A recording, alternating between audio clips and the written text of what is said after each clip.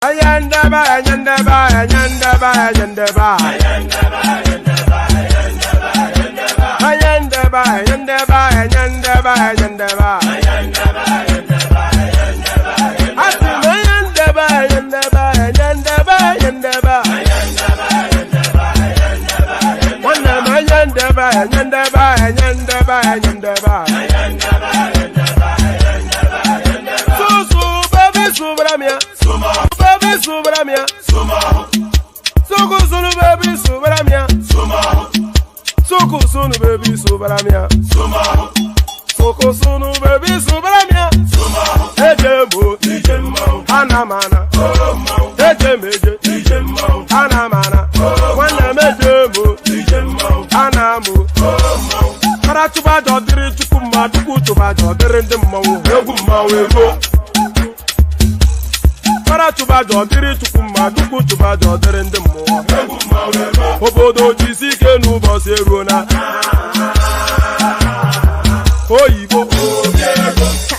It is everyone. Befere. Ayandaba, ayandaba, ayandaba, ayandaba. Ayandaba, ayandaba, ayandaba, ayandaba. Ayandaba, ayandaba, ayandaba, ayandaba. Ayandaba, ayandaba, ayandaba, ayandaba. Susu, baby, subramia. Suku, sunu, baby, subramia. Suku, sunu, baby, subramia. Suku, sunu, baby, subramia. Ladies and gentlemen, sometimes you just have to act like you are drunk, like you are crazy. Confuse your enemies. Confuse them. Oboda say yeah, we mo. Yeah, we mo. Oboda say yeah, we mo. No basa he ga ponto mo. Iye de gugeme. Okwitara kara mi nguru ma mi ga kwuru mu gwo ya baby mo. Abe Maria. Boy feeling. Ayandaba, ayandaba, ayandaba, ayandaba. Ayandaba, ayandaba, ayandaba, ayandaba. Asima ayandaba, ayandaba, ayandaba, ayandaba. Wanama ayandaba, ayandaba, ayandaba, ayandaba. Susu, baby, subramia. Suku, sunu, baby, subramia. Suku, sunu, baby, subramia. Suku, sunu, baby, subramia. Since I was born, but now I am getting youth.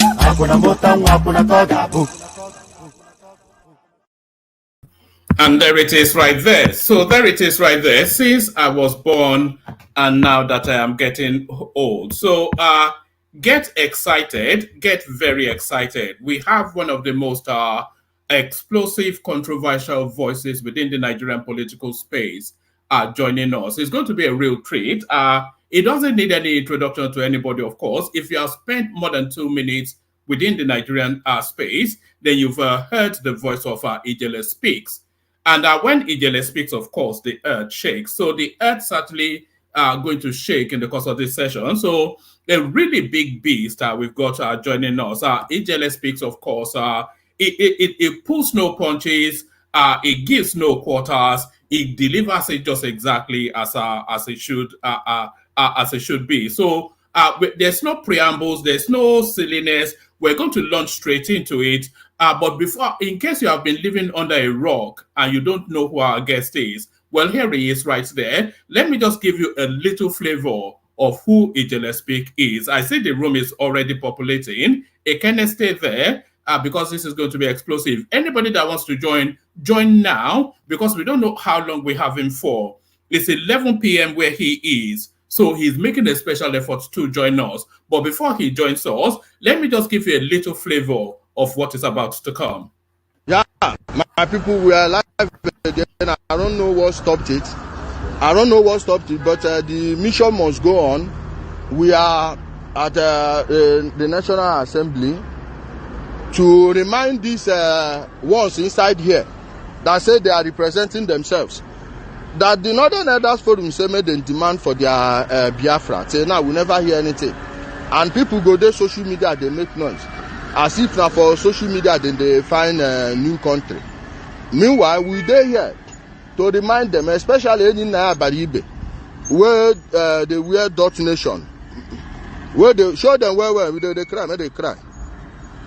Where they wear dot nation. See, I mean, wear dot nation. 17 years in the Senate. Pure political failure. 17 years in the Senate, we don't see anything for Yando.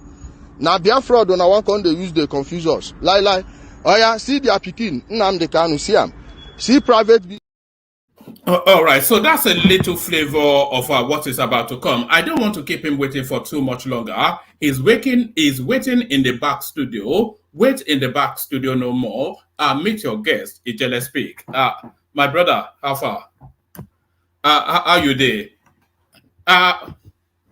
Good evening. I'm fine, my brother. Great. I'm happy to be here with you this wonderful evening. Brilliant. A real delight. You know, I've been following you for a long time. So this has nothing to do with politics. I've been following you for a long time. I follow your streaming on Facebook all the time. And I'll post the link, by the way, so people can go follow you. And anytime you stream, you always have that Fela Kuti thing at your back. Is it a painting or a print? I've always wanted to know. It's a painting. It's a nice painting. It's an oil on canvas. Yes. You have to tell me how to get one. So I've always really, it always catches my eye anytime I see you stream. So good to have you here, my brother. So, and apologies, you know, Ijele has been wanting to come and we've invited him, but the time chasm between Nigeria and where I am. So he's made a special effort today. So just for the benefit of the one or two people who may not know who you are, can you just give us about 2-3 minutes, just a backdrop of your politics and your take on the Nigerian space? Ijele speaks. Okay, thank you, my brother.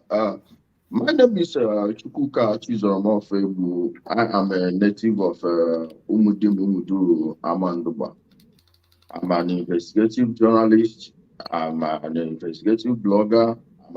I'm a policy expert. I'm a security analyst and I'm a public affairs analyst also. I don't like calling myself an activist because that word has been bastardized in Nigeria. I found out it's one giant political industry filled with all manner of scrupulous elements whose meal ticket is just to foment trouble, create chaos, you know, make a mountain out of a round hill, and use the emotion, generate the emotion with it to rinse the people at the end of the day. Then we'll continue the same cycle. Many of you may have come across my video, and when it comes to politics, I'm someone who is ideological in everything I do. So I don't know what you mean by my political leanings. Hopefully, sorry, bro, I took something and it's something. Hopefully, we are going to run through it, and as time goes on, we may understand each other better. Thank you, my brother. All right, brilliant. So that's Ijele speaks, of course. I doubt if anybody watching does not know you. You loom all over the space like a colossus. So that's Ijele speaks. You know, they say 24 hours is a long time in politics. When you were originally meant to come on, I was going to start you off with Yemsen Wike versus Fubara, just to build up the conversation. But in between the time that you were meant to come on and you arriving now, of course, a bigger story, the Supreme Court verdict around Namdi Kanu. So do you want us to start from there, or do you want to start from a gentler space? Let's kick it off from there. So let's kick it off from there. So on this platform, we discuss Namdi Kanu, of course, a lot. Who doesn't discuss him within the Nigerian political space? But on this platform, we had the anticipation that Namdi Kanu will be released sometime this year, just to ease the tension in the southeast, and then to remove the noise from the central politics, to a more regionalized politics. We thought the federal government would politic Namdi Kanu into the southeast to localize the noise there. But alas, it did not play out like that. What did you make of the Supreme Court verdict and then the little window for bail that they opened for him? I reject the premise that he should be released for peace or whatever, because there is nothing that his ESN boys are doing now that they weren't doing when he was outside. And I'm a strong believer in justice, especially when it has to do with human life. Now, why would a country, a sovereign country, apply a political solution to a criminal problem? Many people think they are being good people, nice people, people that want peace, without knowing that their actions may be counterproductive. If you release that guy, saying that is because of peace in the southeast, what stops someone from the north? Maybe the way they arrest all these Boko Haram commanders. What stops their people from demanding their release on political grounds? We found out that we've been deceiving ourselves, especially those of us that think he will be freed this year. That is practically impossible. And I want them to snap out of it and exist within the bounds of reality. You cannot commit the type of atrocities Namdi Kanu committed.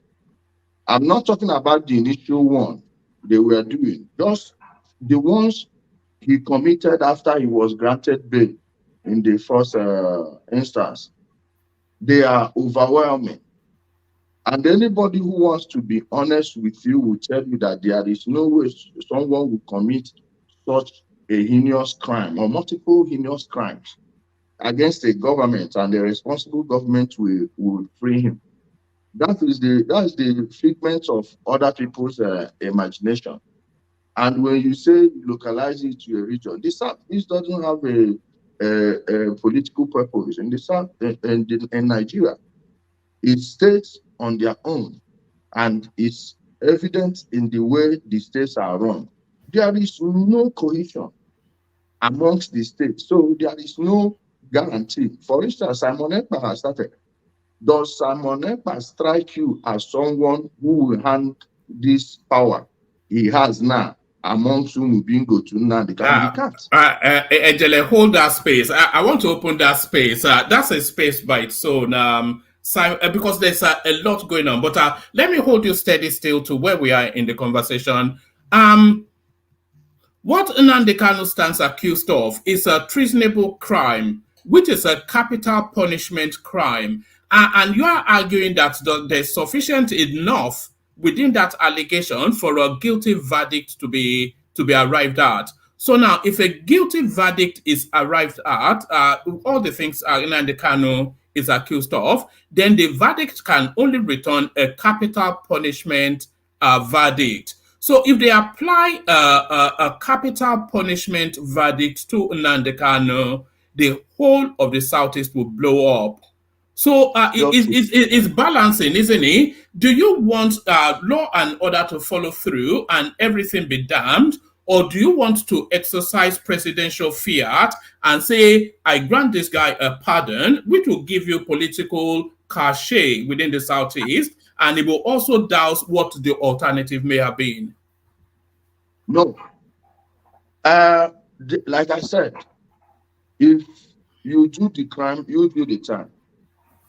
There is no reasonable person who doesn't know what this guy did. He wasn't hiding any of them.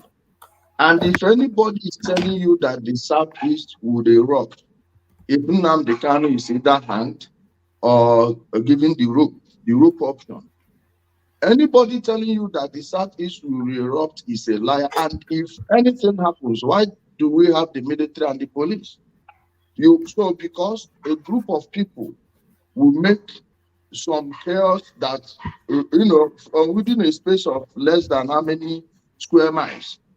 And because of that reason, the whole country, mind you, Nigeria is a country divided across 6 geopolitical zones. And you're telling me that one person from one region, the worst that could happen would be the destroying what's left of the southeast. It doesn't affect Nigeria. Once it doesn't affect mining, it doesn't affect agriculture, because the southeast, agriculturally, the southeast is impotent. We don't even have enough food to feed ourselves. Unless you want states to feed us, maybe Enugu and Ebonyi will try, but the rest would starve. You don't control the agriculture of the country. You don't control the oil. You don't control the gas. You don't control the mining. And above all, you don't control the export, because Nigeria is mostly an export country of raw materials and importance of finished products. So, since you are not affected by it, just like when they arrested Namdi Kanu, they were shouting, free him to stop sit at home. Well, if you people don't want to clear the criminals hiding in your place, forget the media noise. It's just a group of people handling this thing, and we know them. If they cannot handle the criminals in their place, it's their business. It's not the business of the federal government to tweak the hands of justice. So if they decide, because whatever is happening everywhere is from the collective agreement of the people living over there. If every Igbo village, town, decides to eradicate every ESN camp on their soil, is very, very possible. And this Biafra issue, let's remember where it started. It started with Ojukwu. Nigeria did not run, neither did they run the region. Just that he didn't want to lose power, because he knows General Jack would be replacing him with his own men. Next thing, he started a noise. Before you know it, it devolved into the Biafra Civil War we know today. And for the fact that he was not punished in 1999, Wazirike repeated it. After Wazirike repeated his, after some years, he recruited Namdi Kanu as a radio broadcaster. What did Namdi Kanu do? He changed the password to the radio website and locked the Wazirike out of it. Then was managing it with the Uchemefo. That brought us to where we are 11 years. 11 years later, look at where the Southeast is. Now, if you don't punish him, how many years down the lane do you think it will take before another person starts it? But the moment you punish him, if Ndi Igbo are stupid enough to destroy themselves because of a criminal, a known criminal, verifiable criminal, then it's their business. It's not in the interest of the country to say that because these people will be defending a criminal, we will leave them. We will leave this guy. So he goes out another. How many Igbo do you think have perished ever since the word Biafra was mentioned in our place? How many families have been totally wiped out ever since this name Biafra came into the consciousness of Igbo? We are ready to lose half of the current Igbo population to make sure the next generation does not suffer what the generations from the post-1967 generation till date has suffered. The moment you make people understand that you are solid, that you are resolute in your decisions, and if the court returns the guilty verdict, of course, of which that's the only possible aspect, they probably let him rot in jail for 35, 40 years if he's lucky to live that long, or they keep him when he's just too tired to do anything. 25 years, I don't know how many years I have, not to let alone knowing how many years someone else has. So if the highest thing they will gain is for any president to not sign the death warrant and probably commit it into life imprisonment, that's the best they can get out of it. And anyone who doesn't like it is free to go do what they feel like, of which is just going to ruin whatever is left of the region. So please, let's leave all these needless speeches aside.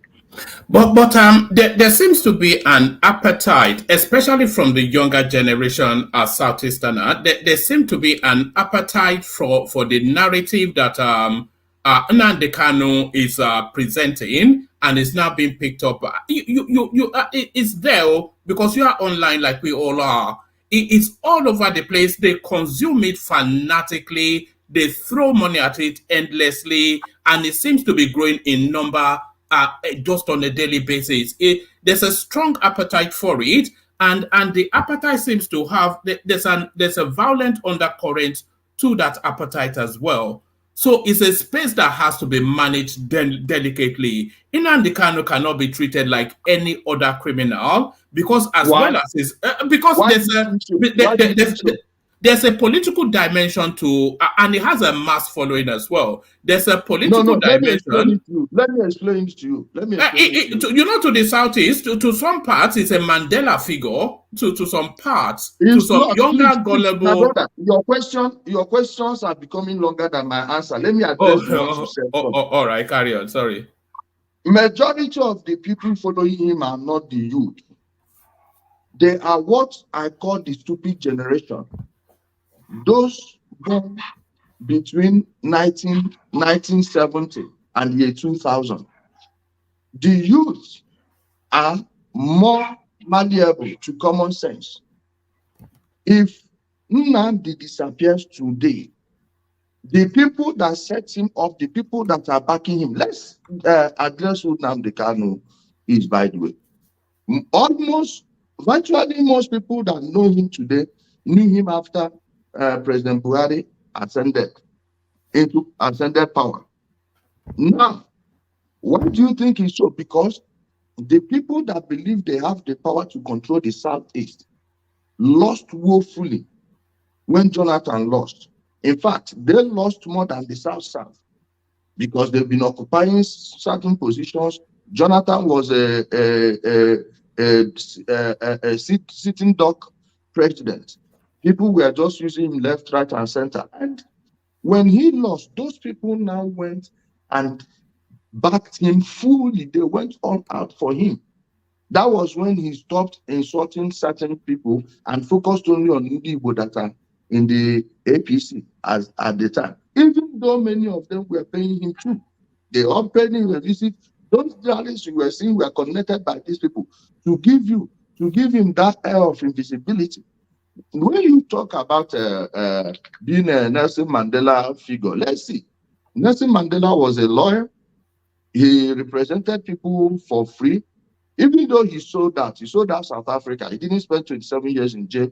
You can ask anyone who knows what's actually happening in South Africa. In a way, you are right, because he betrayed the cause of the ANC.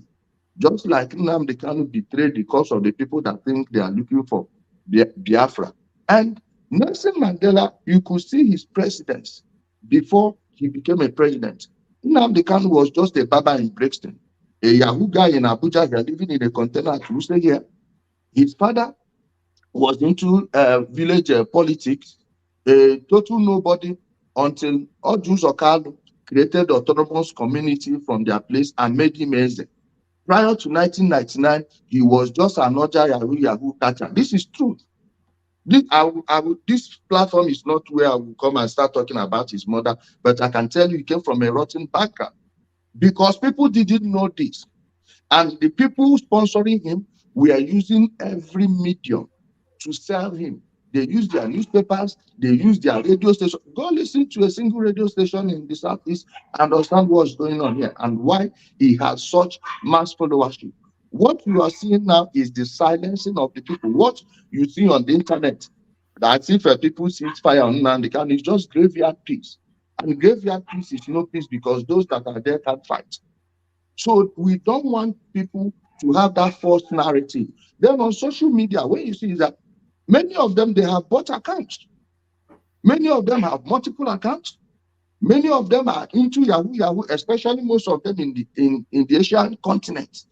Even those of them in Europe, most of them were following them because that time, remember when Angela Merkel passed a law, open border law in Europe from the European Union. Whatever organization you bring, they will just use it to give you asylum paper because many people were using it to get their asylum papers, including people from the South, some people from the Southwest. They were using them for their asylum papers That was why you saw many of them follow. The moment this thing stopped, you find out that most of their pages have become dry. And in the Southeast, why you are not seeing a pushback from the people is because they are afraid of the ESN criminals. Now, we are left with two options. Either perpetual bondage, or you go all out and destroy evil from the taproot, like I said. It's better that 50% of Ndi will perish in their ignorance if you actually believe that notion that most people support him. It's good that they learn the hard way. That way, nobody will come again to deceive the people with this Biafra, something that does not exist, a name that never existed in our place until Ojukwu mentioned it, and it was subjected to him from an Ijaw man. Opigo was one that suggested it for him. And why should we, after every generation, be losing lives? How many people did we lose during the war to hunger alone? I'm not talking to bullets and missiles. Missiles and bullets combined killed less people than hunger then. So if we lost millions then and are still suffering now, what makes you think the right thinking indeed we are not willing to lose 2 million to fix that place forever? Generations will come and see what happened to the person that tried this. And they will never, ever, not just him, his full family, their hands in this. This is a family business, a private business registered in the UK. You are there at the UK company's house. You can browse the website, IPOB Worldwide Limited. I believe you are a man of books. So it will be easy for you to decode what's going on. Go check it. This is a private business this guy set up and used it to destroy what was unarguably the most peaceful part of Nigeria. And somehow we are going to leave him because some people will catch feelings. It's up to them. All right, brilliant. I'm going to ask you a couple more questions, and then if you have the time, I'll bring on people who want to interact with you as well. So let me ask you this: do you think that the Nigerian state has dealt the Southeast a fair hand? And if you don't, why do you think that is? Because a lot of people, especially after the Biafran War, a lot of people felt, and still do feel, a lot of people feel that the Nigerian state treats the Southeast as second-tier sort of citizens, and that is the underbelly of the sort of unrest that we're seeing in that space. So do you somewhat have some sympathy with that narrative? And if you do, what's the pathway through it? I honestly don't, and I will explain it. There is no statutory position Igbo have been denied in Nigeria today. You have over 500 tribes in Nigeria, and no one should make their region to be a special region. Let me start from where that problem emanated from. One, many people are unaware that what happened in 1967 was a spillover from what happened in 1966. Whether they want to believe it or not, the 1966 coup was an Igbo coup 100%. All you need to do is look at the victims. If SLA Akintola was murdered in Ibadan, why didn't Michael Okpara go too? If they could murder the what's his name again? Brigadier Melari, on whose marriage celebration night that evil act took place. Murdered so many top officers, decapitated the military and the civilian leadership of the North, which up to them was our biggest political ally. The Southwest would not have smelt power in Nigeria had that thing not happened. And people didn't know, when people talk about what happened to Agi Hiroshi, they forget to mention that Aguiyi, if you actually investigated it, was behind the atrocity of January 1966. They want to start from July. No, the July, if you notice the name they gave it, the nomenclature was what? The rematch. If there is a rematch, that means there was an initial match. The rematch was to respond to the first match. And people will want to remember their own, and they will not remember what they did to others. Now, they said after the war, every Igbo man that has money in the bank, they seized it and gave them 20 pounds. That was a blatant lie. There is no single Igbo man in the north, in the west, and in the Midwest region that lost their money in the bank. Most people who lost their money were people whose funds were in the Eastern Central Bank then, because we had regional central banks. Now, who took all the money? It's Ojukwu. And they even went as far as breaking the Central Bank of Benin, stealing 5 million pounds. We are talking about billions, over 140 billion in today's currency, naira. In today's currency, stole the gold. Of course, then people had gold bullions in the banks then.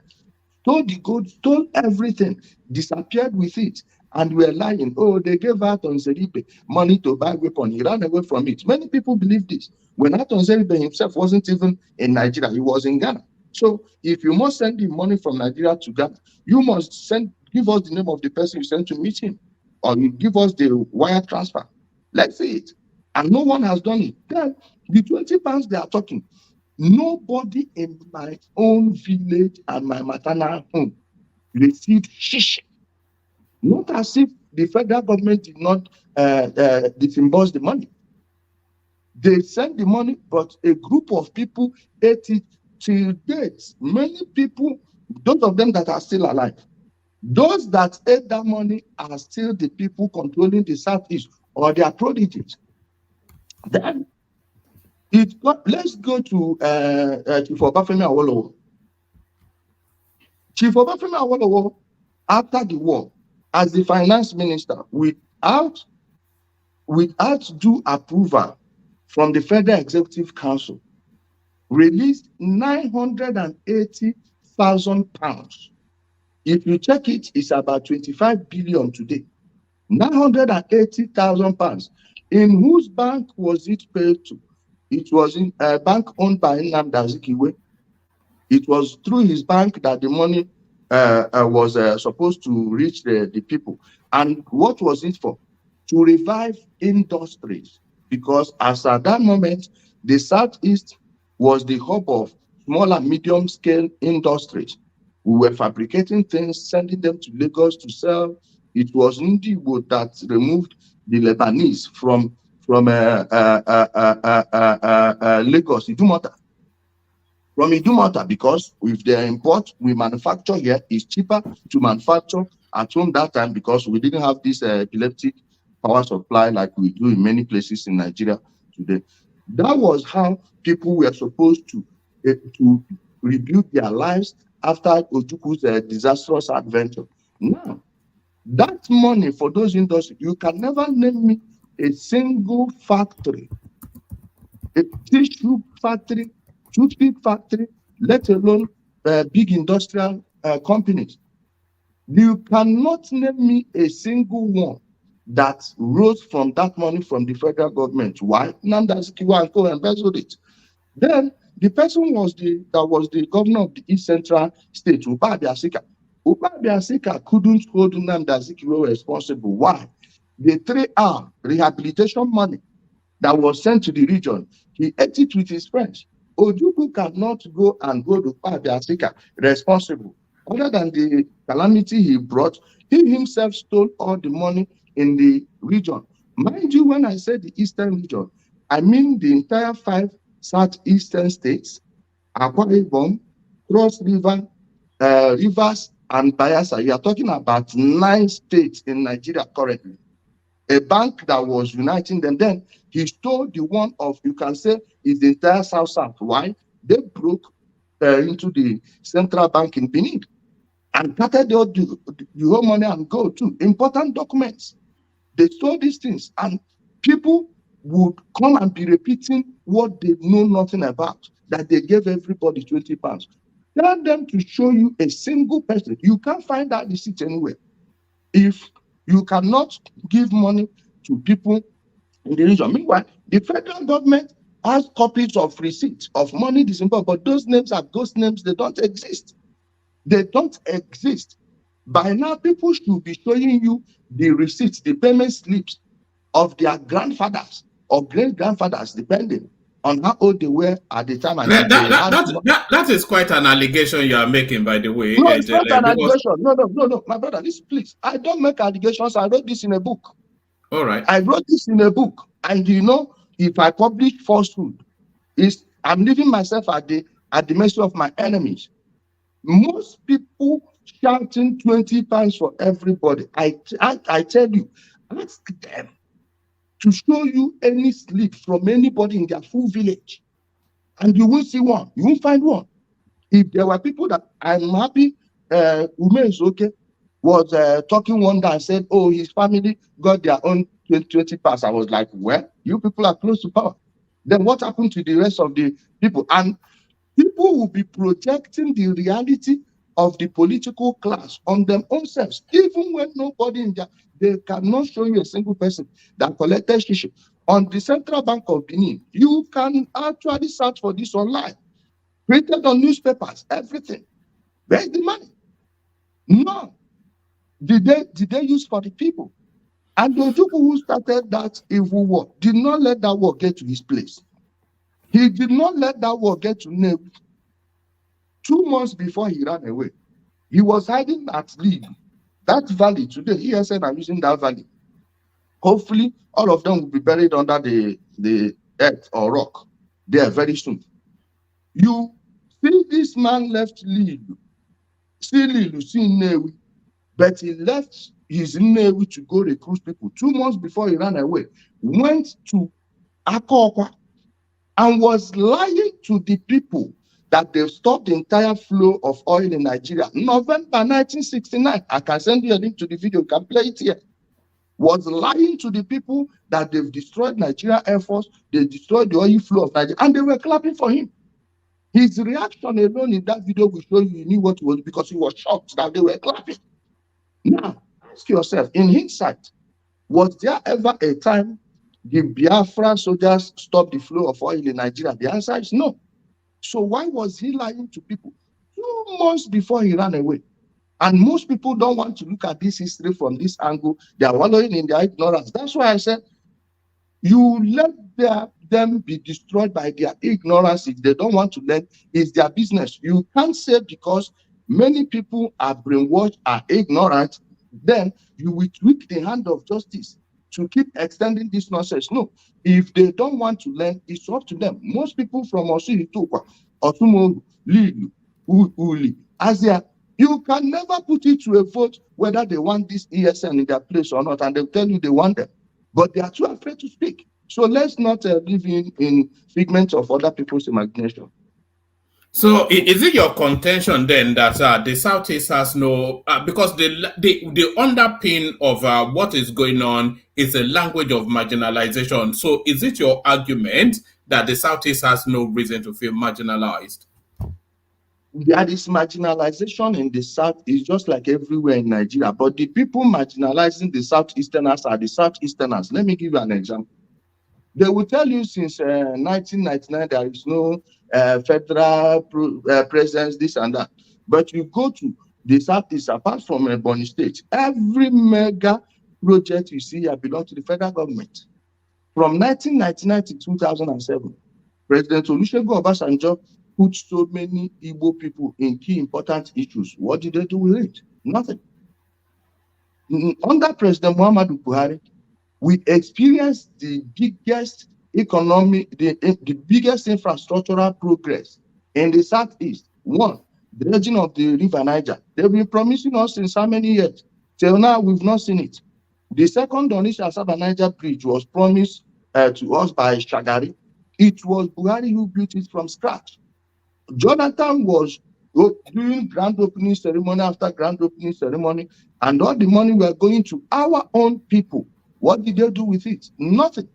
In fact, President Obasanjo used the dredging of the River Niger money and the second Niger bridge as a leverage to control our own senators under his administration. You saw how he was removing Senate presidents for fun. But most people are unaware that he was able to blackmail them with EFCC, threatening them with imprisonment because of all the constituency project funds they are stealing. You showed where I was referring to Ejele Baribe, a man I don't respect for anything. 4 years as a deputy governor, 7 years as a senator. Where are his constituency projects? You can't show me one. We have a running debate on that issue now. And a friend of mine promised 10 million in 2021 for anybody that will show any constituency project by Ejele Baribe that is worth all of them worth 100 million. All projects. As at that time, it was 15 years. It was 15 years in the Senate. 15 years in the Senate, and the person they are telling you is the defender of Ndigo does not have a 15 million naira project to his name. The governors that have been ruling from the Southeast since 1999 are all Igbos. The senators, House of Reps members, they are all Igbos. How many of them can show you their constituency projects? Go there, no schools. Check this. When you saw when they displayed the rice pyramid last year. Yeah. That thing was as a result of the anchor borrower program.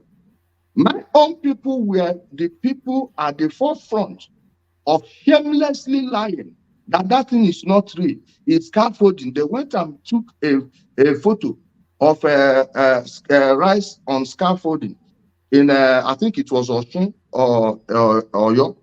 They took it and were spreading it. Meanwhile, they could have just come to Abuja. Many of them in Abuja, why didn't they go and see it? Even when those rice were being unloaded, they saw it in real time. There was no scaffolding. Rather than asking their own people, this anchor borrower money they gave to farmers. Do you know the nature of that deal? If you have a property, if you have a property worth 1.5 billion, they will give you 3 billion for agriculture in order to increase agricultural output. In the entire Southeast, you cannot show me a single farm that's funded. Apart from a Ebonyi State that was building fertilizer plants, imagine they are exporting fertilizer from Ebonyi State to the USA, to so many places in the world, especially when they had a problem with Russia. They started sourcing fertilizer elsewhere. It's not only Dangote that supplies them. Ebonyi State, they have their own farms. In Anambra, Obiano started a rice program then. Hopefully it's still running. I don't know about it now. Imagine if all the people that collected the anchor borrower program from Anambra State had invested just 25% of it. Do you think we will have food shortage in the Southeast? Do you know how much is a bowl of rice in the Southeast now? Do you know how much is yam? Do you know how much is fish? Let them show you a single waterway they've maintained in the Southeast from 1999 to date. It doesn't exist. Most communities don't have streams anymore. So if not for Baga, for Bama, some part of Enugu, some part of Anambra, Delta, rivers, Akwa Ibom, Cross River, if not these people who eat fish. To as far as Bama and Baga, imagine there was a disaster that you can't exceed your region. You can't move past your region. What do you think will be the lot of the people? And that anchor borrower program money, till date, no one is talking about it. Right now, President Tinubu has given every state 9 billion infrastructural emergency fund. Grant, not loan. You don't pay it back. You take. Do you think that thing will extend to the people? How about the increments? The federal government added 35,000 naira each on every civil servant. So many states added 20, 25, or Imo State, we added, I think, 10, 15 to it. What about the other people? Meanwhile, the president tripled their allocations. They said no, that they should double it and give them the other one for other programs. Okay, they doubled it. Till date, so many people are still paying the old salary in the Southeast. You will not go there and see good roads. Take Onitsha, for instance. When I talk about Onitsha, I talk about other satellite towns like Ugidi, Waliwo, Iyowa, Okpokun, Pepa, Obosi, Mpo, even Oba can be included in that right now. But in all of these places, you will go see people building 4-story buildings, 5-story buildings with no public water. With no public water. As it stands like this, it's only okay. It's of late that Governor Mba of Enugu State rekindled the Enugu power project and they now have water. Prior to that, they didn't have water in the city from around 2010 till when Mba did this one about 2-3 weeks ago. Owerri and Ebonyi were the only 2 state capitals that have public water. All of those funds, where are they going to? The local government allocations. President Muhammadu Buhari was the very first man since 1999 to not owe a salary or allocation for one day. Even went as far as paying the Biafra veterans their pensions. Even went as far as doing everything, going out of his way during COVID to give them money, to give palliative. Ask them how many people that received that palliative in the Southeast, and they are shouting marginalization. Just like in the Southwest now, there is no region nobody will come out from outside the Southwestern region to impose anything on the Southwest. It doesn't happen. Never. Everything you are seeing in the Southwest today is as a result of the political plans and strategies of the leaders of the Southwest from 1999 to date. Everything you are seeing in the Southeast is the same. The South, the same. The North Central, the same. The Northeast and Northwest, same thing. Nobody is marginalizing anybody. It's a marginalization from the political class against the ordinary people. All right, brilliant. You've segued into a space that I wanted to lead you to. So let's get February this year out of the way. So and of course, Tinubu won that presidency, but I will say the star performer of this electoral cycle was Peter Obi, because he came through in a manner that nobody anticipated. So I want to take you to the Peter Obi space. What do you think played out there? Were you surprised by how successful it was? And do you think February 2023 is a one-shot deal for Peter Obi, never to repeat for him again? And then what do you then make of his movement going forward? So Peter Obi, February 2023, as he is now and the future. The people from the Southeast were the vuvuzela of the PDP. So they thought the party will soon their presidents to be served as they agreed in Asaba. So when they didn't do that, with what they did to Wike, many people pulled out. Then he played one of the most dangerous form of politics, which is a religious politics in a country that was already divided by tribe. What you saw then was the anger of the people against the power they believe ought not to be. On the movement, you don't build something around a man. If you are going to build it around a man, okay, I will understand it if an ordinary talk wants to say that, oh, we are Atatürk. We are children of Atatürk, Mustafa Kemal Atatürk. Because you can actually see things Kemal Atatürk did. Is that your Turkish background coming in, Atatürk? Of course. Carry on.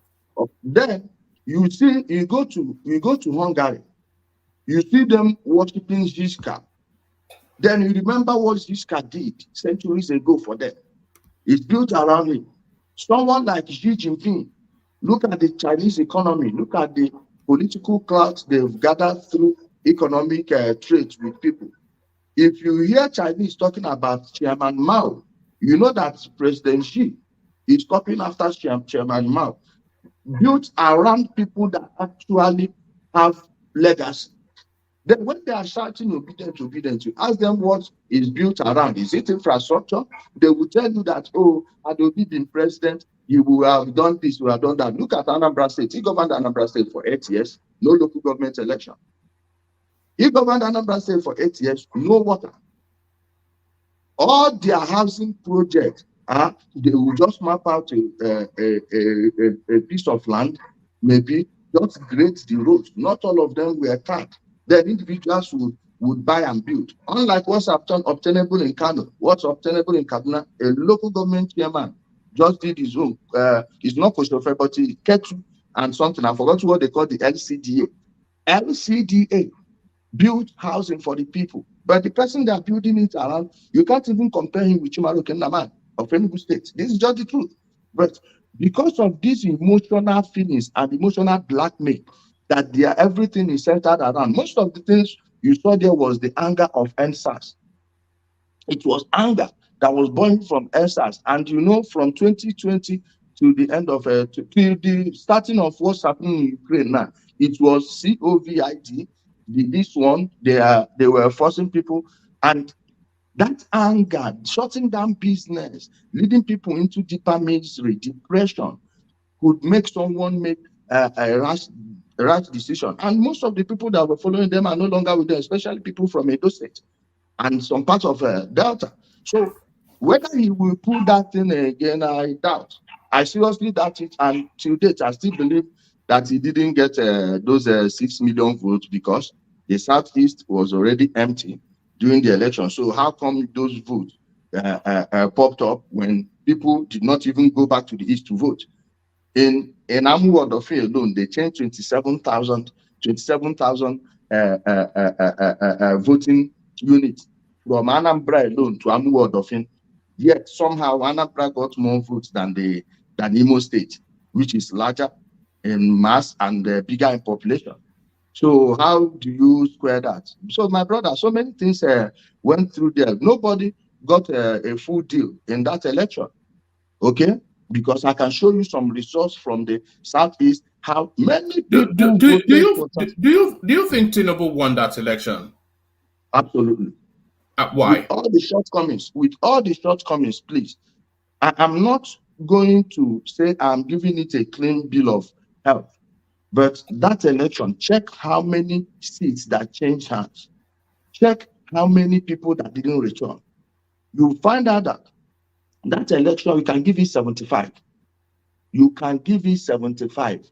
Apart from President Muhammadu Buhari's re-election, that was the cleanest. I didn't say the clean. I said the cleanest by our own standard we have. We saw what happened in 1999. We saw what happened in 2003. We saw what happened in 2007.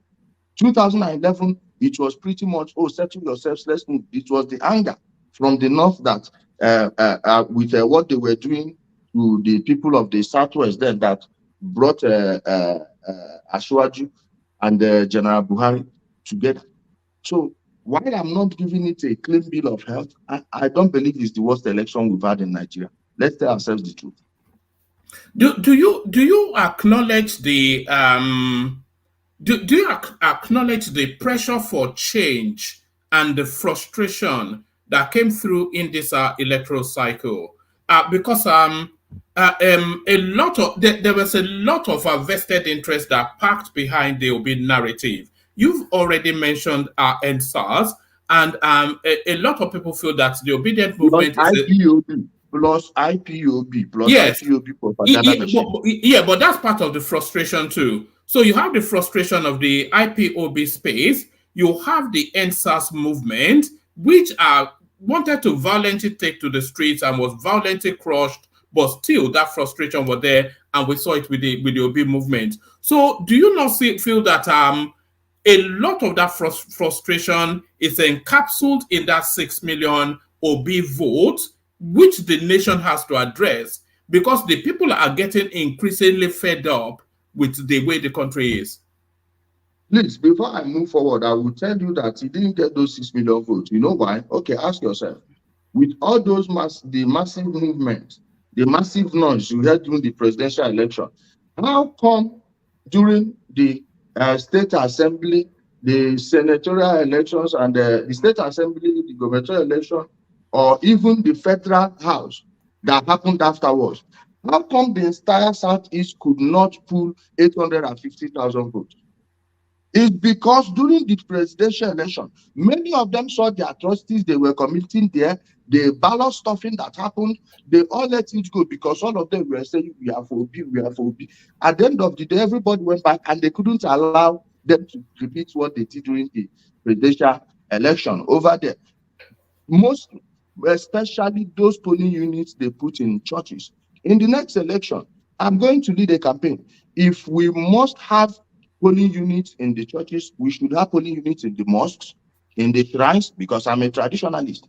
We must put polling units in the shrine. One person was bragging to me that what they gave Obi was holy vote.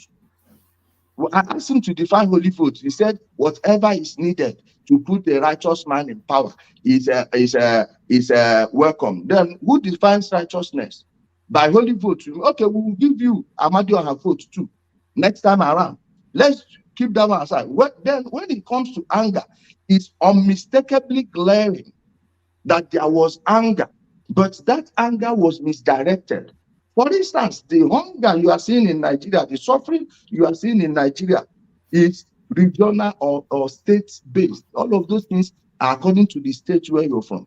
It will be very easy to find a patriotic person from the Southeast, but it's not that difficult to find a patriotic person in the Southwest, and much more better in the Northeast and the Northwest. Why? Because why their own representatives are not innocent, entirely innocent, they are actually doing things for their own people. What's the tuition of an average state school in the Southeast, and what's the tuition of an average state school in the North? Most of them don't virtually pay nothing. Apart from Imo State, where IMSU is free for Imo indigenes, there is no other state offering tertiary free education in the Southeast. You go to the North, Ahmadu Bello University is a federal university, fine, but go check how much students are paying for their dormitory spaces. Go check there. Look at Yobe State. The other day, we saw a very massive classroom. There's Yobe State College of Medicine. Go there and check, see the facilities. How many schools, how many colleges of medicine in the Southeast are like that? Guess what? Do you know how much they pay there? Less than yeah, but 20,000. Yobe State is federally funded, though. A lot of is it not? No, my brother, no, listen. Yobe State is not federally funded. They are getting their allocations as every other state. Give me the name of that scheme that is giving them special money. The places other outside agencies were invested were in Borno, Sokoto State, Zamfara, Kebbi, not Yobe. Not Yobe. You look at all this, we keep making excuses for failed leaders in our place. Okezie Bazu ruled Abia State for 8 years, and many courses were accredited from Abia State University. Mind you, the Abia State University you are seeing was Imo State University. But when they were trying to create Abia State, Ike Nwachukwu being somebody from Abia, rather than take certain places, then leave entire Okigwe in Imo State, or take the full Okigwe, they divided Okigwe in half, took the part where the school is to Abia State. They took, if they had taken the full Okigwe, they should have left Aba, because they had the market, Imo State market in Ariada. Imo State built Ariada market Aba. Imo State built Abia State University. They took all of these things. Till date, I can tell you they've not added anything from the state government on any of these projects. Look at Imo State University today. All of the campuses of Imo State University are better than Abia State University. Go visit there and see what people are passing through. Yet their own son, Namdi Kanu, was there shouting marginalization. Not one day did he tell these people, you go after Okezie Bazu for what he's doing to Aba. You could not move like 100 meters in 2 minutes. Go check how that place was. The videos were there on social media, and he was ignoring them. So if you want to talk about where our problem is lying in Nigeria, it's at state level. You check all the states with non-performing governors. Benue, non-performing governors. They voted Obi in high numbers. What do you call it? Edo State. Check it. In that, the same labor people even went and worked for the PDP because of the money. We know it. Go check everywhere their noise was loud. It were places that the governors we are doing nothing. Borno State, how many votes did they get in Borno State? How many votes did they get in Kaduna? You know, you check these things. This is the indices you should be looking at. I mean, there was an unmistakable anger. Sorry, but the anger was misdirected. That's all I want to say on that. All right, I'm going to ask you a couple of rapid fire questions, and then I'll let people in because I can't hold them back anymore. But rapid fire questions. Do you agree with Tinubu removing the fuel subsidy and the arbitrage in the exchange rate? Do you agree with him removing it? And if you do you agree with the manner that it was done? Because it seems to be like a brutish yanking off of the bandage rather than a gentle unpeeling. So your take on that fuel subsidy and then the arbitrage in the Naira space, do you agree with the policy and the way it was handled? So rapid fire that, and then I'll ask you one more question. 100%. The effect of the fuel scarcity was cushioned by doubling the monthly allocation of every state and giving them extra money. Had they let him triple it, that extra money they say give it to us is because they know it will be easy for the fund to get lost within the bureaucratic stream. Then, by right, every state governor should have been paying every worker ×3. Had they paid every worker ×3, workers will have money to spend, and that is how you let currency circulate around the country. But when they removed it, everybody cried. Then they cushioned the effect. No one heard noise.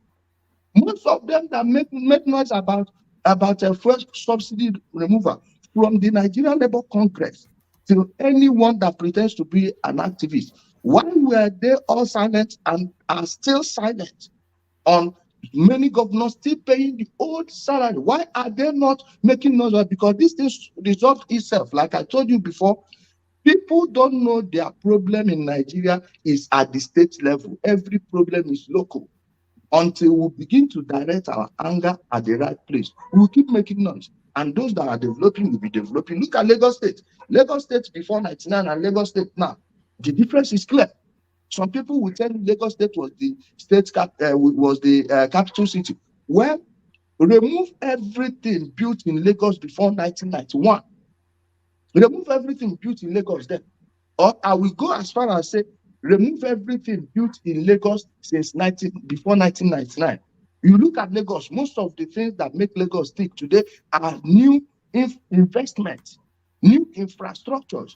How was Festac when the army was ruling, when Lagos State was a capital city? How is Festac now?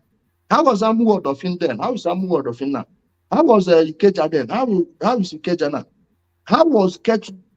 If you know Lagos State very well, you know that from New Garage in Ojota to Ketu, then you know how many hours it will take you.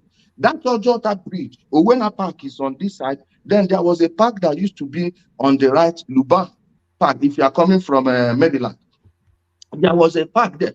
They leveled everywhere, put flowers there, started constructing more roads, and people will not look at Lagos and tell their governors to try and meet up.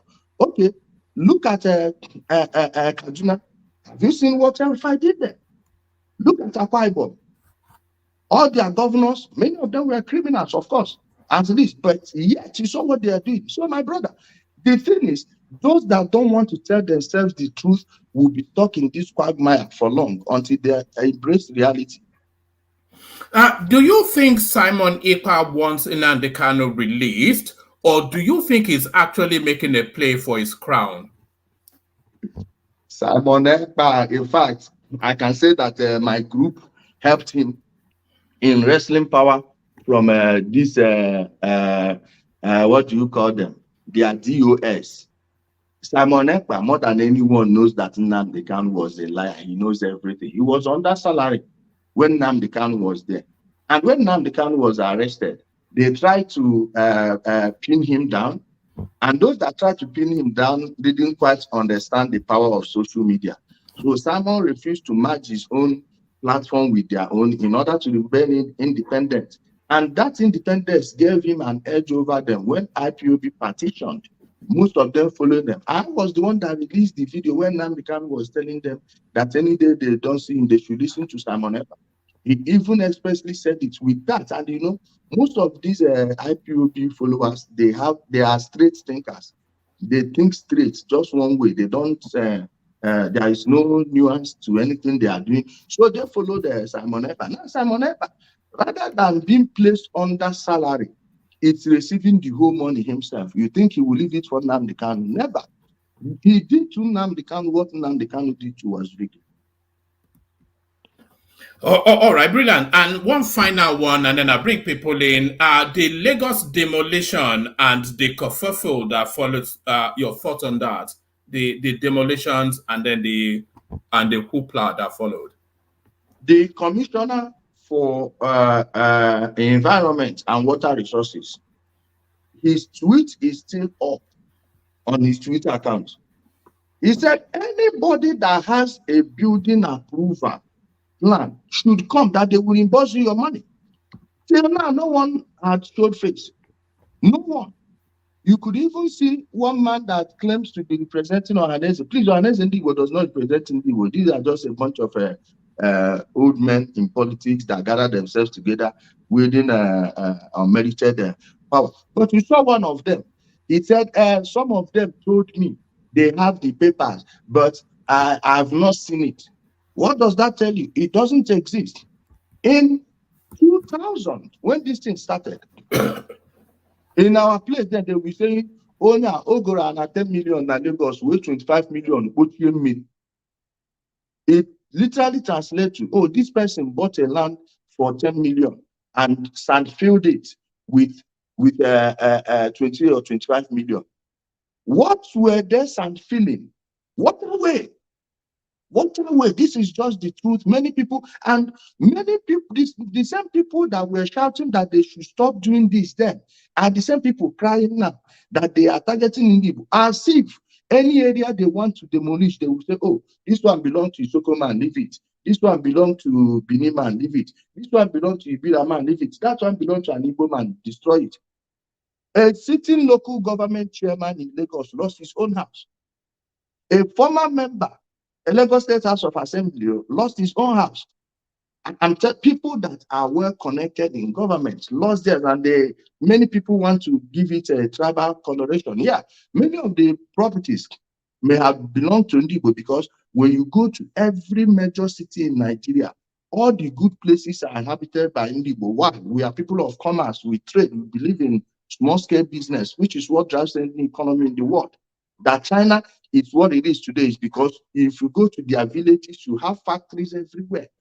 So that's the edge Ndigo have over other people in Nigeria. That entrepreneurial spirit. And once you have small business, you control yourself. No one controls you. Your salary doesn't define who you are. Even though some people may fail, but most don't. So it's common. Like in Abuja now, you come to Jahi here now, you see most of those homes. If you want to make it by trap, a lot of them belong to Ndibo. You go to Uye, the same thing. Meitama and Asokoro, many people, you have politicians from everywhere, so many of them, that one can be mixed. But we are talking about where people are using individual money made. Most of them are Ndibo. So that's why the cry was too much. This is something that happened when El Rufai was destroying illegal structures in Abuja. Many people, there is nobody it didn't affect. But the hatred most people have for El Rufai stems from what happened there. They were lying, oh, he was destroying Igbo properties. The same game they are playing right now.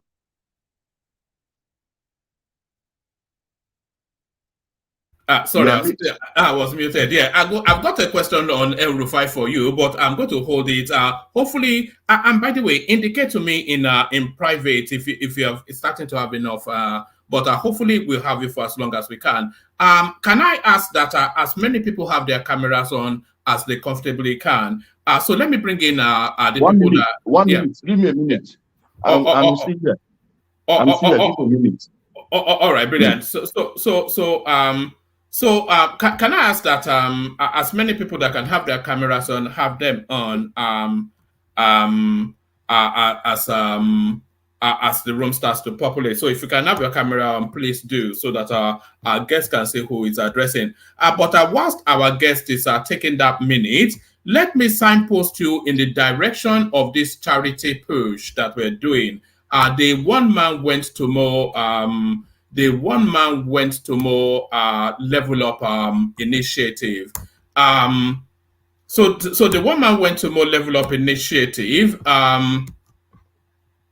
So there it is right there. So to give you, oh God, I didn't want to remove it. Let me give you a quick scorecard on the initiative whilst we're waiting for our guests to settle back in. So that's the initiative right there. It was £1,000. What is showing on the screen now is £645. But as I've said, somebody donated privately £100, so that should read £745. So we're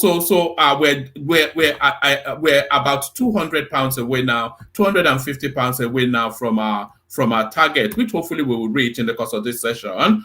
To push us in that direction, Ayo came in with £100. So thank you, Ayo. And then there was an anonymous that came in.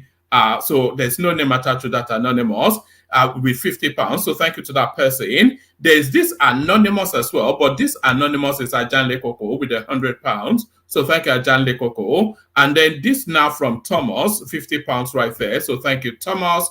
Prince Daddy came in with £50. Thank you, Prince Daddy. And then £100 from Ayodele Ogunlowo. So thank you, Ayodele. This £150 anonymous, that's collateral right there. And then Adeyinka Adetunji kicked the initiative off with £50. I think that was £45. So thank you to that person. Ijele, we're somewhat in the cusp of we're trying to raise money to send to Nigeria to help people that are less that are going through difficult times. But it's not a charity giveaway though. It's we call it a level up initiative. So whoever is running some sort of small business, anything like that, so we've got people to identify them. So we canvass for the money and then we parachute that money into their business so that whatever improvements there is not just go and eat, but take this, put in your business to grow it. So I'll come back to you in a moment, but let me play an example of the sort of people we're looking to help. Okay,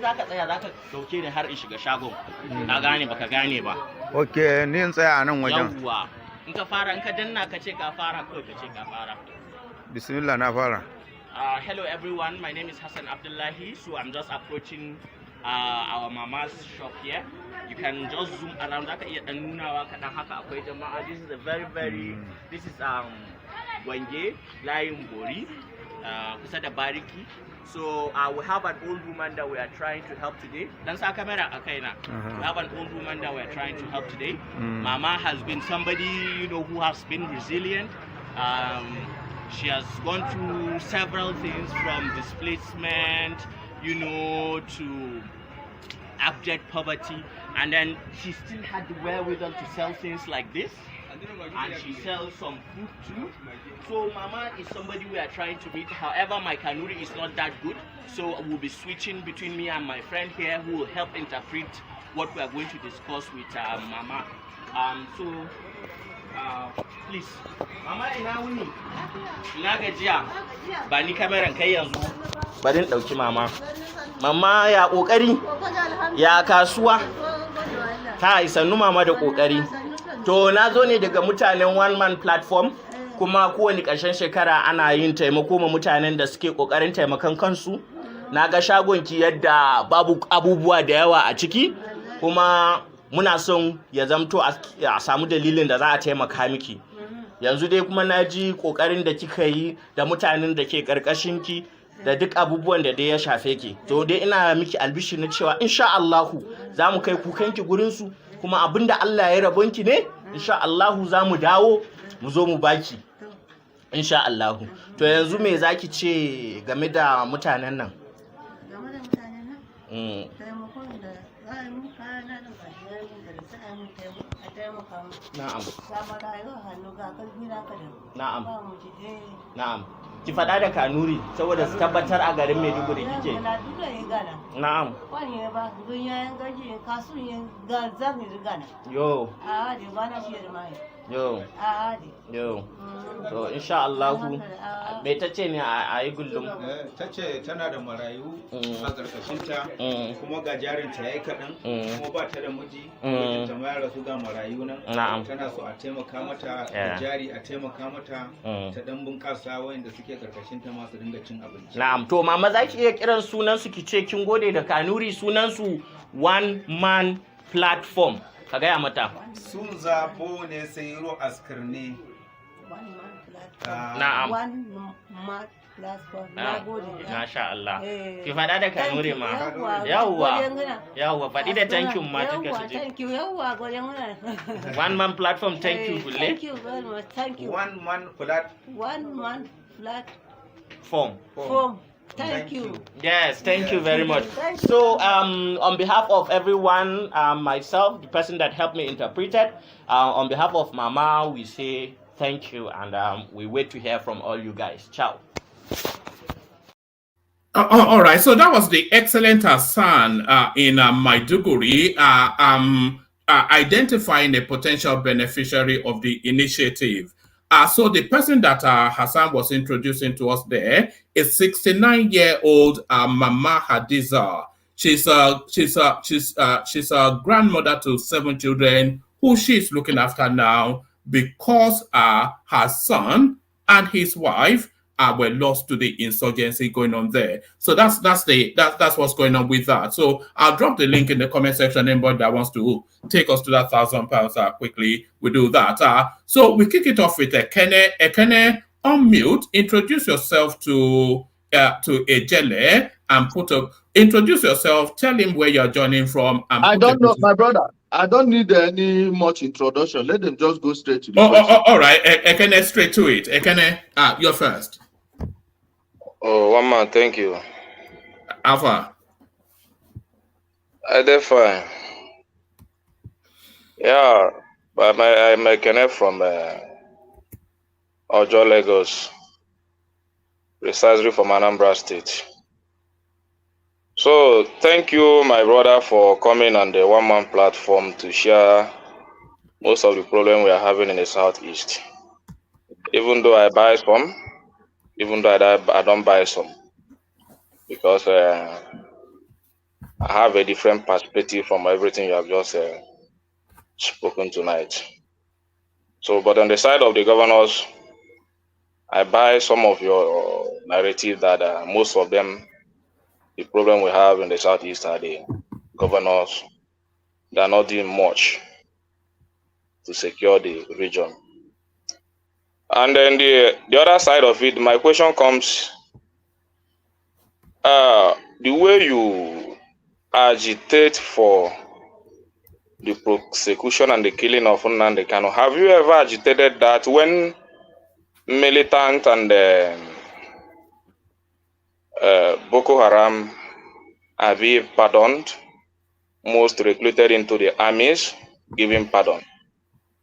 And if you have not done that, why are you agitating that Namdi Kanu should be killed instead of also giving the same pardon that other militant and the Can you give me names of just three terrorists that were recruited into Nigeria Army? Just give me 3. Well, let me finish. Even if I don't know any name of them, but I know that even during the time of even if I don't know any name, I know that during the time of Yaradua, that he intervened in the issue of militants, and that region came. He didn't go for war. He didn't go for prosecution. He gave them government intervention. Let me respond, please. The Niger Delta issue was built around marginalization. The 13% derivation that your state, Anambra, is enjoying, the credit should go to that struggle, one. Then I personally should take the next credit. Let me explain to you how. Your oil in your state, so many people have been stealing it for over 50 years. I was the one that called on people to send me videos of oil activities in Anambra State. They sent it to me. I took it to a friend of mine. He's probably watching or will watch later. He took it to President Muhammad Buhari. 2 days later, the Army, Navy, DSS, all of these people went there. The people stealing the oil disappeared.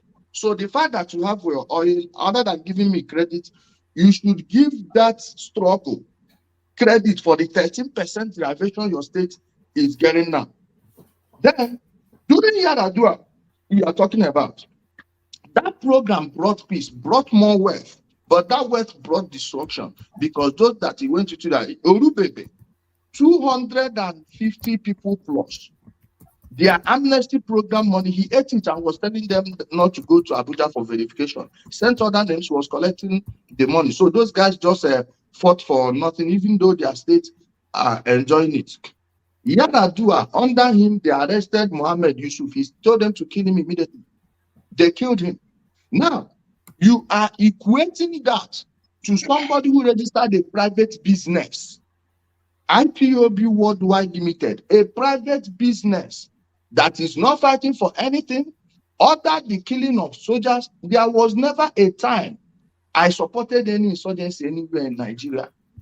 Why I was in support of the Niger Delta agitation is because what's right is right and what's wrong is wrong.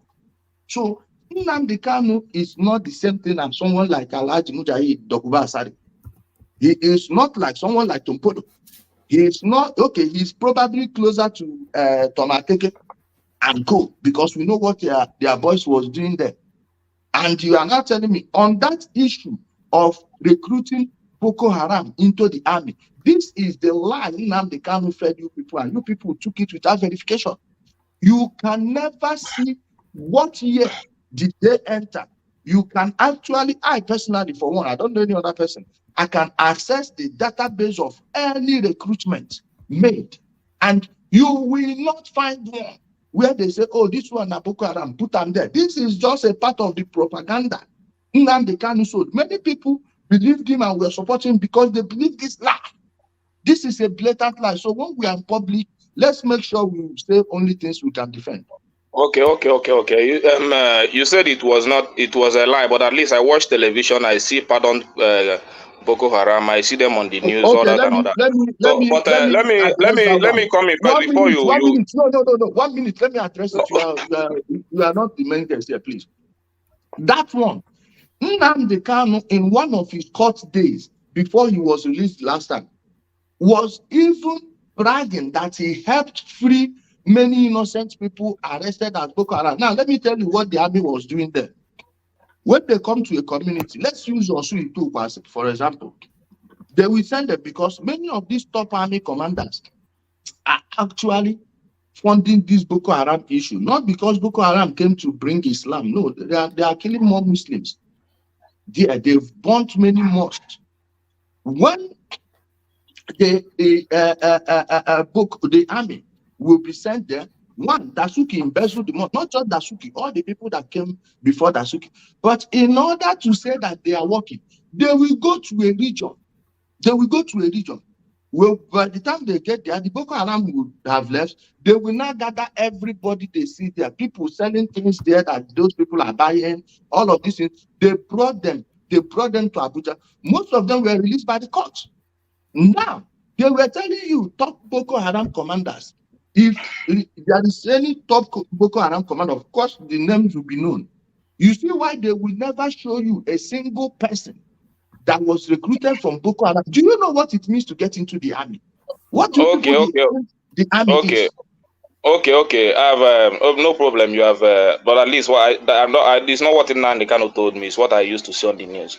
But another issue is you bringing Sale Dokubo saying he's nowhere close to Namdi Kanu. The same as Sale Dokubo that said that if it was still in the time of the slave trade, that he would still be selling the Igbos to the whites. What necessitated? Let me finish. No, let me finish. And you are exonerating that kind of person or you say that is far different from Namdi Kanu. and you are exonerating, you are promoting Simon Ekpa when you Me are promoting demoting Simon Ekpa. Nani. No, you said in your welcome speech, you said something what your group helped Simon Ekpa to do so and so on and all that. No, So no, when no. you are Said that doing listen. when you are 1 minute. condemning, let me finish. I want to finish. Like, mute him, please. If you Can I don't want hold to, on for the guest? 1 minute. 1 minute. You said I said so. I want to hear that so because that is where I explained what happened. What are those so things I said? I want to hear it from you. Okay. So you said you help Simon Ekpa do some, is that registration also when Namdi Kanu was now let all me that tell and you all that. let me repeat myself. You see it, you people will be listening without paying attention, like you're hearing without listening. I said when Simon Ekpa was dragging with their DOS, you understand, I did not say any registration. I said when they were fighting. Now let me give you the inside baseball. Their DOS was under the control of Benjamin Madugu and Chinasa Nwuru. All these dossier, whatever, all these people are just paperweights. When that thing was happening, I knew to break the backbone of IPOP is to say things that will be malleable to the narrative Simon was selling. That is divide and conquer. If you know the Roman war tactic, this is how it works. You do things that seems as if it's helping one side against the other. When they both destroy, when one destroyed the rest, then you come for the other one and destroy it in total.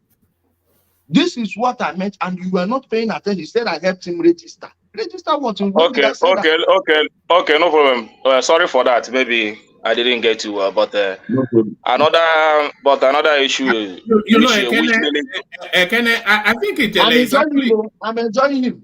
No, he's one of our backbone panelists there. But I think you are from the same village, actually. I saw somebody saying in the comment section that you are both from the same village. Oh, carry on. No, he's from Imo State. Okay, no, he's from Imo State. I was born in Onitsha. I grew up in Anambra State, and but most people think I'm from Anambra. I'm from Imo State. I'm from Oba. If you know Oba very well. So I was playing football. I was playing football at Rogeni, ask Chester, ask Asama, ask like many people. I'm well known in Oba.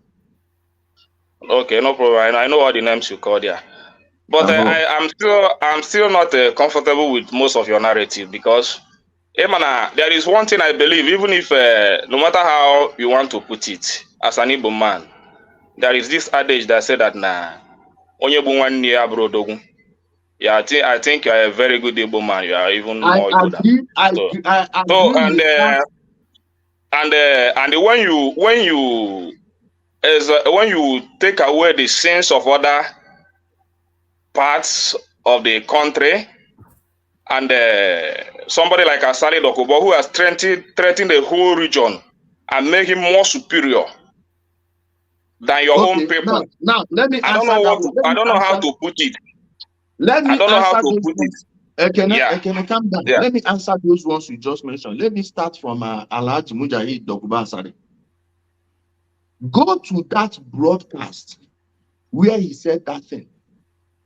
Go through the comment section. In fact, pick any broadcast of his before he made that statement. Pick the 30 broadcast, straight 30 broadcasts before he made that statement. Go and see the vibe these zombies Namdi Kanu trained were spewing there. You heard when he said they are lucky it wasn't during slave trade that he will be selling them because his great-great-grandfather sold them. Your anger. No, he also includes you, not only them. He's also includes you. Hold on. Let me finish. Don't interrupt me, please. Your anger. Let me finish. Let me don't interrupt me, please. Let me finish. Let me don't interrupt me, please. Let me finish. Let me don't interrupt me, please. Let me finish. Let me don't interrupt me, please. Let me don't interrupt me, please. Let me finish. Let me don't interrupt me, please. Let me finish. The your anger If during slavery, nobody could have sold me, they probably would sell you, but I came from a bloodline of warriors. So we go die before you go even try that nonsense. But there was no history, no record anywhere. There is no record to date of Calabari people invading Igbo. It was your own people, these people that made themselves kings. Igwe, go and check when their kingdom and kingship started. It was at the same time slavery was going on. They were catching their people and selling them to Calabari people. Calabari people will not buy them and sell them to the white people.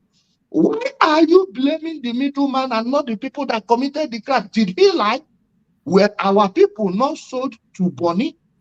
If you will remember, when we were growing up, they will tell you, oh, this stubborn child, you are lucky it wasn't during slavery. I will sell you to live around areas. They say, I get them by me. Who were the people selling those people to those people? That thing Asari Dokpo said was a historical fact. You don't need to like it to accept the truth. Your own Enzo Bukofoba.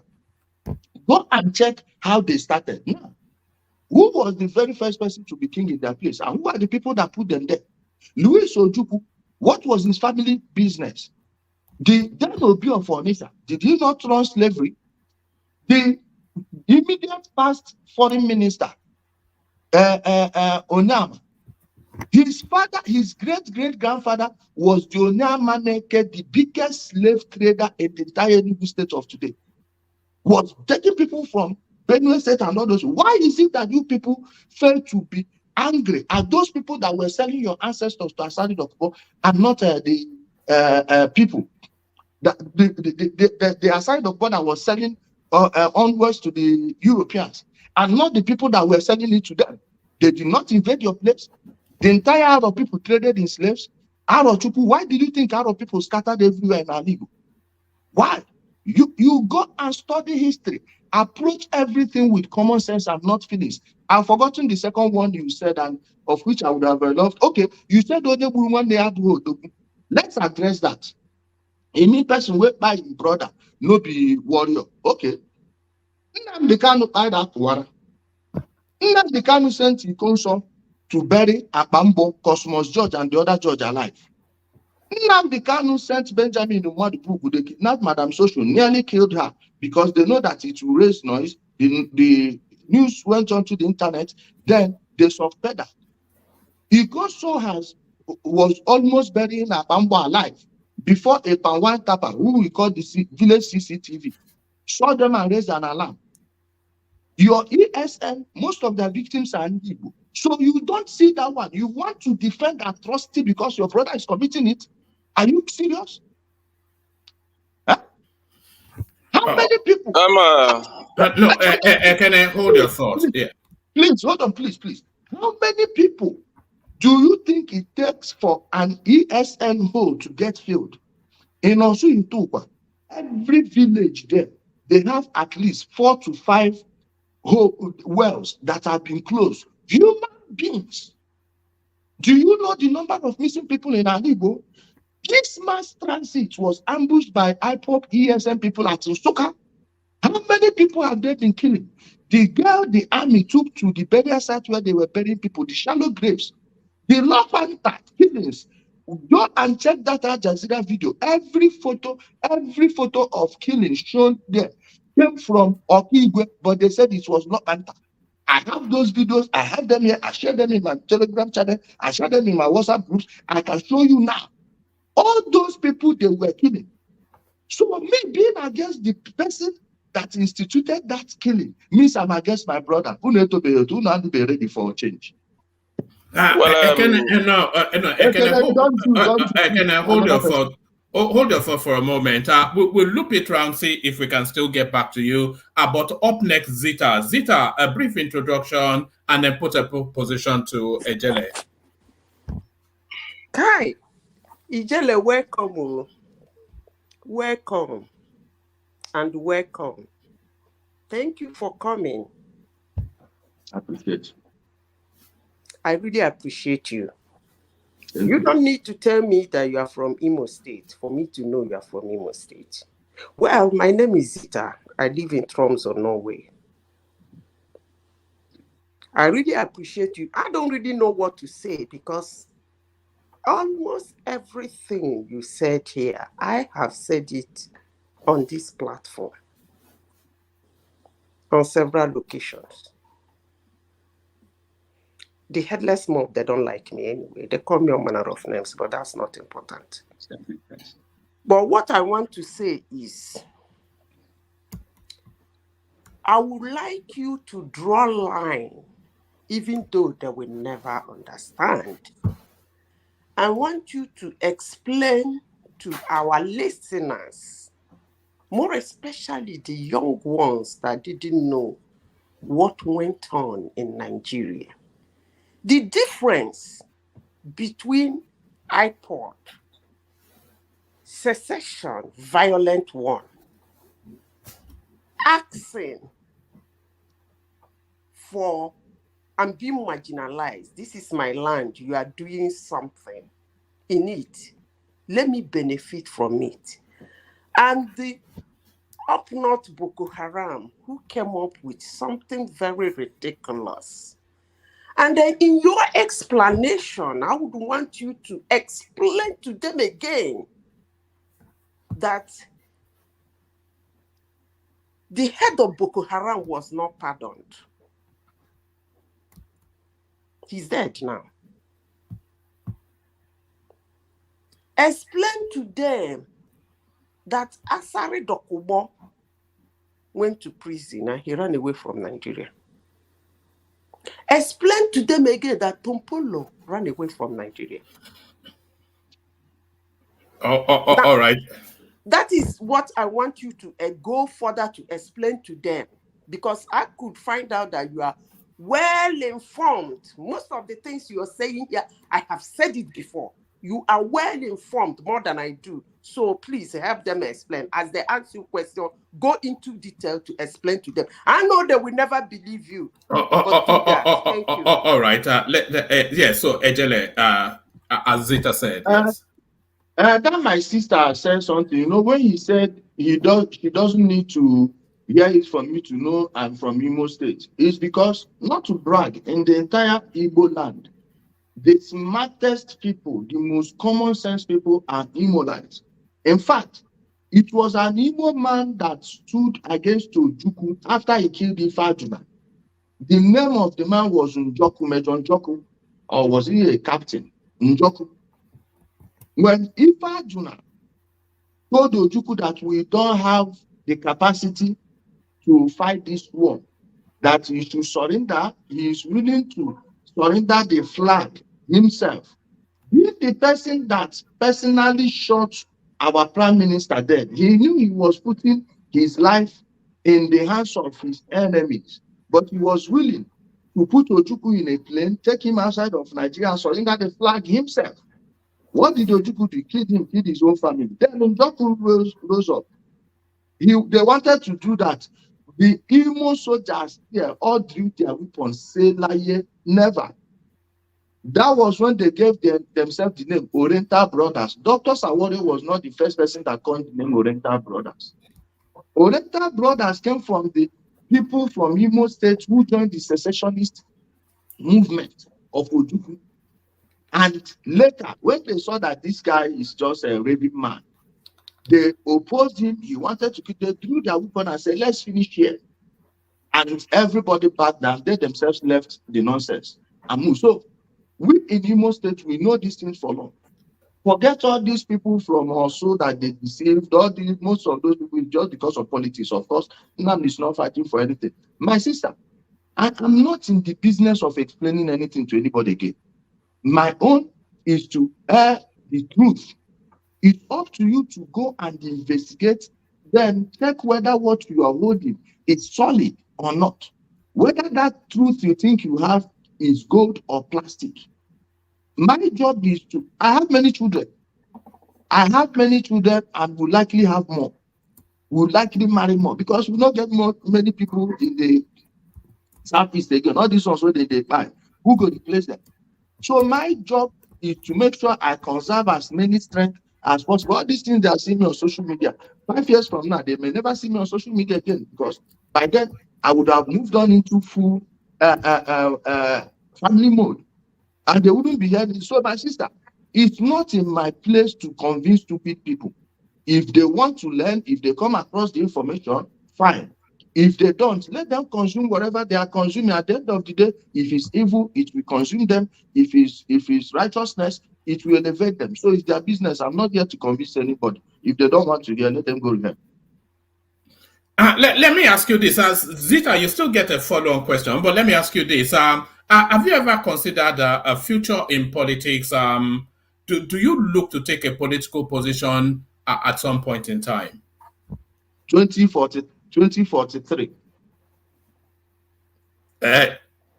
I will not get into politics until all of my children are grown, until they are all standing on their. You won't see me. If you dash me any political post today, I will reject it. If you dash me any political appointment today, I will reject it like immediately. I won't even give it a second thought.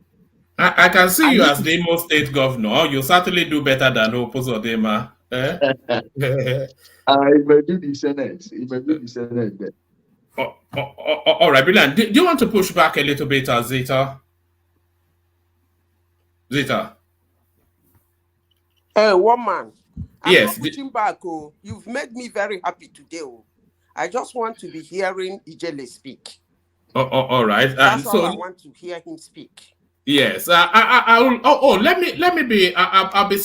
me send a link to his page as Ake takes the floor to put a position to him. So Ake, unmute, introduce yourself to Ijele, and then you can push him hard. It's not a shrinking violent. So you can push him hard, and I'm sure he will respond. Ake, you're up next.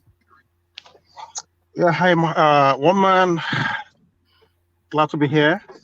Ijele, Kedu Kodi, and my other brothers on the platform, sisters. I want to say good evening, or good morning, good afternoon, wherever you are. And I'm calling from United States. And one man. Let me just apologize. I cannot, show my face because I'm driving at the moment. So you will excuse me for now. Next time I'll be able to do that. But all well said, Ijele, I think I was listening to you patiently earlier on, and you made very good points with regards to the issues on ground. So I must commend you for your boldness all this time, and of course, not mincing word, by giving it the way it is, by saying it the way it is, wholeheartedly, and I really appreciate it. Of course, one man, thanks for this opportunity, and I look forward to being part of this platform moving forward, and of course. So the other members, thank you so much again for always being a very wonderful participant on this platform. I've always been listening to you guys, and it's been wonderful so far. My question to Ijele is number one, what do you think, or where do you see the presidency tilting come 2027 for the Indigbos? Indigbo, I hope I said it correctly. Is it Indigbo? Or... No problem. We will forgive you. You self, your Yoruba no go even strong again, self. It don't turn Americano. It don't turn Americano. Yeah. So where do you see the presidency moving 2027 for Indigbos? I want to say with all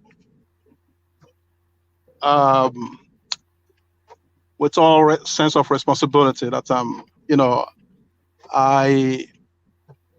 I was actually tinted towards Obi, right, in the mid election or electioneering period, but as time goes by, during the election, was kind of. It's all right, Aki. You can say you're obedient. Nobody is going to bite your head. There's a lot of obedience, so nothing wrong with being an obedient. Now, don't apologize for it. Yeah, but I mean, sometimes it's okay to say it this way because I don't want to, I've been looked at as someone who is, tribal bigot, right? All right. Just for the benefit of others waiting as well, I think Ijele gets the broad strokes of your question. Right. 2027, is the Southeast going to come out to play? And the Southeast coming out to play essentially Peter Obi? And how do you think it will play out? If Peter Obi rolls out in 2027, is that broadly what you're asking, Aki? Exactly, one man. All right. So to you, Ijele. Even if President Umaru Musa Yar'Adua wakes up today, he will lose to Ashwaju in 2027. The political setting of Nigeria, in fact, if I was the PDP, in 2027, I will give an Igbo man the ticket. So the Igbos that have been voting PDP since 1999, unequivocally, they will have that sense of belonging in their party, to placate them. But I will go back a little bit. Just give me 2 minutes. In 2013, I remember it was one Wednesday afternoon. I was at Satellite Town bus stop. If you know Lagos very well, at least my brother Kene said he lives in Ojo. That gate to that Navy side, there was a newspaper vendor sitting there. Then there is this Yoruba woman that cooks nice food. Her is very sweet, and the stew she cooks it well. Well, if you read paper, you can go there. It's a book about she cooks a very good food. I remember telling people that this party they are forming, that was when the formative years of the APC. I told them to look, 7 PDP governors from their 7 major states are moving into this party. With the way I'm seeing, Jonathan is not going to return. With this force and the Southeasterners that joined them, of course, it was mostly the Southwest and the North. I told them that this is the best opportunity for only Igbo to be president if actually their goal is to get Igbo presidency. I explained to them that President Muhammadu Buhari will be running if all of Igbo give them support in this large party that includes the Southwest. What it means is that after 8 years, the power will go to because if Igbo, all the senators and everyone joined. That time I was a bit naive in Nigerian politics. I didn't know they were just looking for their personal interest, but I thought they were looking for Igbo presidency. I think if they joined this party, they will get an Igbo VP. Then, after 8 years, the party would consider Igbo ahead of the Southwest. But if we make this mistake, Oduduwa overlaps us on this one, it will be very difficult because Jonathan is not returning. If you hear noise, if you hear insult, like the way I just told them, hopefully we'll be here to see when it happens. What happened later? Jonathan lost. Somebody from the Southwest became the VP. Now, after Buhari, this is Ashwaju. You are seeing. And does Ashwaju look like a man? Has he ever failed in politics before? So what makes you think he didn't fail in Lagos when Obasanjo, Bode George and co were trying to push him out, make Lagosians suffer? One of the reasons I didn't know about Ashwaju, for those of you who don't know, I'm not a product of formal education. I'm a product of research, self-research. I started fighting for myself for a long time. I was a conductor in Lagos. Till date, I still know all the bus stops from Ikorodu to Oyinbo. So I witnessed Ashwaju's government in real time. And being someone who came from a civil servant background, my father was in NEPA then. I was more aware of what was happening politically because to me, my constituency is always the down road. Although you don't hear me say it, but if you check everything I'm doing, it's geared towards helping the ordinary man. I was like, if this man doesn't give Lagos State their allocations, how are they going to pay these poor people? So they are willing to let these poor people suffer. But then the ingenious political juggernaut we know as President Asiwaju Bola Ahmed Tinubu showed them that he can actually generate money and build a state. Under Obasanjo, no states developed more than Lagos, even when they were not giving them the money. So this man has always fought from a minority position and always conquered. Somehow, you think in 2027, someone is not going to happen. Now the case should be 2031. Then in that 2031, APC will send their ticket back to the north.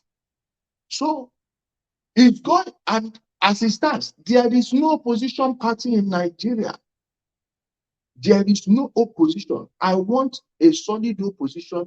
At least it will make some of these appointees, because when you see that an administration is not moving fine, it's usually from the ministries, departments, and parastatals. So it will force the leadership of the party and the presidency to be proactive, more proactive on how they carry themselves, and they will put more surveillance on all of these people. But as it stands, since this APC is going back to the north. Now, imagine if where APC provides gives someone like Zulu the ticket. Who in Nigeria today would you compare Zulu with? It doesn't exist. The entire Southeast, the only person that comes close is Dave Umali, but he's in the same party. But the power will have to go back to the north. The South has gotten their own. So the political miscalculation of Ndigo from 90, I wrote my book, I titled it Reverse 60 Dates. I don't want to sell it. I will sell it when I think the time is right. But I have them stop everywhere in Europe, in this place. The political miscalculation of the Southeast has made it impossible for anybody from the Southeast in the next 15 years to be president. So if they want it again, they need to start educating our own people on, like, political education is needed. Imagine the energy, the wealth wasted on a fraudulent business like IPOB, a private business, IPOB Worldwide Limited. Imagine if they had used that energy, the resources, everything, what have you, to build their place, strategize, and position themselves in a way where they will be indispensable. With their miscalculation, the last 3 political electioneering seasons, on a bounce, 3 on a bounce, we are won without any input, virtually no input, little to no input from the Southeast.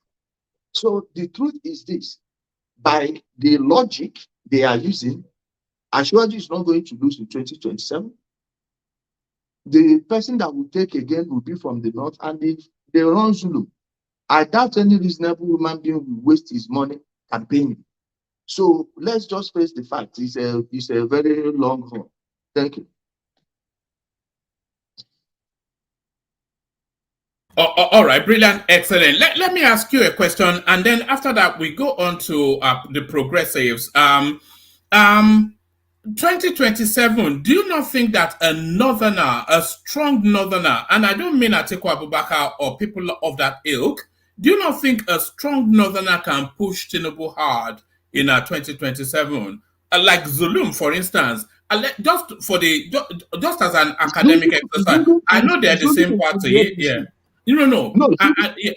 I know, but somebody like that, I know it's of the APC, just as an academic exercise. If you had like a Zulum in PDP, is there not a chance that it could defeat Tinubu? In the entire north, the non-functional states in the north are all PDP states. And Zulum can never get into PDP now. He's a principled man. This is a man of honor. This is a man that unblemished. No human being is perfect, but I am going to work for Zulum for free. I will volunteer whenever he wants to run because I have seen the man work. I have looked through his soul and I see nothing but purity. PDP is not a party where they will push someone like Zulum because he's not going to give you any money now. Go ask Zulum why you don't hear his name anywhere on social media or the news, that he doesn't have time to come and be bribing you. He knows how to do his job. Remember. Oh, I think our grace may have frozen. Hopefully, yes, I think our guests may have frozen somewhat, yeah, hopefully we'll reconnect in a moment.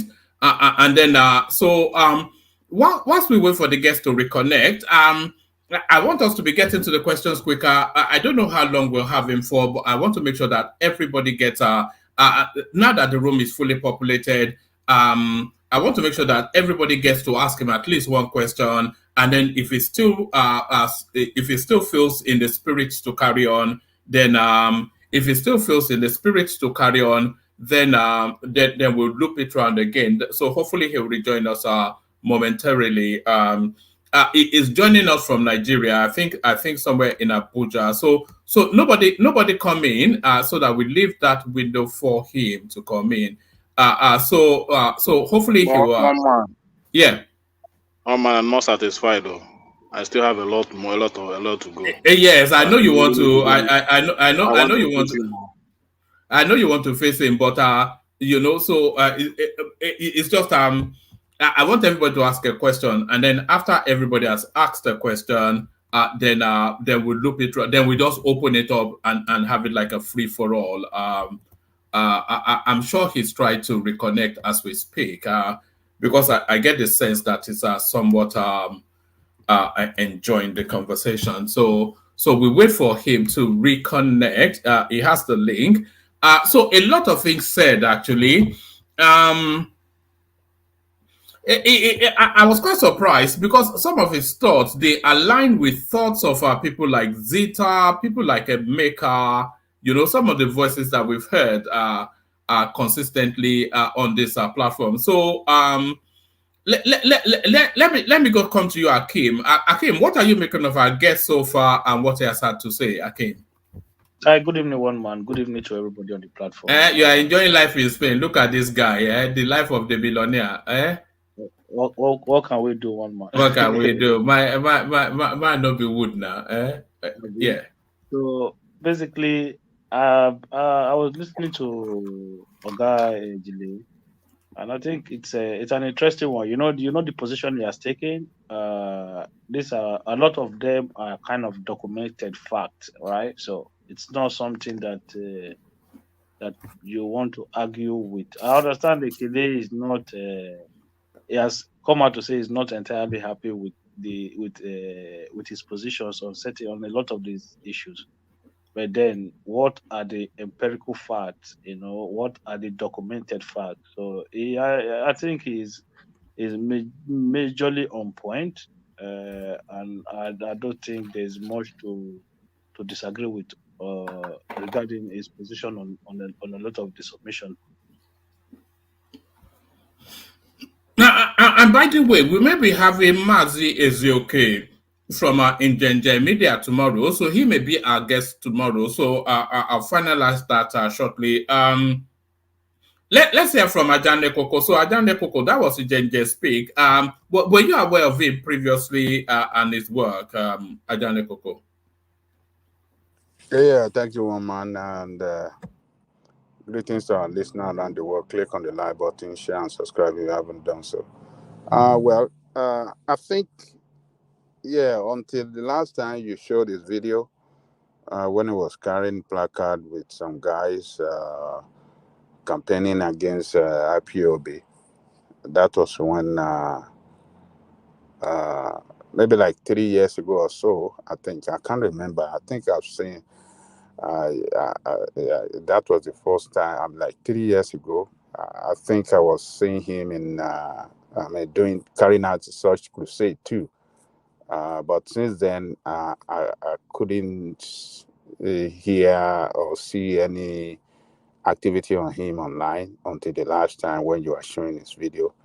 So, but today, I think we have to thank him for coming on the platform, to have conversation with us and to share with us his positions on several issues concerning Nigeria. So he made his position clear, and it's very clear where he stands on Nigerian politics. Did you find his view somewhat controversial? Yeah, it's going to be controversial to people that doesn't believe in him or doesn't believe in where he stands on the issue. So, but I think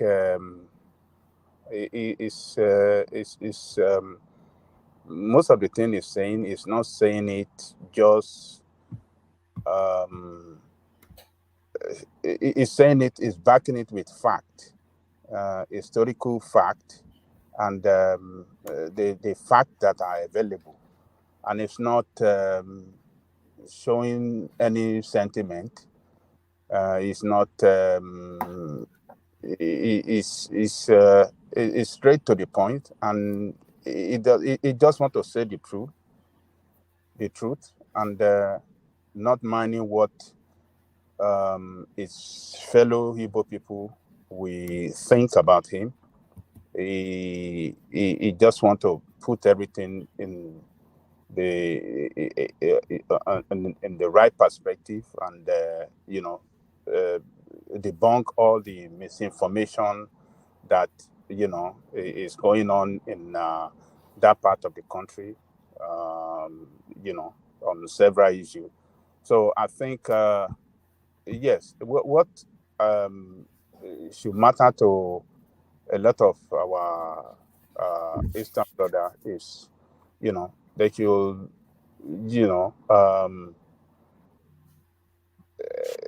they should they should not look at him as an enemy. They should see him. They should look at what is coming out from his mouth, investigate it, and get to the fact, get some fact on what he said, and use that to shape their own position on issue that he discussed about. So they should free their mind, not look at him as enemy, not look at him as enemy of Igbo people or people that are colluding with Yorubas or colluding with Hausa to destroy Igbo. They should look at him as somebody. Hold on, Ekene. I want to hear from Chimeze after Ajanle Koko, just to document his voice. So carry on, Ajanle Koko. Yeah, they should free their mind, listen to what he said, investigate, get their own fact. If they have anything against him, they can come back to the show and make reference to it that, oh, this guy that came the other day, this is what he said, but this is the fact, against what he said. That is what they should do now. And but for me, I think what I would like to see him do is go to Igbo land, the mainland itself, if possible, and carry out his campaign to, how do I say, to sensitize the people and to enlighten them, on several issues. The way he's doing it in Abuja, carrying campaign and placard in Abuja, I don't think that that could do. I think he has a presence throughout the country. I don't think that was just an instance, but he has a presence throughout the country. Ajale Koko, let's hear from Chimeze, who I think is joining us for the first time. Chimeze, on mute. Good evening, all. Good evening, all. Can you hear me? Yeah, we can. Hello? Yes, we can hear you. Can you hear me? Yeah, I can hear you. Thank you so much. I came across your platform through Ijele. So I've been listening, and I think I just want to add. You see, the area I want to add is the brother that asked what are the chances of someone from the southeast becoming the president come in 2027. First, politics, we need to understand there's power dynamics. Without wasting anyone's time, the only sure way it is if the political parties will all micromanage their zoning. Our brothers from the East, I'm from the East anyway, Abia State precisely, they need to understand the political parties, they only see one South, they don't see Southeast. South is there, Southwest is there, and Southeast is there. So the major political parties that can win elections, all they do, they say they're zoning it to the south or to the north. Sorry, Chimeze. I'm going to send this link to the comment section. Nobody click on it. Our guest is struggling to come back in, so I'm trying to get him back in. So please leave room on the studio. So I've sent him the link privately. So I'm posting the link on YouTube as well, so that either way he's able to click on one and get back in. The link doesn't seem to be working for him for whatever reason, but we're trying to get him back on. But nobody click on that link until we have our guest back. Sorry, back to you, Chimeze. One man, before you move on. Bright, good evening. You never sleep? Chimeze? Hello? You never sleep? Why would I sleep? I'm wide awake. Thanks for your other day. No worry, I'll call you after the show, more we'll talk. Okay. Yes? Okay. Yeah. All right. Yeah. So, we need to understand when the political parties want to zone, they just zone it to the south. And when they zone it to the south, it is there for the political or the politicians to contend with. And, the south, when it comes to the south, there's a brand of politics we play.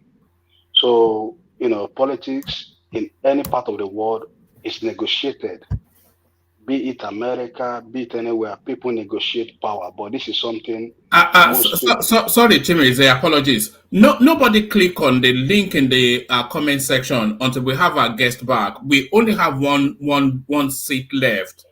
So if you click on it, then the guest will not be able to come in. So nobody click on that link until we get our guest back. Sorry, carry on, Chimeze. So power is negotiated, but this is something most politicians do not want to convey to the people of the Southeast. And as a whole, our brand of politics is not the best. Sorry to say this, if I'm to go by the last election Nigeria just had, the presidential per se, we could see the negative energy coming from the Southeast. And we cannot allow a certain group of people to, over the years, to be pushing out the message that the APC is a certain tribal party, a party that belongs to certain people. No, and at the end of the day, if you ask me as a Nigerian, what we should be focused more on is to get a system in place that works for all, to get our institutions working so that whoever becomes the president, whichever tribe, will become less relevant. Even most people that are working with their shoulder high, their region produced the president. At the end of the year, at the end of the tenure, we all suffer the same fate. More or less, most Nigerians are never interested in the policies that this government are bringing to the table, or what is happening. How can we, come together as a people?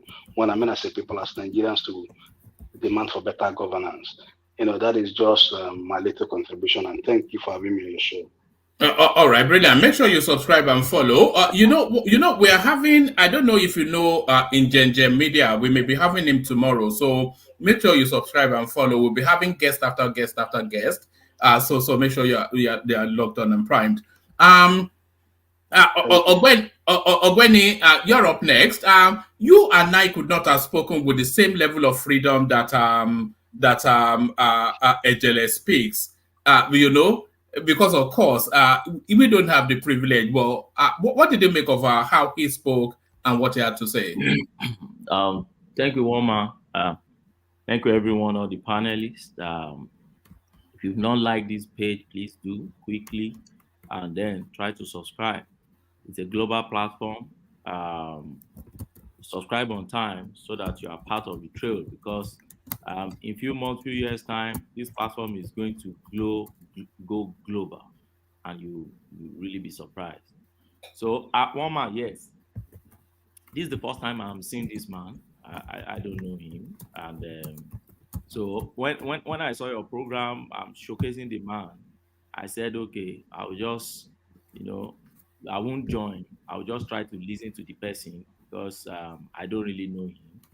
And but immediately started particularly rolling out facts and figures, putting dates to it, putting times to it, putting events to it. I said, okay, it's like this man actually understand what he's talking about, and I don't see for any which is the usual phrase I always use here, except you are an emergency political analyst. That's people who just of recent or recently just took interest in Nigerian politics.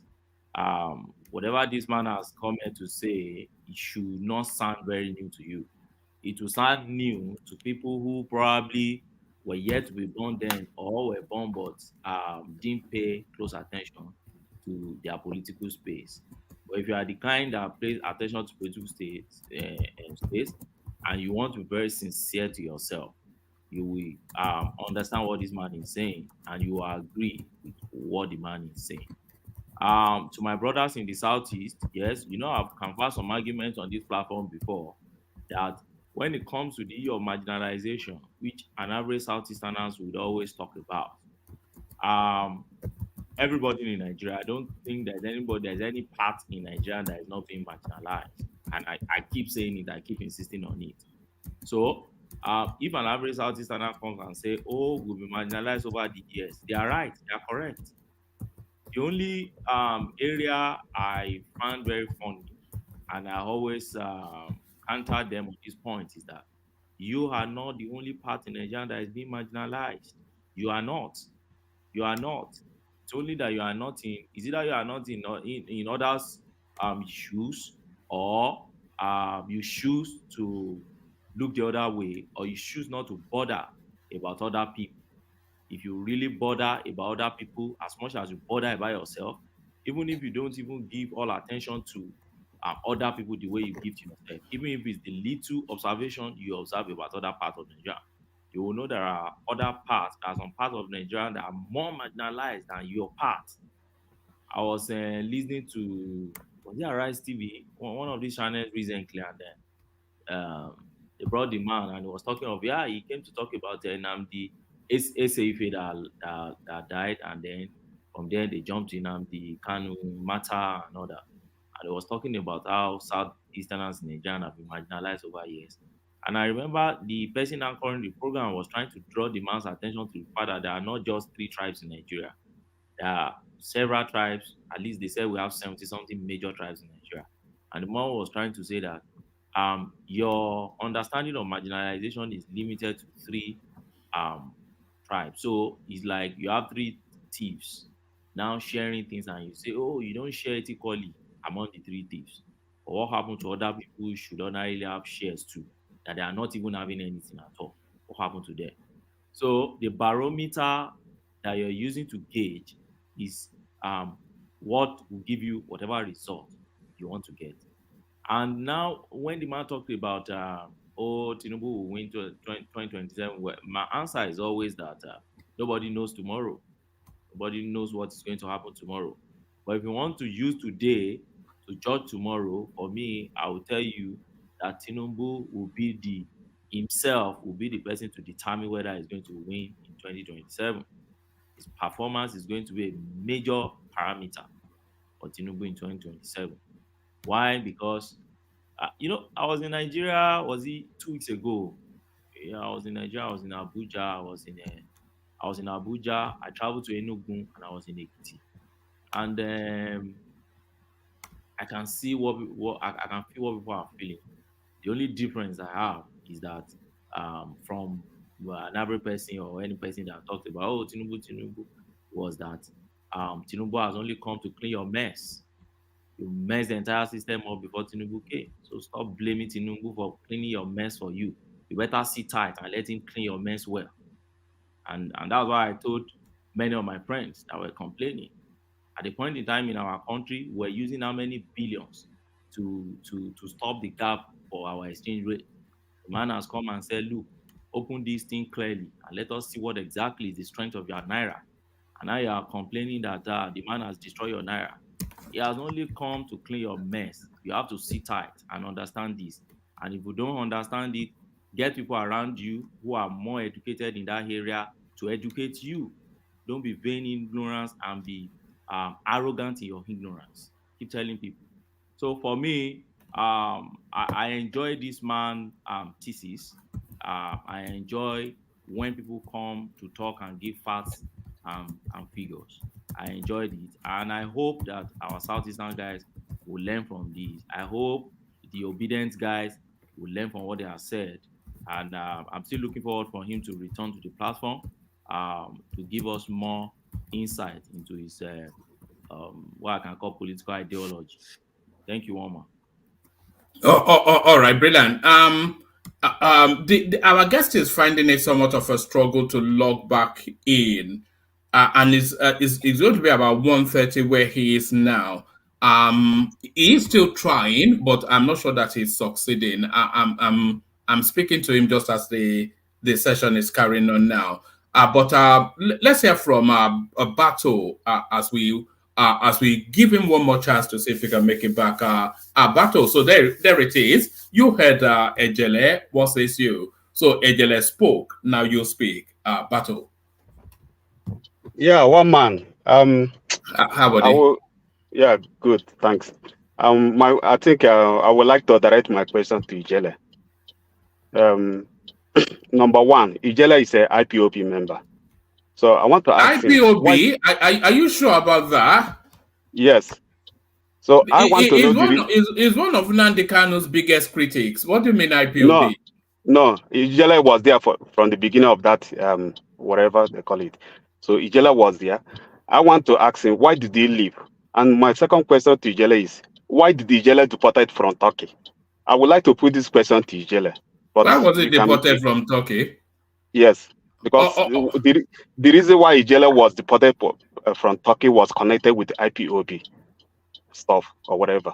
So I want to put this question to Ijele to answer it. And again, Ijele said that those guys, these Boko Haram guys, none of them was recruited in Nigeria Army. And he said it with fact that is true. No, but show me the name. Where is it? I want to ask, how can you trust Nigeria government? How are you sure? How Ijele sure that these guys, none of them, even a single one, was recruited in Nigeria Army? I want to put this question to Ijele to answer, but unfortunately, it's not here. But you can pass it on to another person. All right, brilliant. So that is Ijele right there in the comment section. Is telling you that he has tried several times. So I suspect that we might not be able to, because he is really struggling hard with the connection. Somebody pick it up. Let's hear from Prince Daddy. I'll put a call through to him so that he can make a decision on what we're doing. Prince Daddy, speak to us. Yeah, hello, woman. Hello, everyone. Thanks for having me. Your guest, I never heard about him before, so and I guess I missed the earlier part of the program when you introduced him, so not sure what to say about him. But he made a comment earlier about the challenges Tinubu faced when Obasanjo was in power. All right. Hold on. Hold on. Prince Daddy. So Ijele is not able to join us, but he's listening in the background, and he wants to respond to who was that? Was that Battle? He wants to respond to the comment Battle just made. So he's on the phone now. So tell me if you can hear. Tell me if you can hear him. Can you hear him? Can they hear me? Confirm if they can hear me. Can you hear him? Yes, I can hear him. Yes. Oh, okay, carry on. They can hear you. Okay, let me answer that bastard. You know one thing about them, they will never come. Look at what he's calling me. Look at what he's calling me. This guy is a criminal. He's a criminal. Bringing their useless attitudes. Number one, I was never an IPOB member. Anybody that says it should give you any proof. 2 times I attended their meeting in Istanbul. The first was 30th of May 2017. They invited me. Any IPOB member in Turkey knows this. When they invited me, then I spoke. I was the one that told them that they need to have a social media presence because I thought they were doing anything. They begged me to handle their social media account. I told them no because I knew anything Biafra is not my thing because my uncle died in that one. I knew Juku was a bastard and a useless idiot that just destroyed the state. That was why I've been distancing myself from anything there. The second day I ever went to their meeting was, let me tell you where my problem with Namdi Kanu started. When I was doing some program, I used to do geopolitical programs. Then these idiots, they would be telling me, oh, Namdi Kanu is live. Why are you live? Why are you live? Namdi Kanu is live. Shut down your, and then I would ask them, are you people okay? So Namdi Kanu is live, so I can't be live. What? Can't you go there if you want to go there? This happened many times. I still have the evidence. You can check my old videos and see. Then one day, one of them was saying, you people in Igbo, you don't work with one heart. You know, that is the emotional blackmail they used to put people. Then I told the person that Namdi Kanu cannot challenge me intellectually on any topic. Set up that debate. Then they will go. I said, I will beat him like a drum. He killed himself in March 2020 when he called for open debate that any Igbo traditionalist or Igbo doctor, then a priest or any religious leader that wants to debate him on any topic should indicate. One, he provided a Skype ID, knowing that most people can't use Skype. Why can't he use Lumia or use direct call? He knows what he was playing.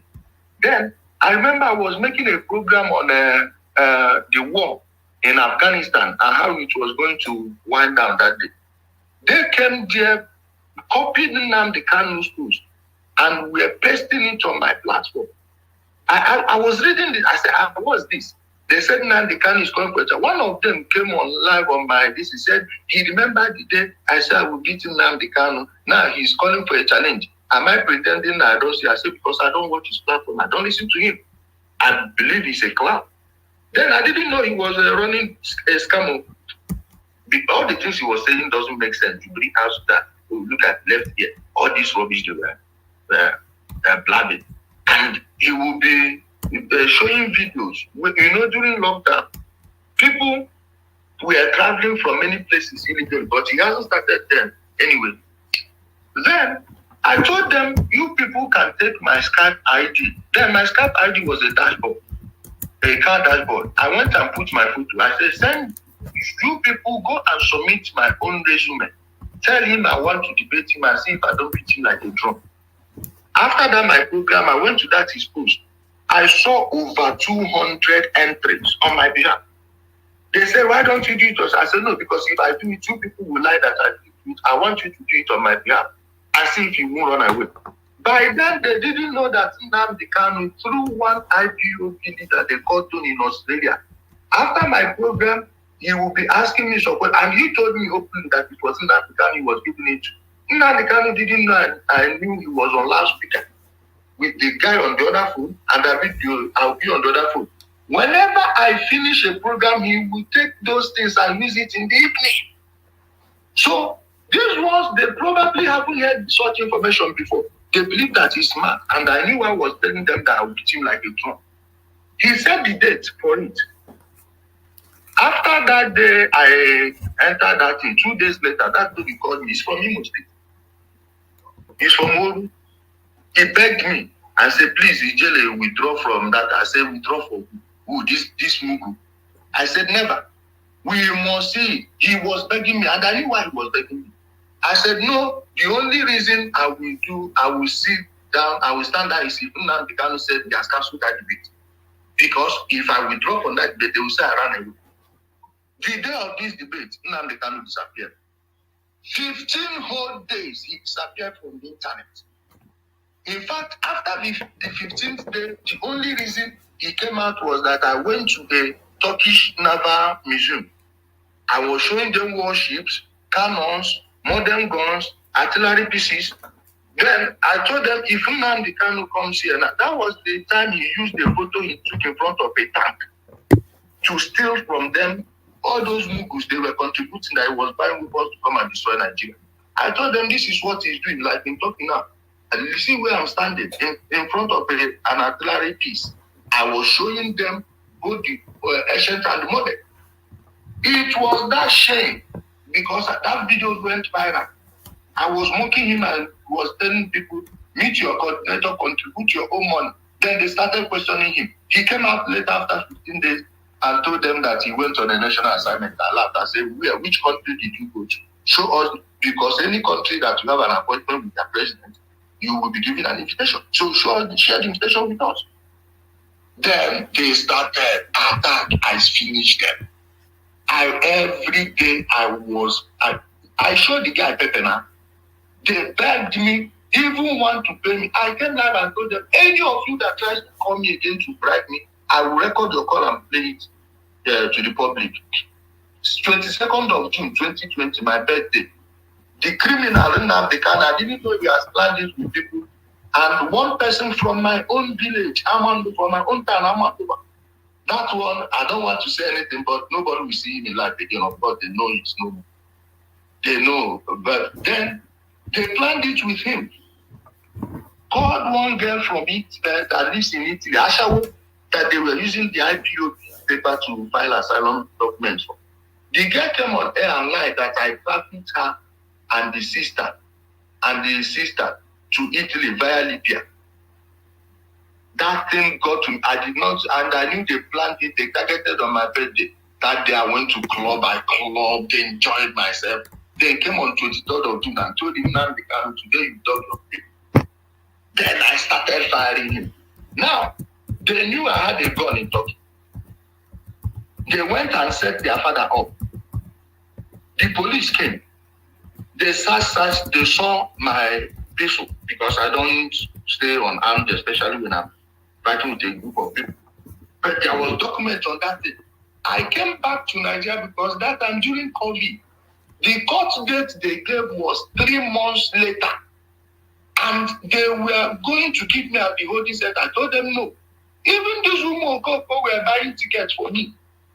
That they should send me home. Now they use my hand, come back home. I have my passport. In fact, my passport is still reading that I'm in Turkey. So they missed everywhere. They thought they would see drugs in my place. They thought they would see guns. I came back I have my own passport here. So all those Mughals that are yapping rubbish know nothing. These are stupid, a bunch of idiots that Namdi Kanu was deceiving. Then I told them, I did not come to Nigeria to do anything. If I want to travel abroad, I go abroad anytime I like. I just came back from Europe. So abroad was not even bad. I told them, I will be here to make sure this guy pays for every atrocity. I promised them, and I will carry it to a T. His own brother nearly killed him at the Federal High Court. He ran behind the DSS because I don't do anything in secret. I want to fuck you up and fuck you up big time. They are politicians that are sponsored them. They can do jack. They begged me to join them. This their fertilizer bomb they are using, I taught them how to make it. While I was teaching people geopolitics and how with small money, people were destroying armies. I didn't know they were coming. Ask them, does any of them knew what an IED was prior to 2020? Ask them. So, my brother, don't mind those idiots. You know, they can never talk when you are there. It's where you live, you see them yapping. Oh, Namdi Kanu must buy most. Where is Kennedy? You know, I'm not saying I know they talk my own from I go talk and I will see you, and nothing will happen. So, my brother, that's it. So, Bato, does that satisfy you? Ijele was not deported from Turkey. He left off his own, and he was not an IPOB person. So hopefully that clarifies that for you, Bato. No, it did not. My question there is, he said that they got something from his house. Did he first deport in Turkey before he left Turkey? That's my question. Again, let you answer it, please. No, he already answered that. No, he jumped back from Turkey. That guy is a liar. Just believe me, he's a liar. That guy jumped back. He did not go to court. He have to leave Turkey. So don't listen to this Ijele of it. That guy is a criminal. Let me expose what he did already said. Let me expose what he has done. You see how he has moved the goalpost. Now I am happy this thing is. Well, can I hear Ijele clearly? Can you bring the microphone closer? Sorry, your phone closer. Sorry, carry on. Please let me finish. I am happy this program is being recorded and it's safe. Everybody, I urge you to go back to this video when he first made the submission. And this lie is lying now, trying to. Do you think everybody is an idiot like you people? What you said to the hearing of everyone and you're denying it. Are you okay? Are you okay?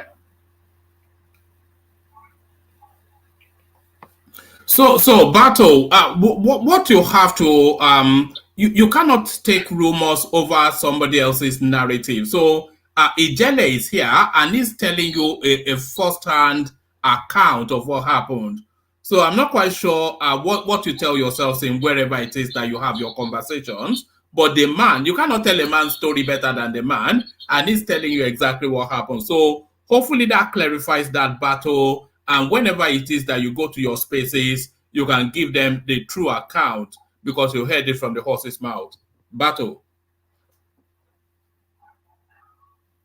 Okay, I think you satisfied that, Ijele. Are you happy to take one more? There's a particular guy here that was hoping. I can take as many questions as possible so long they are hearing me. All right. Who wants to put a position to yes, I knew you would, Emeka. So Emeka, go for it. I knew you would. I'm so sorry. First, let me apologize. I was busy. I didn't, I just remembered and I came in quickly. And from the moment I came in and the few things I had blew my mind, you understand? What I wanted to ask him is he saying that Namdi Kanu is being sponsored by politicians in the country or politicians out of Nigeria to cause insecurities in the Southeast? I just wanted to be sure about that. Okay, let me answer you, my brother. Okay, see, the SUV, Lexus SUV, Namdi Kanu's brother Emmanuel Kanu is driving today was bought by Obiano as a sitting governor. That vehicle was bought at Globe Motors. I have every document pertaining to it. Obiano, not knowing that he was being recorded, somebody I respect very well, is a top politician in the Southeast, told him that I said something like this and asked him if he knew the implication. He said he bought it with his own private money and it's not state money. So he didn't deny buying the SUV. But the Bubemon saw the same priest who said anybody who fails to vote, any woman who didn't vote for P2B will be bundled and sent to the Fulanis in the north. Ask him this one. You can easily reach him through his page. Tell him I said this.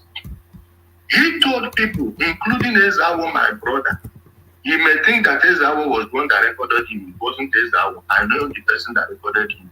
If he denies it, let him take me to court, then that thing will be played in court, in the courtroom. He told the person when Namdi Kanu started this violence at initial stage that he regrets taking him to Obiano. The very first day they took him to Obiano, Obiano gave him $25,000. Every politician you know that is using this platform to deceive people that are pretending it's real, they all went to his house in their place. Doris Ogala was the one that took Ikedo Hakim, the former Imo State governor, to Namdi Kanu in their place at Faruku, and I know how much they gave him. Write all these things down. They are the ones paying, even most of your ministers.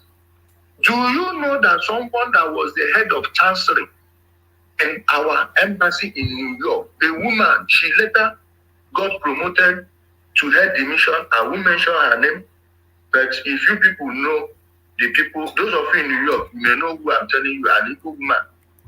Namdi Kanu was sleeping with her in the hotel. Ambassador, representing Nigeria, then as head of chancery. Do you know somebody, a top person in APC from the South? He is either from River State or Edo State. I know where he's from, but I don't want to make it obvious. Send his PA to come meet me, ask me how much it will cost to stop talking about Namdi Kanu. 2021, I swear before the sun and the moon. Go, I'm not giving you a second-hand information. Many Igbo politicians today, my enmity with them is because of Namdi Kanu. So if Namdi Kanu was actually fighting to topple you, the political class, why are they defending him? Let me give you another one. The day they beat Madam Social, a woman that spent millions of naira to set up IPOB, including buying them a camera, that 150,000 naira. Dollar then was 150. So we are talking about 3.something million today. 3,700,000 at least. Or 3,300,000 at least right now. Gave them over $100 to fuel their generator. Bought them a generator, heavy one, diesel generator.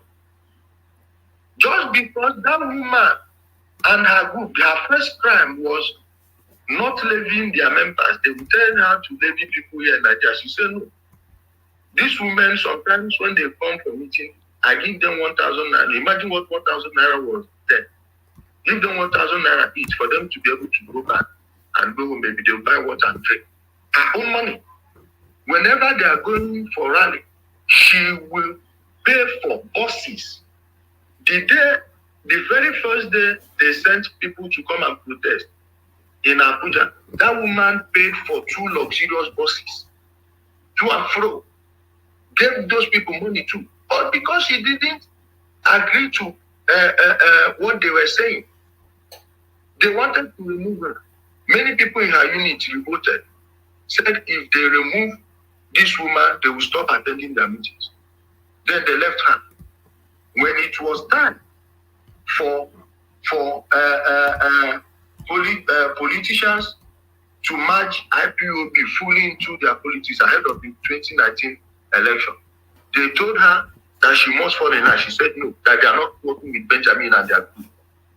That they don't cross those people, but they know they were killing people. They just didn't want to make it, say it openly. That they will never work with them.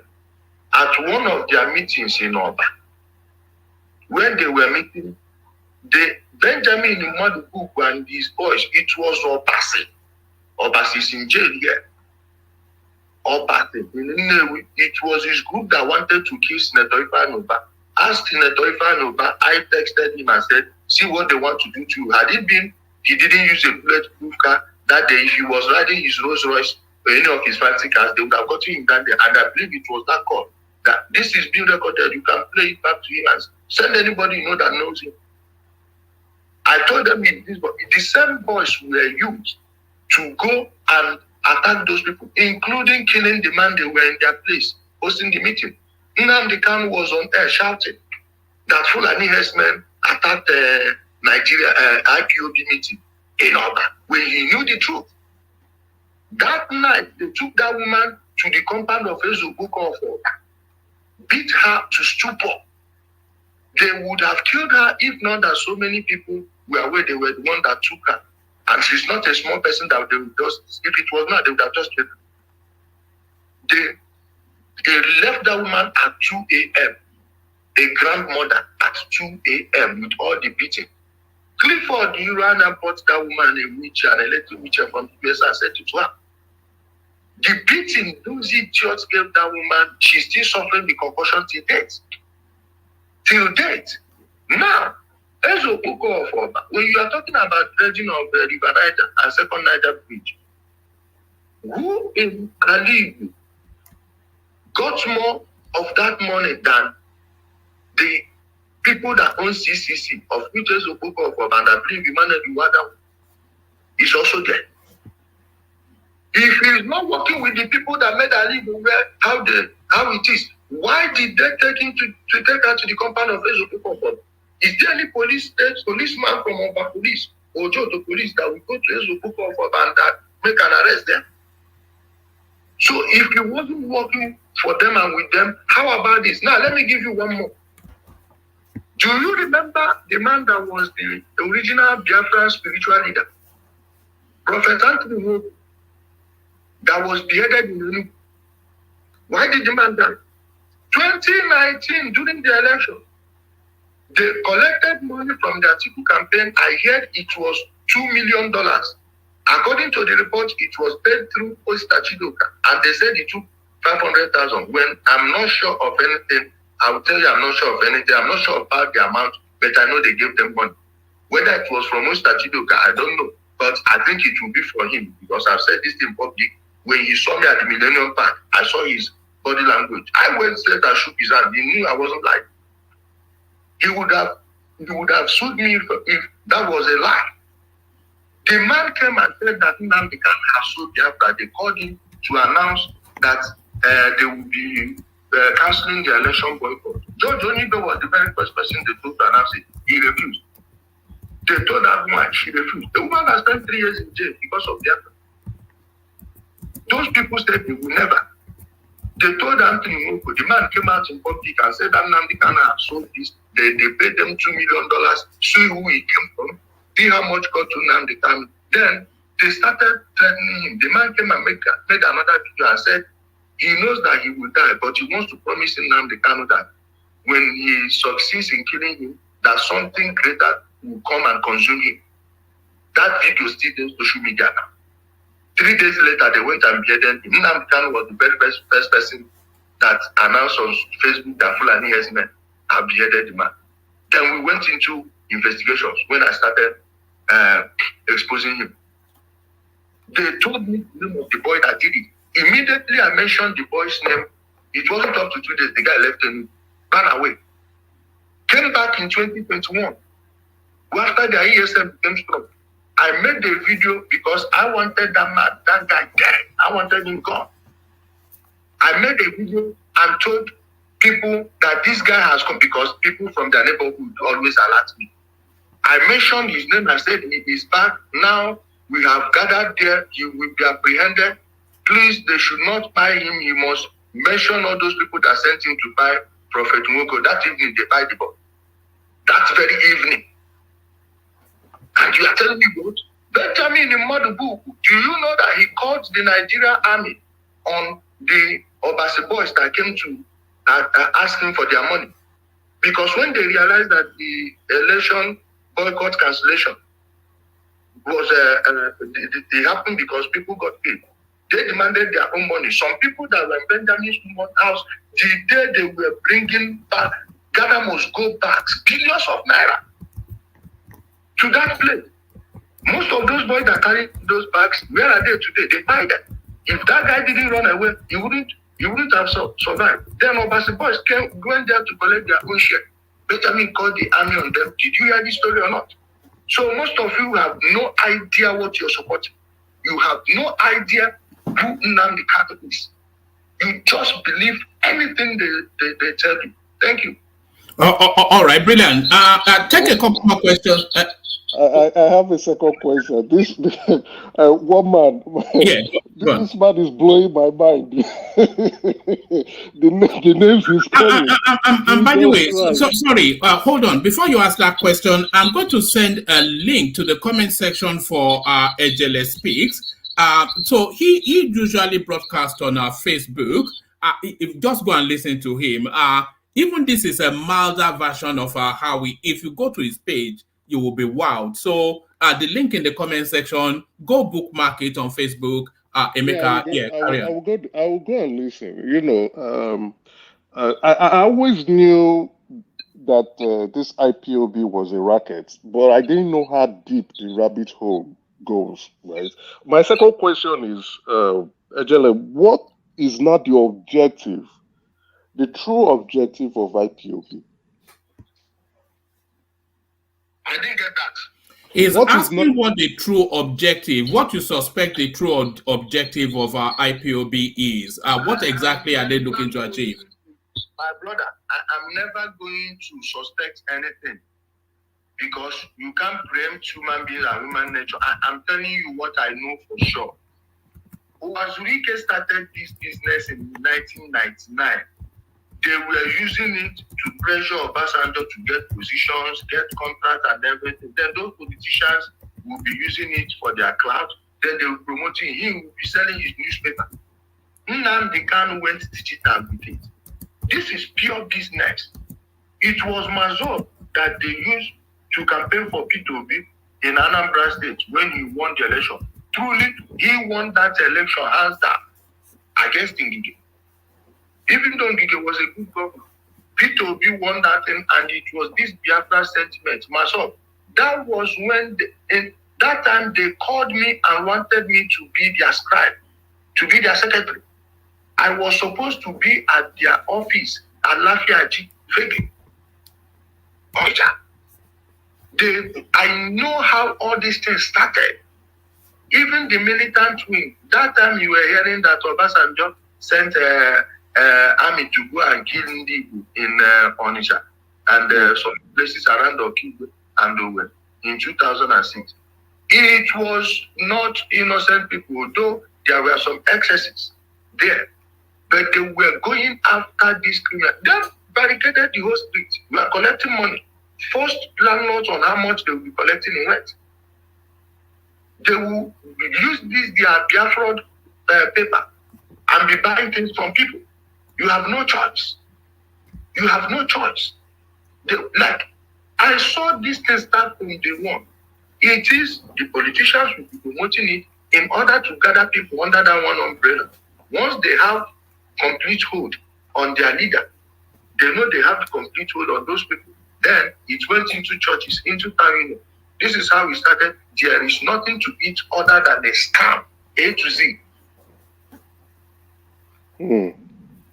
Thank you. Wow. All right. I know you have more questions, and I know you want. I know, but I want to. Let me digest this one. Yes, and I know Ekene wants to push back at you as well, Ijele, but let me bring Akim in just to make sure everybody gets a chance. Akim, you're up next. So we have now, I did promise you an epic session, and I think really Ijele has fulfilled my promise. So Akim, you're up next. The progressives. All right, let's go to Ajanle Koko then. I think Akim may well not be with the system at the moment. Ajanle Koko. Are you there, Ajanle Koko? All right. Hey, one man, you can go to someone else and come back to me. All right, let's go to Prince Daddy to get a different inflection on the Prince Daddy. So I'm not sure how much you know about Ijele, but certainly you know a lot more now. He doesn't hold back in his views and is ready to take on any topic. So put a position to him and have him respond. Prince Daddy. Yeah, hello, one man. Yeah, actually driving right now. So, but yeah, you know, I've just learned a little bit about him, but I can't really. I don't think I have the capacity to ask him a question really. So if you don't mind, move on to the next person. Okay, let me go back to Ekene, who cannot hold it back any longer. So Ekene, you are not fully satisfied with some of the things that Ijele has been saying, Ekene? Well, one man, not really being satisfied, but you know, it was just like he was conflicting issues to me because this issue, not that I'm a supporter of IPOB or Namdi Kanu, you know that, but the issue is conflicting. You understand? He support other part of terrorism that is happening in other country, not being able to condemn it wholeheartedly the way he condemned the one that is happening in the Southeast, as if the Southeast is the only place that we are having agitation or insecurity. So that is my only concern about him. If he is standing Tell him to be specific. He has on, to be specific on what particular one. Be specific. well, I talked about the issue of Boko Haram. I talked about the issue of Asari Dokubo. I talked about them. But your Islam seems you are having a, because when if you want to condemn, you condemn totally. But having a double standard on those issues shows that there is something. I'm seeing another thing, not really what.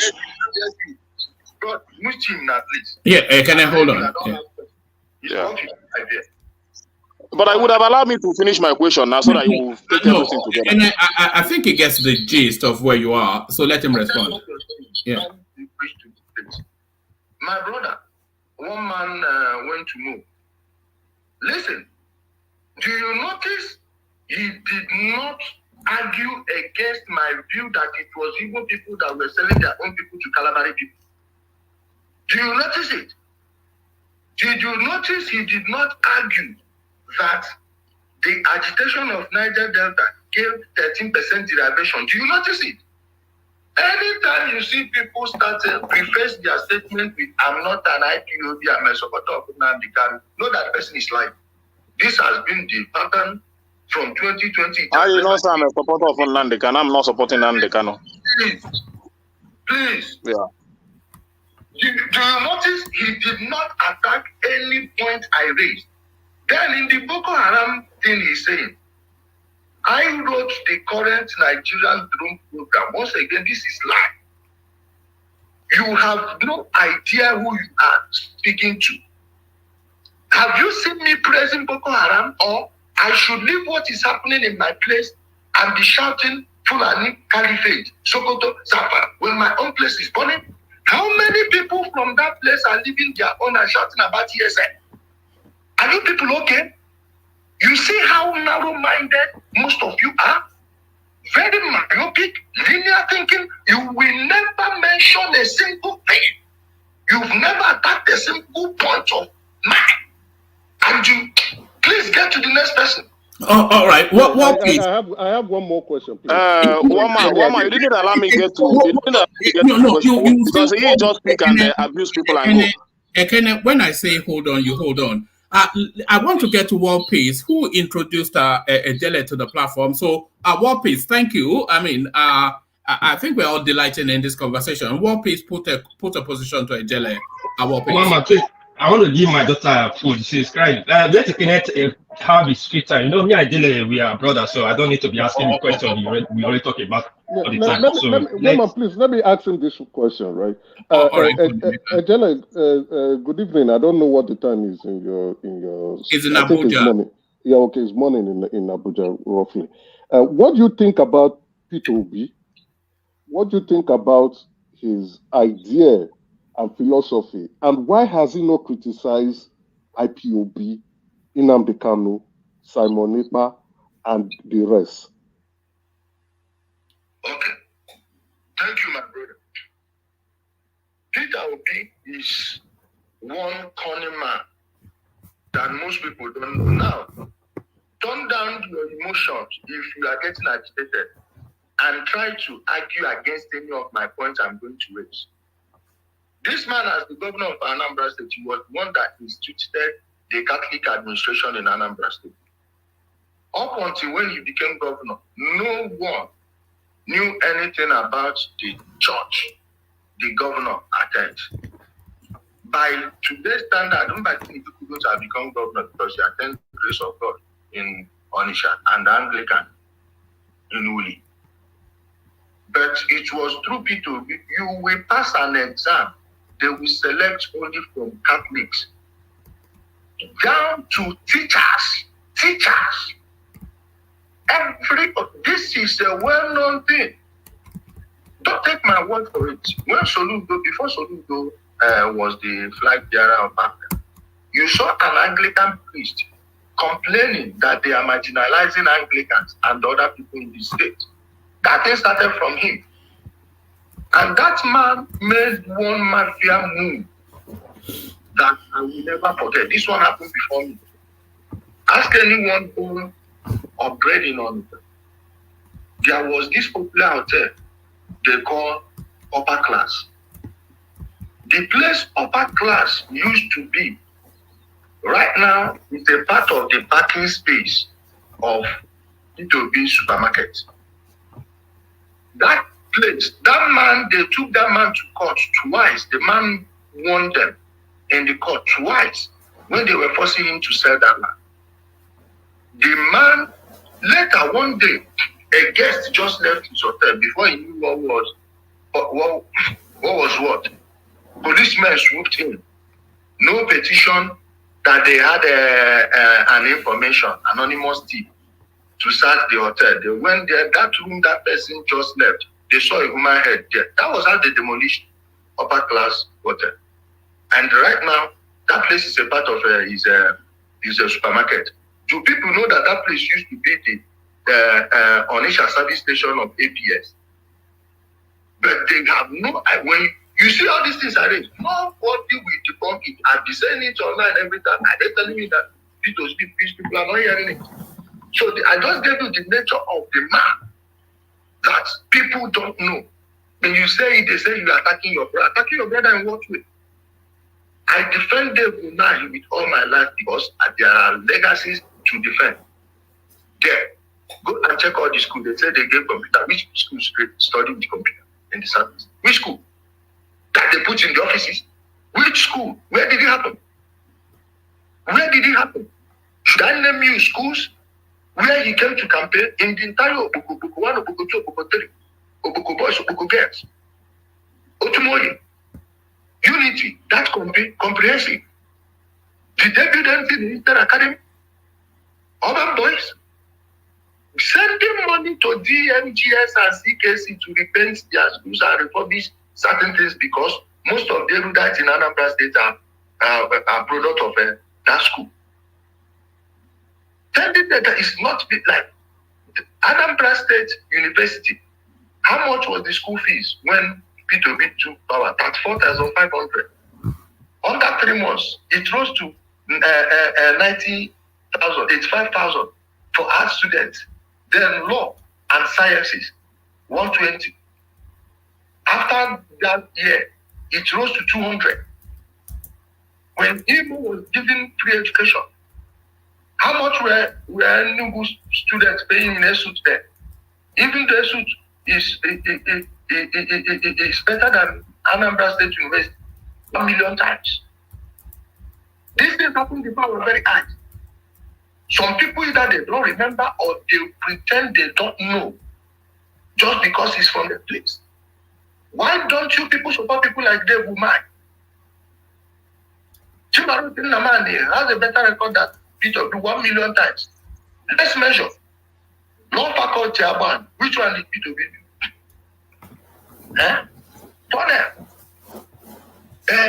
Parkley.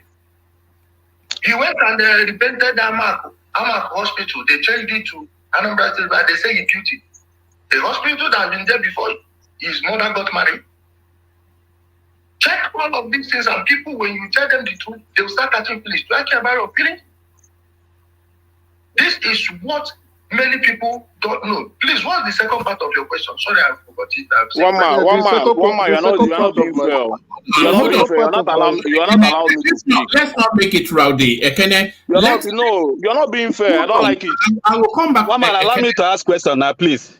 Everybody hold. I came to you, Bato. So Emeka repeats the other half of your question. Let Ijele address it. You just want him to be answering what you want him to answer. Let me to speak now. Can I establish order? Emeka asked the other half of your question. Let Ijele address it, and then Bato comes. Bato comes in next, and then Ijele addresses it. Only for you to cool off a little bit, Ekene, and then you come in after that, Ekene. So Emeka, to you. Yeah, my second question is, why has P2B not called out Namdi Kanu, IPOB, and the rackets going on? Like I said, this Biafra issue was what put him in office. The only time he had problem with them when he went and met President Obasanjo that he sent him to come and clear them in 2006 was when Ojukwu and co was plotting against him. Ojukwu did not give P2B breathing space in Anambra State. Let me tell you this fact. It was at Thursday that persuaded Ojukwu from running in 2003 as governor of Anambra State, in case you don't know. I'm saying this thing on air. Peter Obi, you are talking about.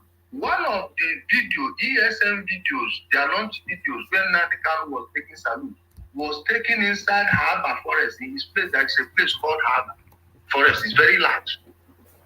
It's the ancestral forest there. These people staked that in there. One of their camps is not even far from his house. In Agro. You've heard how many times he will look at what happened at Oba. We know the people that did it. Dora Akunyili, the husband, Chika Akunyili, was murdered by Gatuso and his gang. The same known gunmen. In fact, it was on video. They were telling people, don't run, don't run, we are children of God. That's the name they gave them when that from them. This thing is not deniable. The video is there. I saw this. That Gatuso was a boy that was supposed to have been hanged. It was Obiano that freed him. Before the 2017 election, he used him, Hikanda, Obloko, and the rest. That time he had his quarrel with P2B. He had become irreconcilable. P2B was trying to undermine him from his second term. It was Obiano that freed Gatuso. I have said it many times. I've even tagged Obiano to a post that made about it. He knows. He knows. He can that the day they released him from jail, a kidnapper. What's the sentence for kidnapping? Death sentence. But the day he came back from prison, somebody, I don't want to mention his name, took him to the government house. On his way back, he came back with 2 Hilux trucks and many motorcycles. These guys are using these people. These guys, are we talking about one of the leaders of the Suka side? They call them Malaysian boys. Other than even the senior brother na confirm Omila. There is more than a circumstantial evidence that he led the attack at that Ozobro massacre that Namdi Kanu was on air shouting that he's Fulani. This guy was arrested in Anambra State. I have a video of him in handcuff inside Okozu's house. Do you know they transferred him to Enugu to go and answer one flimsy case, one bellyful offense? You see the style they used to manipulate the law. Someone has a civil case in Enugu. Whether that case exists, I don't know. But he has murdered many people, including one girl he called. They were chatting on Facebook. Sorry, Ijele, use words like pie just because of YouTube. Carry on. Okay. Sorry. I thought they are different from Facebook. Yeah. Now, that guy, that girl, he connected her through Facebook, chatting. He'll be telling them he came from abroad and he's lodging only from hotel to hotel. The father was chased out of Ugosi. He prepared this their nonsense juju for politicians. His son is supplying him with human parts. When he was arrested, who do you think made the cause for him to be taken to Enugu free? And why did Ugwani leave with that guy? There was a time the police wanted to go apprehend him. When they got there, he left there 5 minutes before they came. Gatuso the same thing in Enugu. And they are changing. I have a video of Gattuso at a fake checkpoint they set up, mounted with an army uniform. He was in the bush smoking weed. They are not hiding this because they know that the politicians are solidly behind them. And these are boys I know. If I want to be a billionaire tomorrow, believe me, I just need to offer my services to these people. And you'll be telling it to Mozu that don't know anything. Giving them facts, giving them names. Everything, and they are still there arguing. You see why I don't have time for them?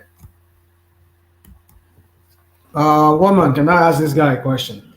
His name is Ijele. Hold on, Ekene. Just hold on. I will get. I know you can hold it, but hold on, Ekene. Let's have new voices. Are you there, woman? Can I ask him a question? Sorry. Can everybody hold? What's going on? Everybody hold. My brother. I don't have respect for such people, and I don't have anything. And it is not this your platform that will make me exchange word with someone that will never meet me the rest of his miserable existence. So I'm not going to give him that opportunity to speak to me. It's either he stay here or I go. Let him go. Remove him. I don't want anything from him. He doesn't have manners. All right. Hear from Rational Mind, who I think is a bit more of a sedate voice. Rational Mind, come in. All right, so Mr. Ijele. His name is Ijele. Ijele speaks. Ijele. Okay. All right. Yes. As you speak here, and I think I've heard you speak on some other topics before. I was like wondering here. You don't have to be. I mean, it's up to you if you don't want to answer the question, but I'll ask you. Are you an informant? Are you working for the DSS or are you working for the Nigerian government? What sort of useless question? Like, no, it's a question, my friend. Hold on. Calm down, my friend. Calm down. If you cannot answer it, simply say it's not a question you want to answer. But it's a question I'm asking you. And you have the right to say yes or no. So don't characterize my question as an insolent or whatever question you have. It's a question I'm asking you. All right. Dude, if you are not here to answer questions, say you don't want to answer questions. You're not here to act like as if no, Ijele. All right, Ijele. Somebody's insolent. I mean, look at how you yourself. I'm a behavior rascal. All right, Ijele. Come on, just let it go. Let it go. One man. If you are not going to come here with respect and ask respectful question, then get out. That is not respectful that I'm asking you. One man. So I'm asking questions. Is that what you're asking? You are saying? Please don't unmute yourself, Ekene. All right. Thank you, Rational Mind. Ijele, let me bring in Ajanle Koko, see if he has a question. So Ajanle Koko, you can see it's a no holds barred sort of a session we're having. No quarters taken, no quarters given. Ask a question that hopefully our guests can take. Actually, let me ask you a question before we go on to Ajanle Koko, Ijele. Soludo, what are you making of Charles Soludo? Because a lot of people feel that the Southeast is on a two-strapline narrative. There is the narrative being propelled by the Peter Obi space, and the Obi space, it reaches beyond the Southeast, by the way, but just from the Southeast, a lot of people feel that there's a narrative being propelled by the Obi space, but there's a counter narrative being presented by Charles Soludo. And a lot of people feel that the sort of a narrative that Charles Soludo is bringing out of the Southeast is more palatable to the Nigerian space. So Nigerians will gravitate more to somebody like Charles Soludo than Peter Obi. So those two narratives are coming out. Do you identify that those two narratives are coming out? And which one would you like to say win through? Let me answer you now. Soludo, as a governor, he is not far off from, let's say, somebody like, who would I mention? Let's say he's better than Okeze, but less than Sullivan Chime. Let me put him there because so far go and check schools, man. Go and look at schools. When I talk about how they didn't invest in education, if you check my page, you will see school, my primary school I attended, my own school I attended. You can't leave your pigs there and somebody will come. It will never be well with all of you. See, Soludo as a governor is a snail. But what he's saying is true. He knows if he doesn't counter these people with the truth, they would remove him from power. He knows his political future is at stake. This is 100% right. I'm telling you the truth. He knows he will soon be up for re-election and he will be fighting on multiple fronts. So he will not come and pretend as if this man is who he is not. You see why he's pushing back on him? Since Peter Obi left power as Anambra State governor, do you know he did so well as a governor that he has never backed any candidate that won anything? As he handed over to Obiano, he never backed any, including Dora Akunyili for Senate. By the way, Dora Akunyili is from his place. So the husband that was killed is from his place. I know I have the video of Gatuso murdering that man. Yes, he can't mention that guy's name on air. He can't even utter what happened to Dora Akunyili's husband, Chika Akunyili. For you to know the type of people you are dealing with. When you say they have international followership, I told you they merged obedience with IPOB. On Twitter, even from my old accounts that were taken down, one, the other one is still active. Then to this new one, you can see people digging up tweets of all the people shouting obedience, all the mega handles, most of them shouting obedience. You will see them supporting IPOB just 2 months prior. So they use that their channel to sell him internationally, and it's already unraveling. It's unraveling before our bed, as no one will deny this. Soludo, if he had backed his legacy up with his intelligence, Anambra State would not be where it is today. Most of this insecurity you are seeing is because there is no active government participation in eradicating this force. The Anambra Business Service in many communities are actually this DSM. Go and check all the safe communities you have in Anambra State. They are where people gather together and bought weapons for their own people, operational vehicles, somewhere like Okita. You understand? Plus other places. There is no political will to tackle this. Over there, ask many people you know in the army. They will tell you how they are being undone by people in Anambra State government, of which his chief of staff is an IPOB member, active member in the UK. So you see how they are clashing. If you don't understand the Southeast politics, the politics of Anambra State is totally different from the politics of Enugu State. Enugu is different from Ebonyi. Ebonyi is different from Abia. Abia is different from Imo. And none of these ones look alike. This little resemblance you see is Imo and Ebonyi. Not necessarily, even when they was the PDP. It's the same thing, because in Imo State, you don't joke with the civil servants. And we always demand infrastructure. If you want to lose election in Imo State today, tell them to pay 10 naira for education. Because almost everyone knows that you shouldn't pay in a government school. Whether you put facility or not, it's a different problem. But Imo Light, we know that you are not supposed to pay shishi to go to school. Because what they call Imo people in Onitsha those days in the newspaper people. We read news, we source things.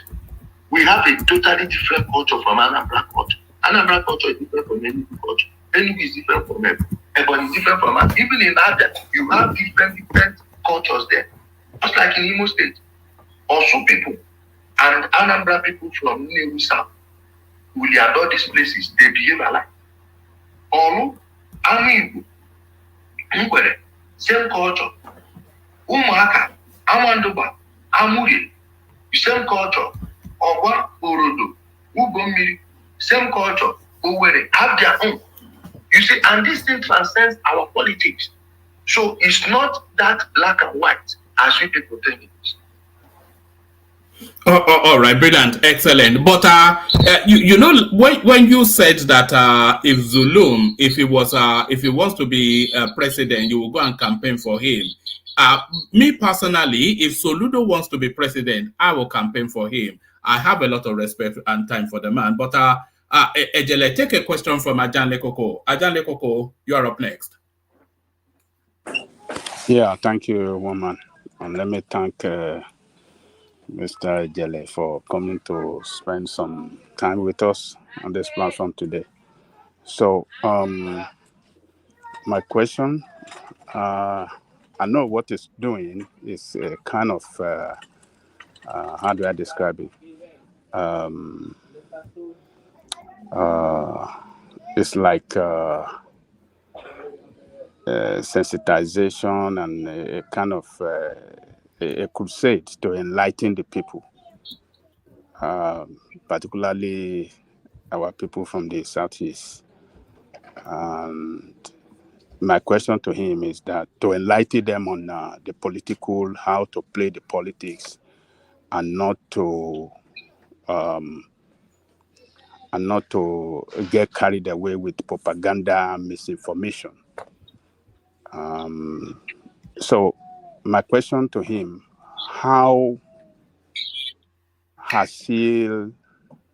what has he done in the Southeast particularly, and not the video I watched in Abuja. I watched one of his visual when he carried placard against IPOB and telling Nigerian people that it's an organization meant to make money for themselves and not to fight for the interests of the Igbo. So how is he doing in Igbo land to enlighten the people so as to bring the change that he is fighting for?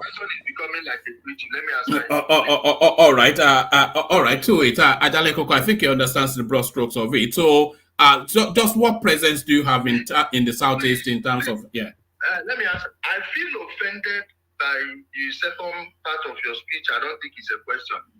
Like, what have I done as a governor, as a senator, as a what? Have you seen me telling people like Namdi was doing to give me money, I'm going to save them? Are you okay? Like, as what? As who? Am I their senator or minister? But let me tell you what I've done. Cool down. You don't need to be throwing abusive language against people now. What is the? There is no It's a question. That actually want to fight ESN that I've not helped. From my own community, I didn't even know that they set up a camp in my place. Nobody from my family told me. It was the day Namdi Kanu was in 2021 before he was arrested. I said that the people shouting on social media that one of them, any day he goes to his village, that they have their own camp there. I said, I called somebody from Amuri and asked me, say yes, so that they have it in our place. Less than 48 hours, all of them, the ones that were arrested, were all killed. All of them, the ones that ran away, I didn't hide it. I told them, try it again. And I'm still saying it to her. If they burn your mama well, come try that. The one that was doing it in Mama home, Sky, where is he today? So this is what I'm doing on my personal capacity. You have no right to bring up that question. Like, what happened? Are you okay? Then on your first one, you said how to save the Southeast. There is no hope for this generation. The current one will die off. These younger ones, I have my trust in them. Forget the youthful exuberance they are displaying. This is a backlash from what has been happening from the post-war Ali. That's why I see many of them are confused. Many of them that were supporting Namdi Kanu didn't know it was a scam, and they didn't even know the right story about the Biafra. You see where it's coming from? Telling you, oh, do this, do that. I am a realistic human being. I'm stoic to the core, but you see this one, You can't solve it. This generation will have to die up. They will have to learn the hard way, and there is no other way. You see, many of them have disappeared from their communities. Are they running for Fulani men? But there were people insulting me when I was telling them that Fulani men were not the worst kind people in Ali. You see where they are now. So what do you think I will do there? Am I a miracle worker? Yali is not what you people think. It's state by state. Forget this thing they are saying. We are different people. The only thing that unites us is the language. In character, you can imagine how the states, now they don't have their government house. The place they did now, rent they did now. Oh my, look at Umai. Olu is far better than Umai in infrastructure and otherwise. They don't even have public water there. Look at how dusty, how local everywhere. Without Umai Tower, go look at what they got tower. They can't even build a strong edifice. And you want to use them to compare, but that's advancing, moving forward. Or Imo, where everybody get I, get. Then Anambra politics, they play the deadliest politics in the Southeast. Political assassination is nothing for them. Character assassination is nothing for them. They don't care. They are ruining the lives of their own people. Anambra, there is no type of professional you want that you will not get in every town in Anambra. There is no place you go into work, you don't see them. But ask yourself, why is it that good people never get to position there? Just like in Abia. It's because of the culture they have there. They will oppress the person and the rest will not care. They will cover it up. Then you go to any, their own is totally different. They are the only people that still maintain their rotational governorship till date. This song we are playing, Enendeba,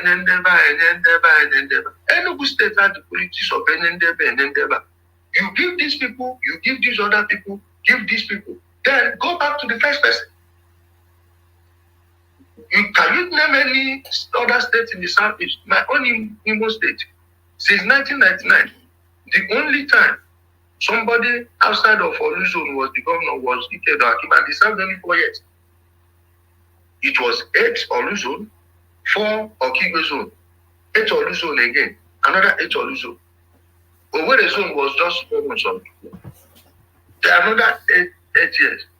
And somebody will be telling me, oh, it's a rotation, this and that. When I know how we are playing our own politics back. We are not even rotating our own governorship. I'm from Oluzon, but that doesn't stop me from telling the truth. Then you go to Anambra, there are people that they believe should be governor. Nobody from India, nobody from Abuja. You see it? So there is no one political ideology in Igbo. All these things you're seeing on social media is just pretext. Thank you. All right. That's one man. Yeah. One man. Let me say something before you go. Hold on, Adale Koko. Okay. Yes. Hold on. Hold on. Ijele, there's a question coming in from the comment section. It says, please ask Ijele how the Indigbos could bring their politics to the center in order to win the trust of Nigerians. So that is coming from Akinyemi Awodi Akinyemi. Let me just yes, Akinyemi. So the question essentially is that the Southeast politics seems somewhat too regionalized, and a lot of Nigerians see it somewhat as ethnic. So how do they then transmute from that ethnic sort of outlook to have a more Nigerian outlook in order then that they can then gain the Aso Rock seat? And it still wraps around the Soludo question that I was asking you, by the way. People want a champion from the Southeast, but that is not too ethnic so that they can gravitate towards them. Do you understand the question, and do you have a view on it? Yes, my brother. See, like I said, not this generation. The damage is too much. The cancer has metastasized to a level you can't repair it. Most of these people, their minds are damaged. They spent years brainwashing them. And many people were raised with hate. I remember when we were little, people would be insulting the president. You know, in the street, it's easy to hear people say, that, this and that. My father beat me one day. I spoke that way about, I think that was General Sani Abacha. He beat me and was asking me what I think I know about governance. I thought he was wrong. Then I grew up and realized that he was actually expunging hate from us for authority. If you know how they have used this Biafra, instead of focusing on the people that led them to that destruction, they are focusing on Jack. They don't even know how the first coup happened. In fact, to justify it, they started spreading a lie that Prime Minister Balewa doesn't know how to speak English, that it was Namdi Kanu that was interpreting for him. I believed that until I saw that man on YouTube around 2014 or 15. Imagine me where I get sense. I believed this until I watched this man on YouTube. I was like, what? So the lie has penetrated too much. These people can't help it. They can't. It's not this generation. The whole place must come down. And they are being destroyed by their ignorance. Knowledge is not what you force people to accept. You just lay down the truth and let the cast fall where they may. There are people that are not willing even to look into the truth. So why would you waste your time? The younger ones that are coming up are seeing the destruction. They are witnessing it firsthand. They can lie to the elderly people that is full and everything, but these ones know what's going on. Many of those boys doing these things are their mates. They see them with all those stolen cars. They know how they trade in human parts. This is not something that should know. You think they that don't like this thing want to live with it? These old ones, they are getting the idea very late in their life. That's why go check mortality rate in the South. Check mortality rate. In the space of a decade, went from the most happy to the saddest. And do you think if the people on the ground didn't support it, something like that will take a hold? Now, are they willing?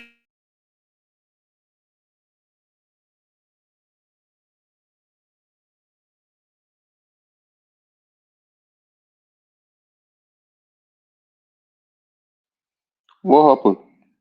Oh man. Has it dropped? Is it not I better he think it's drop? normal. One man, It's I better think he it's drop. I don't Let even it know drop. one That guy man. is just talking rubbish. He's I just don't know talking what he's rubbish. just saying. I don't know what he's saying. Just talk from blah blah blah. Talk this one. Talk religion. Talk I this don't one even know together. what But he one ask man you is a enjoying. He direct wouldn't even question. allow Answer people to question. question to him. Criminal. Tough question that he will Criminal for answer. that You just matter. allow him to speak directly for what you IPOB want leader. to talk. Can I speak now? Because I've been It look hearing all like of you one man. talking. Yeah, Like Go they go ahead. ahead. drop, like the network drop, like network Go drop. ahead. Can Go I say ahead. something Go now? ahead. One piece, Go go ahead. ahead. Yeah. You know, it's very funny for a Kene and this other guy that is shouting that you don't know what the guy is talking about. The guy is talking about the insecurity of your state, and this is the insecurity. A Kene is coming here to shout about like he wants the government to solve the insecurity, and this guy is pointing out the insecurity, putting time, figure, and date. And you're coming back to say they don't know what he's talking about. And See, one piece. now, One piece. Let me. hold on, Kenny. Kenny, I know hold what you on. are saying, Kenny, but hold on. let me just come Kenny, to you. hold Let me on, come to you hold on, directly. Ekene, hold hold on, on now. hold Ekene, on, hold hold on. on, Ekene, hold on. hold Hold on, on. Ekene. How you doing this? Everybody hold on. We still have the guest here. Everybody hold on. Pardon me, Ijele. My connection dipped for a moment. Carry on. Okay. If peradventure they decide to embrace the Sorry, Wama, why didn't you just join the StreamYard link? who is that person interrupting me? Yeah, sorry, carry on. Yeah, carry on.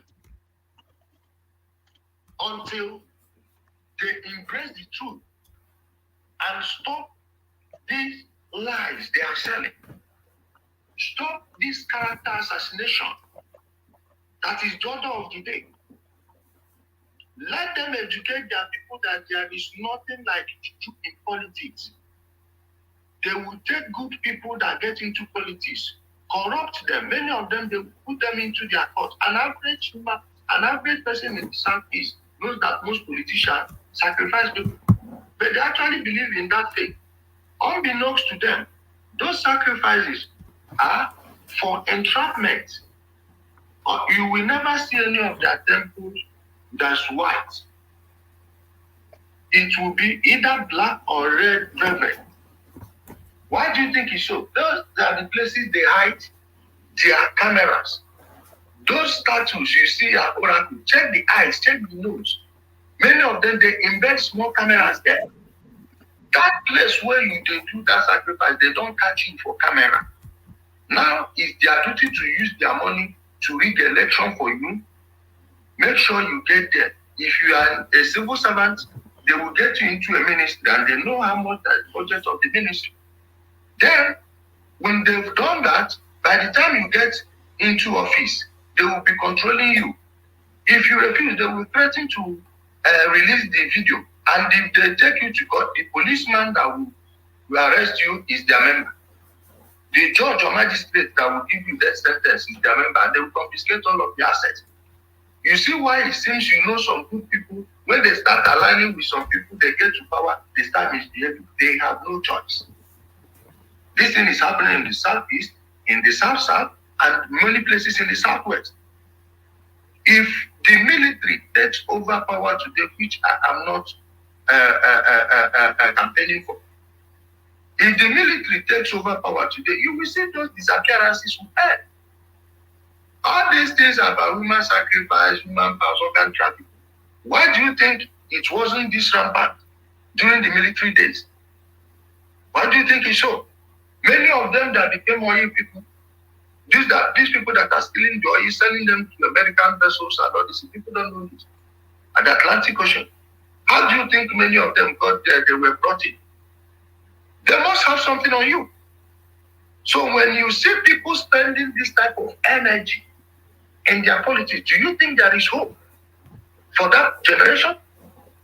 When you have most generations that believe actually that let me tell you, see these Southeast politicians, if sacrificing 1 million human heads will make them presidents, they will sacrifice 1 million Igbo heads. I'm telling you.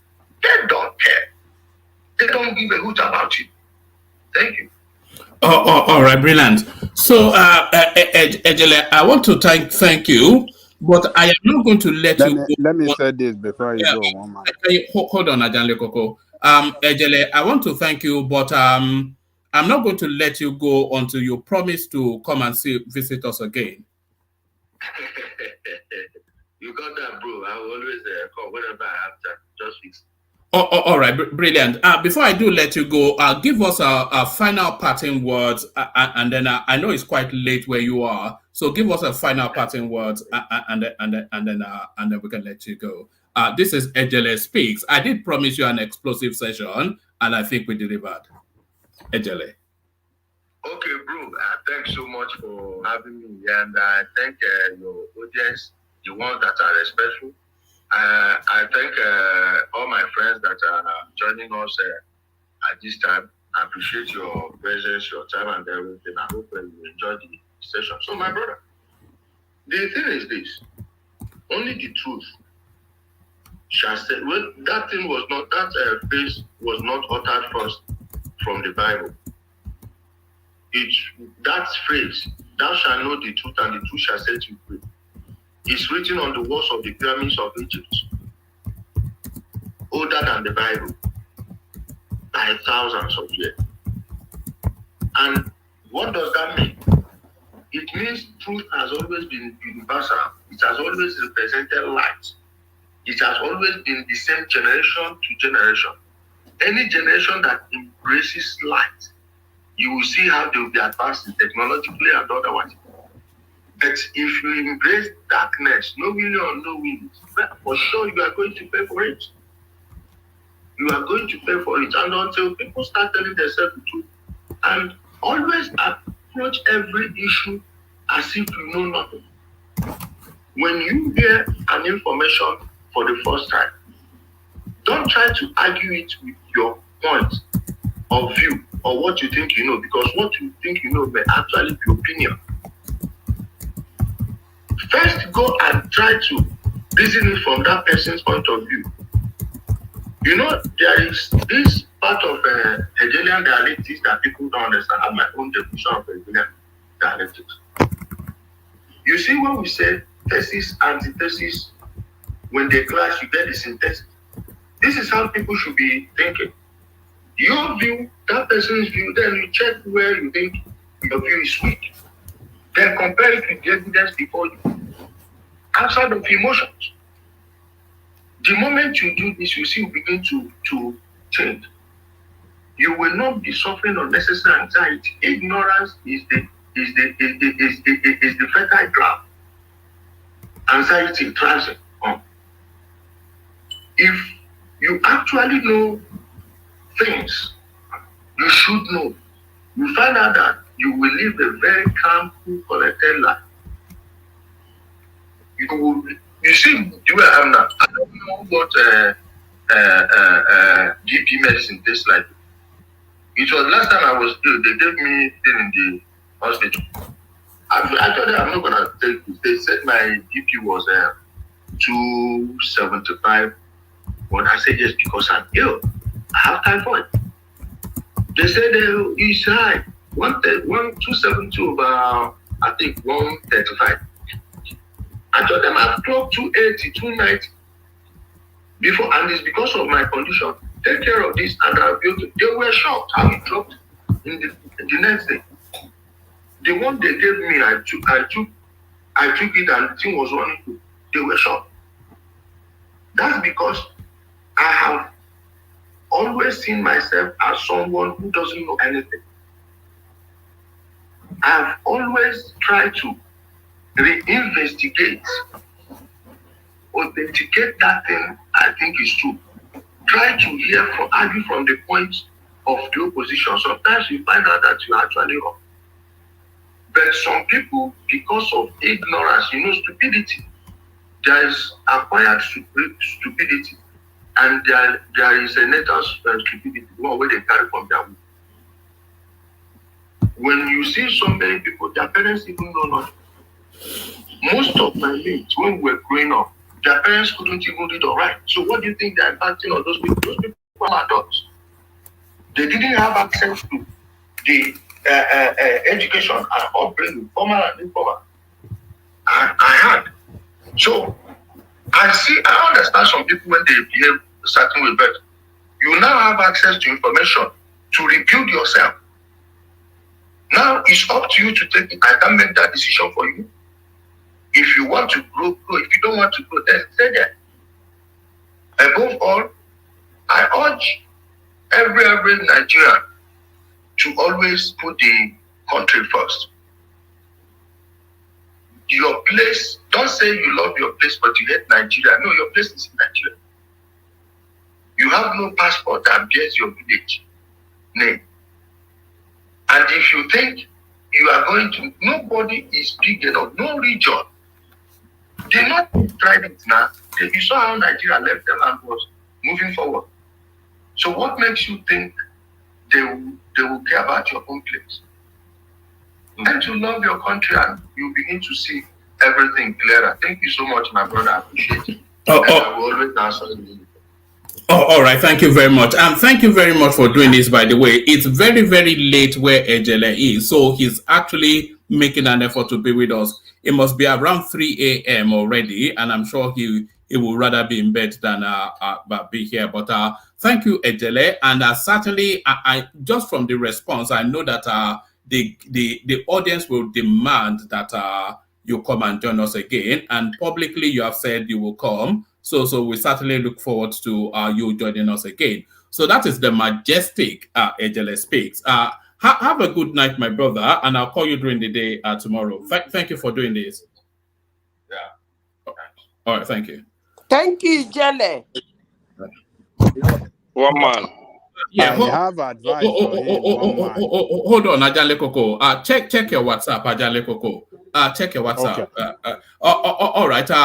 We'll take a couple of clips intermission, and then we'll come back and audit how the session went.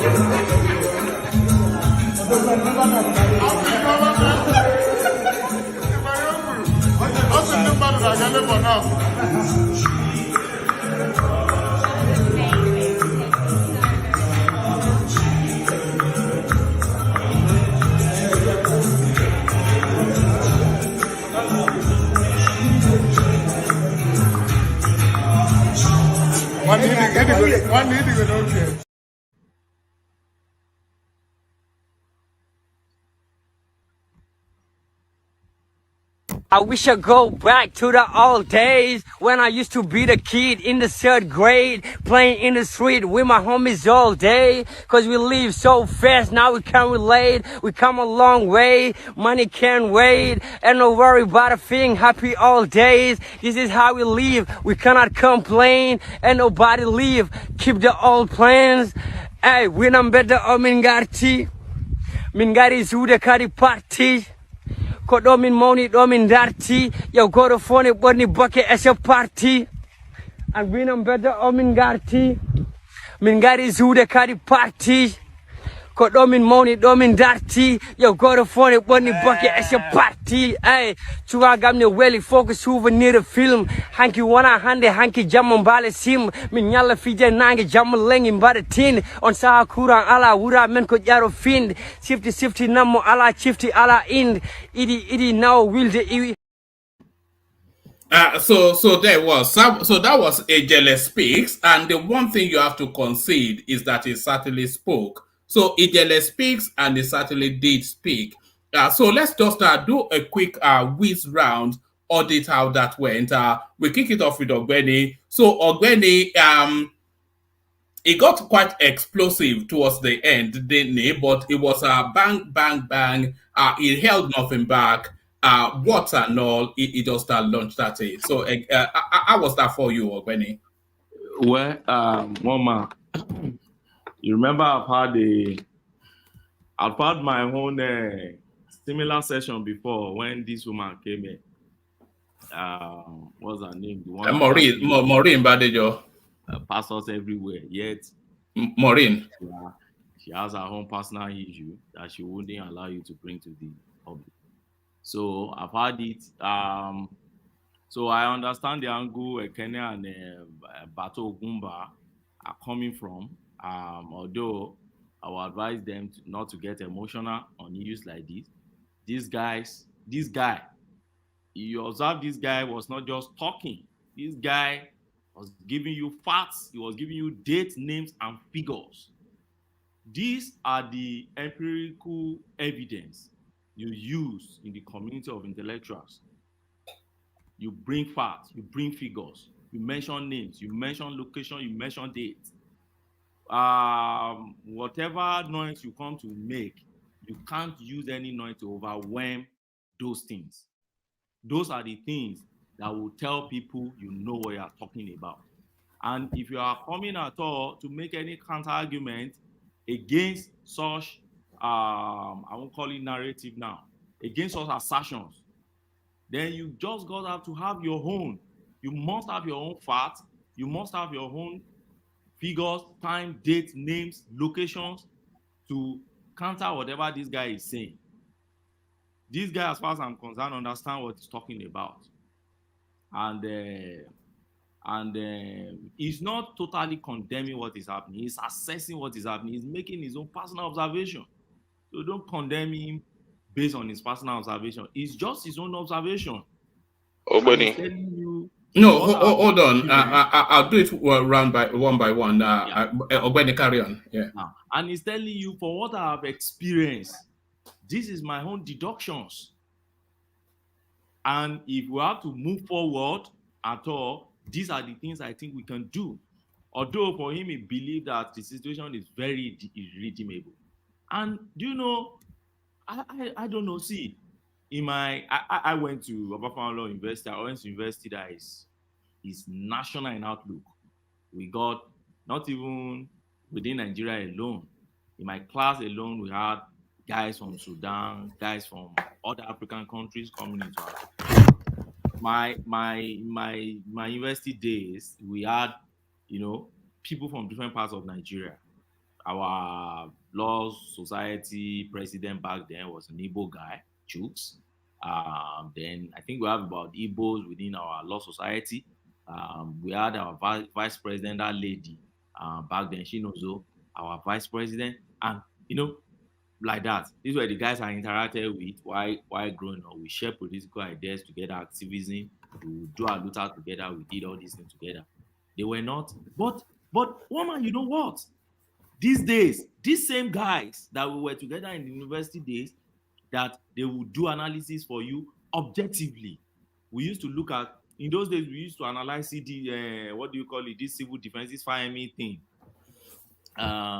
Those civil society will go and bring up their executive summary, their documents. We'll be reading all these human rights things. We'll read Kamas together, Socrates, John, all these guys, Kremu Nkrumah, Nyerere, we'll read the ideologies and we'll be seeing the way it should be applicable in Nigeria. Because those were the early days of democracy, when we thought Obasanjo was the most madman in Nigeria. So before we started seeing more people who are madder in quotes than Obasanjo. But those days we thought Obasanjo was the monster. So we'll go and read all these things, all these guys, Stalin and others, and we'll be analyzing it. But do you know, those same guys today, the moment you try to talk Nigeria, there is this hatred, and that's what that guy is talking about. You may think, oh, the guy is just talking, he doesn't know what he's talking. Thank God he's not talking at all. The guy he's embedded in the Eastern politics. He understands that terrain. So he's not talking off point. He's not talking as an outsider. He's not talking like somebody like me or Kulata or maybe Wadani Koko talking. This guy is talking as an insider. He's telling you what is obtainable now. And I can testify to that. All those guys that we drank Gary together in room, and this guy recently, what's his name? You see Namdi, my friend now in Manchester. You see the kind of thing this guy talk about now. I say, when did you become like this? Any little thing you just talk, oh, Nigeria is rubbish, oh, the Fulanis are the one killing you. They are this thing. The Eastern region is the most marginalized. In fact, they want to go. They will kill everybody. What are you talking about? The you that we know, this is not you again. What's happening? So for me, if that could be happening at the level of people who say they are learning, lawyers who have been trained with facts of, good reasoning and arguments, and rationalizing things, then how much more the illiterate in the street of Aba, how much more the illiterate in Akugo, how much more the illiterate in Agwani, how much more illiterate in all those areas, those remote spaces. You could imagine what is in people's mind in those spaces, and that's what this guy is talking about. So, like it or hate him, if you like, go and come on social media and just blast the guy. The guy understands what he's talking about, and that is one of the things I've seen these days. People don't even listen. They just have their own point. You just make your own point. Whatever another person is saying, they don't care. They keep making their point. How do you want to learn in that space? So that's my home. The guy has come to do, he has done well. But one thing I think one man should try and do is, he shouldn't come here to insult us. He shouldn't. I don't know. Yes, you said if we go to his space, that's how he talks. No, the same you have with Maureen. Come here and come and insult us. We are panelists. We've been loyal to this platform. We've been on this platform for a while. We've been educating people for a while. So don't come. If you don't want to answer our question, like Rational Mind came in and asked question, if you don't want to answer that question, just say, well, this question is insultive. I don't think I'm going to answer it. You don't need to tell us why you think it's insultive. It's your prerogative, and decide not to answer any question. I do that a lot. I was still on TVC, was it last week? Ask question, I said no, answering this question, and we'll move further. So what's the issue there? So, but to now start saying, no, somebody is idiot, somebody is this and this, and I don't think his use of words, I don't think it's okay. And I also don't think when you correct him to say pie, all those things, they produce something they used to blast area and all those things. I think there are things that probably when you are publishing this clip, you try and either mute all those areas and try to, there's a way they scratch it in YouTube live now before you publish. Thank you, Woman. All right, brilliant, excellent. Hold on. Let's hear from Zeta. Zeta, feedback from that session. One man. You want me to forget my thought before you go? Yeah, Zeta. I'll take it round. Yeah, Zeta. Feedback from the session. Yeah. Woman, can you hear me? Yes, carry on. Okay, let them speak, then I can speak later, please. All right. Ekene, you're up next. One man. First of all, I'm not happy with you because you didn't give me. I don't know. The guy didn't want to take much of my question. I don't know why. So I think you spoke with him the most. I think you. I didn't speak with because because even the question I want to ask him, he didn't even want to cool down to understand what I want to say. Because the last point I want to lay to him is this issue of kill, do this.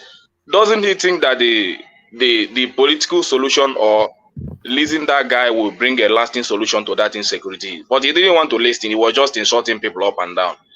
And there are other things I wanted to put it to him. All this narrative he's making about Anambra during the time of, I want to put some infrastructures development in Anambra State. Since he said he knows Anambra well and when Obi govern, I want to ask him most of the infrastructural development that Obi did. I want to ask him if it is his own candidate that did it. Because I don't know, he might come up with some things that interest you people, but when I know things that are lie, I know that are lie. You understand? Obi did this. I want to ask him about Area Campus, who started it and who finished it. I want to ask him hospital, who started it and who finished it. I want to ask him the one he said he consulted Oba Girls Anglican School. Then who gave it to the Anglican school? So I don't know because when he's speaking, I see a lot of propaganda. People see a lot of truth in what he's saying, but I see a lot of propaganda. Even the one he was mentioning, they do some things in Ezoboko village. Ezoboko is my king. I want to ask him when, because the man died a few years ago. So I don't know the propaganda. Most of the he using some propaganda to cover some things. Even the Ebonyi State he is talking about David Umahi. Let him Google it. If you Google the 10 poorest state in Nigeria, apart from the one from the north, the only state that comes out there is from Ebonyi State. The poorest state is the only state in the southeast that appear in that list. So you don't come here and speak nonsense that you don't know. And when people want to bring out fact to you, you don't want them to ask questions. David Umahi did fine in infrastructure, but what happens to the economic development of the state? Is the whole entire southeast is the only poorest state that appear in the 10 poorest states in Nigeria. And he come here to try to tell me that this and this. If he's working for somebody, let him say that he's working for somebody, or he wants to promote somebody. Let him not come here and be telling me about everything he's talking here. He's not talking about national development. It's all about politics, propaganda, and all that. Trying to bring people down and promoting his own interest and all that. I'm not saying that I support Namdi Kanu, but I know of the view that if Namdi Kanu, I want to ask him what is his view if Namdi Kanu is released. When people is talking about if he's released, the kind of peace it will restore in the southeast. He didn't even want me to arrive there. He was shouting, calling people name. What kind of guess is that? Even when he was laying those claims, nothing happened under P2B in Anambra State. I want to be calling them one by one, since he knows Anambra very well, because he cannot come from Imo State and come and be telling me what happened in Anambra State. I want to be calling those infrastructures one by one, asking him where they did, who started it, and who finished it. And you wouldn't allow me to speak. People will just come and run lies and get away with it, and we'll clap for them. Things he says, some things might be true, but some things are not right. Many things I find from here are propagandas. So I don't like it. People's opinion should be counted. He's not the only one that knows Nigeria. He's not the most intelligent person in Nigeria. He's not the only person that knows all the truth in Nigeria. A lot of people know more than what he knows. He cannot come back from Turkey and be talking nonsense to us. So he's not the most intelligent person to have appeared in this platform. We have had people more than him that even took our question, answered it diligently, without any quarrel. I don't know who he is. I don't know his rank in the society. That even more than more presidential candidate has come here, took questions, answer it more diligently, and we applauded them and they go. So because he come here to paint some people narrative and people clap for him, he satisfy people's intentions and narrative, and they clap for him. Doesn't make him right. It's not right. In fact, this is the most. I applaud your platform and the people. Even the day you bring in Daniel Boala, everything we applauded it. But today, this is the worst host, the worst guest you have had in your platform. Who sees himself as a god that knows everything about Nigeria. No other person knows more than him. And such people are the most illiterate people I see on earth. If you think that you know everything in Nigeria, you know nothing. And that is my view. Even if you know everything, you should come down to listen to people. If you are so intelligent as you say you are, come down, listen to people, take their questions the way they want to. Don't just put them out because you don't want to hear their narrative. You want only your. How can somebody come on a national platform and just run one narrative and get away with it? People buy only one narrative. People were clapping for him. Southeast did this, Southeast did that, Southeast was this. I know there is insecurity. I know it's caused by some hoodlums. I know there must be a stop to it. I wanted to put a question. If releasing that guy, wouldn't this have solved at least most of those problems we have in insecurity in the Southeast? He was just running his mouth. After running his mouth, you want me to come here and clap for him? This is the worst guest you have had in your platform. And I'm sorry to say it, one man. So you can bring him next time to come and run. In fact, he's not intelligent as people think he is. He's arrogant. He's not truthful. He uses propaganda. Even what he's accusing Southeast of, he even wear that clothes. He wear the image more than the people he's accusing. The arrogance he is accusing Southeast of. He wear the garment more than the people he's accusing. I'm sorry to say it, one man. Thank you. Oh, all right, brilliant. I wouldn't go as far as to call him the worst. It was an it's an all guns blazing personality. So it doesn't ask for any quarters and it doesn't give it either. So it's an all guns blazing sort of a personality. Let's go to Prince Daddy next. I'm not sure if he's still with us. Prince Daddy, that was quite an experience. Like I said, an all guns blazing our personality. Prince Daddy. Prince. Oh, have we lost Prince Daddy? Oh, okay. Let's go then to let's go to Ajanle Coco. Ajanle Coco. How was that for you? Oh, have we lost Ajanle Coco too? All right. Emekus, pick it up. Yeah.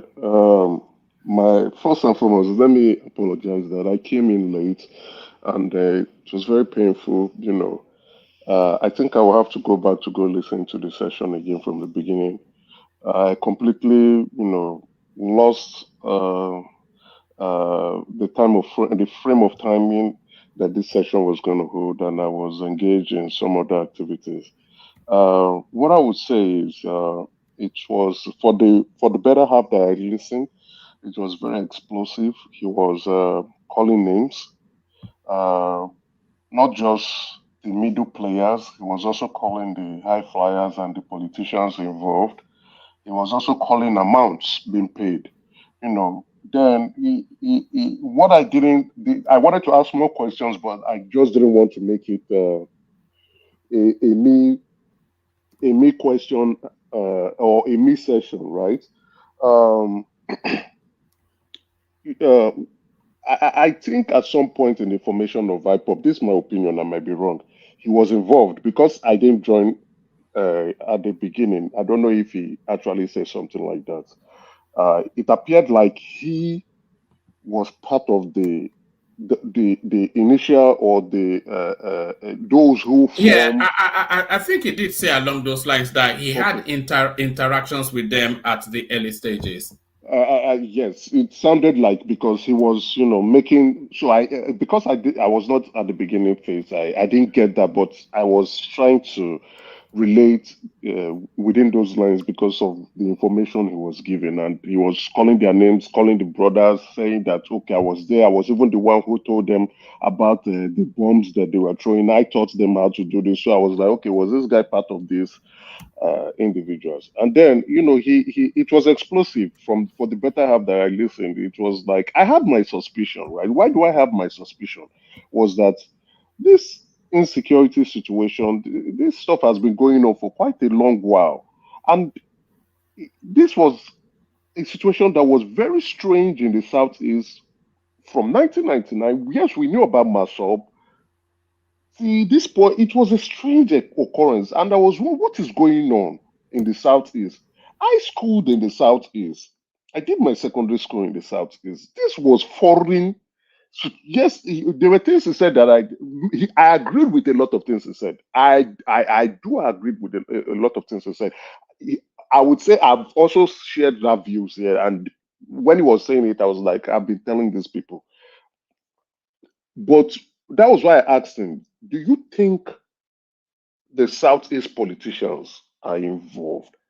And for the better most part, he said yes. And so when he said it's an irredeemable situation, I agree with him. At some point, I was thinking maybe there's a hope in the sense that our politicians do not agree with him, but they just want peace. Releasing Namdi Kanu will not solve it.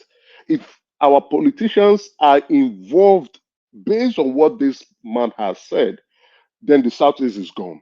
It's gone to the gutters. We are done for. We are done for. There's nothing redeemable about this situation. We are done for. It's a dead pit.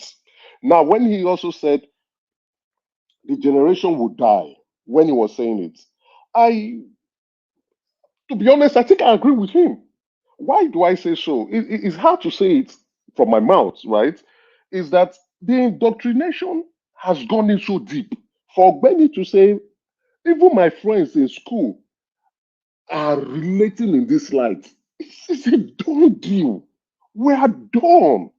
Politically, we are done. So we even go to the comment section and see, or go to other platform and hear people who are in the diaspora in America, in UK, and what they say, and you're like, Jesus Christ, what is going on here? So now that's why I want to get, I want to go listen to him more, because I'll be honest, apart from the video you played about him, this is the first time I'm listening to this man, despite the fact I have my suspicion, or me thinking, I said something is not right here, something is wrong here. What is going on? I knew IPOP was a racket, but I didn't know that the racket was this deep. I knew killings were going on, but I didn't know that the killings were this bad. That people are doing it, and I keep saying it is our own people that are doing us, not outsiders. We are the ones killing ourselves. We are the ones causing our problems. We are the ones creating the insecurities. Yet we are abusing people outside who are watching us and saying, "You guys are doing yourself." So it was an explosive. I know I don't want to use this to begin to say it. It was an explosive session, eye-opening, jaw dropping, and I can't believe what I just listened to. I can't believe it. Governors, politicians, even the Ohanezes. And the guy is heavily piped in high up, by the way. There's very few of these people that it doesn't have a personal interaction with. Yes. Now you cannot tell when the other Ohanezes are saying, "Release this boy." Oh, you're hearing the governor, "I want to be his guarantor." Then you begin to see, where does the interest lie? What are these people doing? What are our leaders? What's our leader do? That was why I asked him that question. What do you think? He didn't answer my P2B question very well, because I had my suspicion. I just wanted to hear if he had some facts, right? Because I have some rumors. I wanted to know how bad. And I keep saying it. I know Ekene, my brother, is upset. But the P2B you are fighting for, you don't know that man. The P2B, that's why I keep saying P2B is a divine, what was the word I used for him? The P2B and the obedience, the rumors I'm hearing, I wanted to hear whether this guy knows about it. The P2B, you people are talking and calling the saints and calling next to Jesus, or even higher than Jesus. You people don't know that man. You people don't know how wicked that man is. You people don't know the atrocities behind that man. How wicked and devilish that man is. Because And when Ekene is talking, when Ekene is talking, I can understand, because he's a man that polarizes the situation. You either love him to death or you hate him to death. That is who P2B is. But if you know who P2B is, and you're telling me to mature no because you don't want to hear the truth hurts you. You're just stupid. You're just empty. Just shut up. The only thing is that hold on. the only thing is that your guest cannot speak about him very well because he don't know him. So he couldn't speak about him. So when he cannot speak about him, that means he knows nothing about him. That is the conclusion I came to. Because I asked him so that you question cannot say for he's a reason. wicked when he has No, even hold on. mentioned most of your favorite, but you cannot speak about him. It means he doesn't know him. He doesn't know P2B very well. Yeah, Yes, so let him stop now. If he doesn't know you, he doesn't know him. Hold on, Ekene, hold on. That was my conclusion, because that question I asked him was for a purpose. The rumors I am hearing, I wanted to know if he knows. But it seems he doesn't know P2B very well. I now concluded he doesn't know P2B very well. So anyway, let me round up. It is sad. Joel can insult me for all he likes. I don't give a damn. I won't stoop so low to do that to him. These are people who have been indoctrinated. Guy, you don't go to your village. You don't go to your village. That's my problem with you. When you see an indoctrinated man, you know. No, Joel, I'm moving it around and he'll get to you soon enough. The latter part of his discussion or of his conversation is where it troubles me the most. If you have those in leadership position or those who we consider to be exposed thinking and reasoning like this, and we have them here on this platform, right, will go and open their mouth and say nonsense, then the Southeast is done. We are done, we are doomed, and there's nobody coming to save us. Thank you. All right, brilliant. So hopefully not done and doomed. We love the Southeast, that we want it we want it to be part of us. So we love the Southeast, we want it to be part of us. Let's hear from Joel. But Joel, please don't do Joel. Do nice. Joel, our guest, I guess we know where you're going, but I'll go there. Okay, well, good morning, afternoon, evening, whenever you may be listening from. Can you move your device? Hold on. Can you move your device? It's very, very quaky. Okay. Let me I think I will just have to just get out of the. Hold on. Let me take my earpiece off. Do you want me to come back to you? All right. Let's hear from. Are you hearing me better now? Yeah, much better. Carry on. Okay. Woman, I am good morning, afternoon, evening, wherever you may be listening from. Woman, I was listening to your guest today, and I was cringing. And the reason why I was cringing is that we have, if you really understand the structure of the Southeast and how the Southeast came to be what it is today, you would understand that the people of Anambra State have done so well.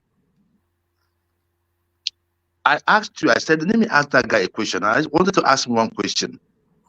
If you say Ojukwu is a bastard, what has changed? Like between then and now, the people that were the good guys, what have they done to make our country better? Because if you say Ojukwu is a bastard, then we can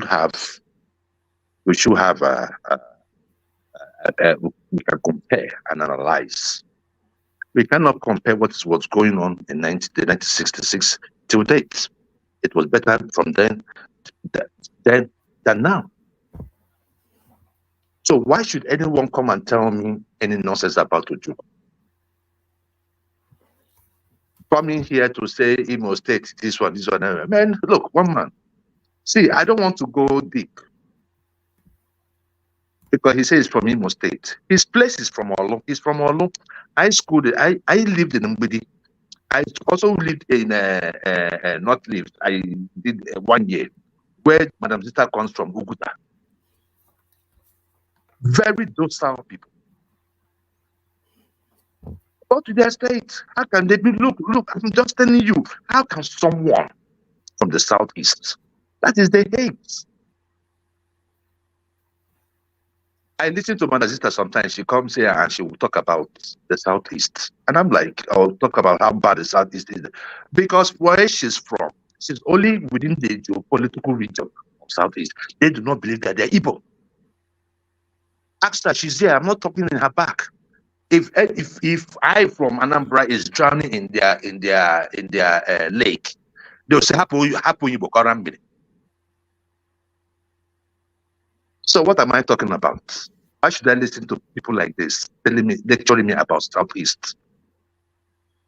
Anambra, if not for Anambra, nobody will remember Southeast.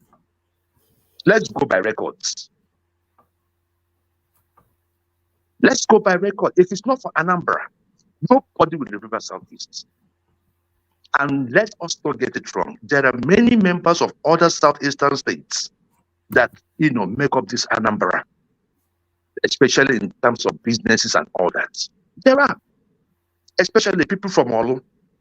His place, Are we going to talk about the session, or are we having a political? Right. Look, I'm just talking about myself, please. Can you just shut up, please? I don't care who you are. And I don't want to get personal on this. So what I'm just saying is this: one man. What that idiot was saying, the guy that came on your show, I don't care if he's a guest or not. If he can come to the show and start insulting people, you can't call guest names now. Why can't you? Why would he wonder be why we insulting don't get. people? You wonder why we don't get. You know, a lot of them are listening and that we're looking to bring on. But if they know you are going to, One man. We've had previous people come on this show. They weren't as arrogant and empty-headed as this guy. No, it's an all guns blazing sort of a person. It's a bit like you actually. No, hold on. You are an all guns blazing personality too. One man. It is not. You see, it is what you say. If I am making a statement, if I'm talking about Nigeria, I talk about Nigeria, about the things you and I know. Not an Agboro, someone that helped. Probably they did not settle him with the IPOB. Now he comes and took the other side, and he came here to speak nonsense. That is what we want. We want someone who knows the inside workings of the issue. Look, I am not going to respond to people that don't go to the villages. I don't care. Criminal you support. You cannot. Your you village. cannot. I was in my village. I cannot. You have not even got to your own village. I have said it. I have never supported what's his name? I have never supported Namdi Kanu. I have told you this in one man, but I am in support of him being released. People that don't go home will say, let him stay there. People that go home, people that have sense, will say, release that man, so that we will know where our problem is from in the Southeast. Because this is foreign in the Southeast. It used to be a place where you go and you have fun. So all the tourist area, even where my sister comes from, those places should be down in terms of finances from tourists. Why? Because of its insecurity. And it is affecting their area. When you talk about Oluzone, you are talking about Madazista's place and this Ijele's place. They have been in governance. When was the last time you went to your village? They have been in governance for over 16 years. Joel, when was the last time you went to your village? They have been in governance for over 16 years. Emeka, let him carry on. When was the last time he went to his village? He doesn't want to entertain, so because he has not been to his village, and they have been in governance. They have been in governance for over 16 years. And the issue there is this, right? For over 16 years, they've been in power for over 16 years.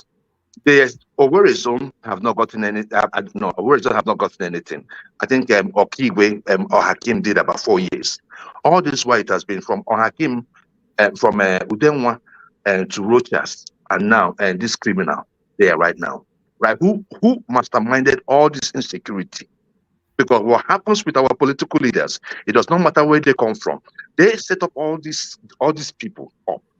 And when it comes to controlling them, they are not able to. It was Hope Uzodinma that, from Hope Uzodinma's time, that is when we started seeing insecurity in the Southeast. We never had this bad before. So when people that don't travel, make statements, they don't read the timeline. There were many times I was going to ask that fool, but thank God, because it would have been a mess. Let me ask you. Why did Bakassi come? How did Bakassi come about? The issue I want to say last is this: War Peace. I thank God that you're here. War Peace, are you here? It's here. Okay. I'm here with you, I'm here with you, Joe. Please, War Peace. Whenever it comes to issues that have to do with the Southeast, calm down. Calm down. Why? Whatever you see, hold on, let me say something. Whatever you see or hear, if you have not lived there, there's no need for you to talk about it. Because if you are going by hearsay, let me talk now. If you're going by hearsay, you are going to make many mistakes. There was a video I was going to send to one man because of those people that said that Yoruba people don't work in the Southeast. That was promoted to the head of service in Anambra State. And he said the other Yoruba man was promoted to head of the... So these are the issues. If you have not been there, don't talk. That you don't have media people go in there to investigate does not mean that those people are animals. They have structure, they have human feelings, and whatever you think that's happening in your place is also happening there. But they don't come out to boast about it. So War Peace, I will crave your indulgence. Right? Whenever it comes to issues that have to do with Southeast, do your investigation very well. You were already supporting this guy that came on the show. And the Joel, other day sorry, too, the sorry, other day, No, hold no, sorry. on, let me hold say on, something now. hold on. What is? Just let it ride. The other day too, it was the same thing. Now, what is? I respect you a lot, and I know what you hold dear to yourself. Any day you insult Igbo people again, I will insult your Oba. I no care. Oh. I go insult your Oba, and I tell you true. I go insult him so they you no go like One me. man, So one what I'm man, just saying is just this. If one you man, know you one want to man. talk about issues that have to do with Southeast, talk with facts. One What man, piece? thank you so much. Let him land, and then you take the. So yeah. Okay, Yeah. Joel. See, this is the problem I have with a lot of people. I don't see any way now you are different from the person you are accusing. If I don't see the way you're not different from the Ijele you're accusing. I've not seen the difference between you and the other people that is causing insecurity in my own state. I've said it here many times. My grandfather fourth wife is an Igbo. I have cousins, my brother, my uncles. My father have brothers that are Igbos. They're in government, big politicians. And you are going to tell me if I don't know anything about Southeast, I should not talk about it. Not to see how funny you are.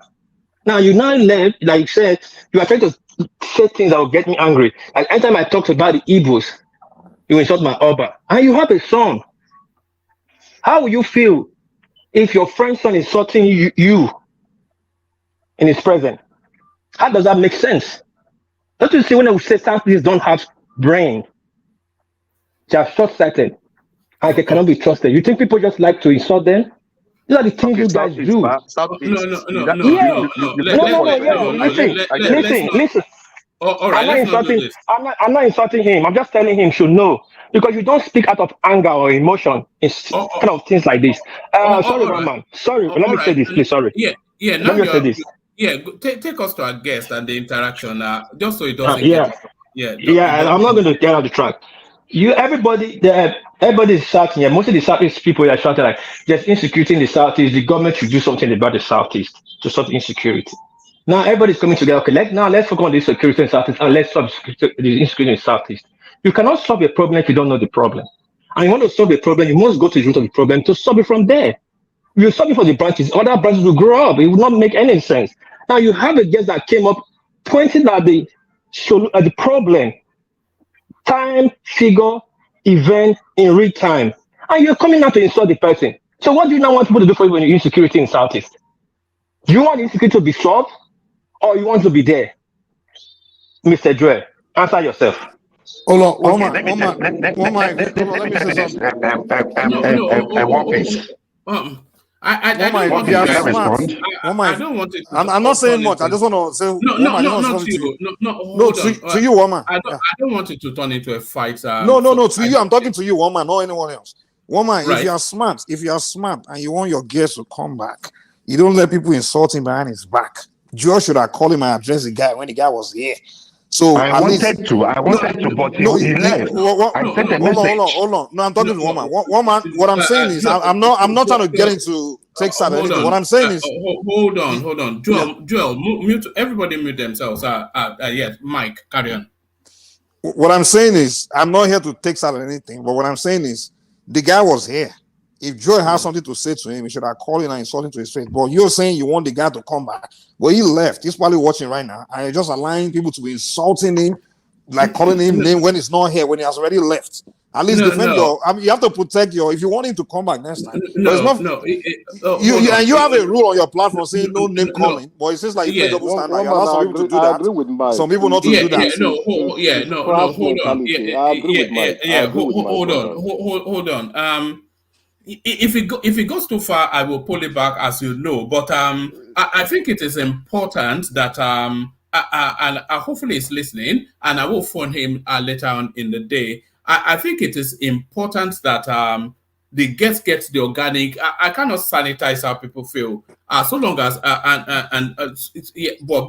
one man, you play double standard here, man. You make a rule. You make a rule. Mike, hold on, sorry, Mike. let me just say this. One man make a rule here saying no name calling, right? But some people can call names, right? It's fine. And then when others do that, they get in trouble. They get in trouble. That's the thing. I get in big trouble every time. I don't even call name if I get in big trouble. All I did was just get mad. I got in big trouble. But some people can come here and say name all day, And another one that annoying me, someone at rational man will call people names, and the moment somebody calling name back, he'll come crying to you, and then you be following somebody like, why are you insulting rational mind? Mike, So you do double standard thank there. you. That's what I think. I'm sorry. Mike, thank you. Mike, thank you. You took the word out of my mouth. Sorry. Mike took the word out of my mouth. And that's what I wanted to say at last. I wanted to come in and tell Ijele and Ikene that I'm just a platform. If Ijele insulting people, I take responsibility for it. This is my guest. I brought him here. I asked him to come. But I will not stand by people be insulting him on when I'm here on his behalf. Then that means these people are cowards because he was on the platform. People couldn't talk to him. I will not stand with one man. I have a lot of girls on this radio. And this is the same problem they complain about. We're not doing that, Joel. We're not doing that. All right. All right. Thank you, Wapis, and thank you, Mike, as well. Jide, you're up next.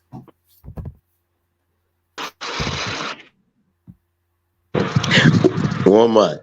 Yeah. Good evening. Good evening. Good morning from Nigeria. Good morning, everyone. It's been a while. It has been a while. No. I'm not even fighting. I had some situations. I got robbed by armed robbers. Oh God! Seriously. I'm just getting back on my foot. My laptops, everything gone. My phone gone. My wife's phone, her laptops, everything gone. Did they hurt anyone? No, they didn't. They just busted into my house, pointed the gun at my chest. They said they were going to kill me if I don't comply and things like that. But it's okay. It's one of those things. Now it's not okay. It's not acceptable. It has happened. It has happened. That's Nigeria. I filed a case with the police. It has been back and forth. I don't know, but we are getting over it. I just came home from Lagos and those guys just busted me like that. Where was it? That was November 30th. No. Where was it? Where? In my house. In Lagos. No, in Ogun State. I said I built my house in Ogun State, and I visited.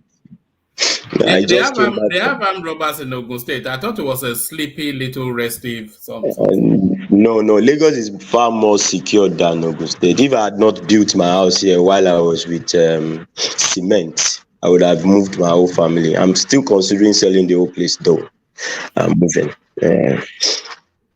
No, that's just by the way. To the program of the day, woman, like I used to say, and like Madam Sita used to say, the truth. There's no truth than self-truth. Once you can't tell yourself the truth, nobody will tell you that you will listen to it. And that's just it.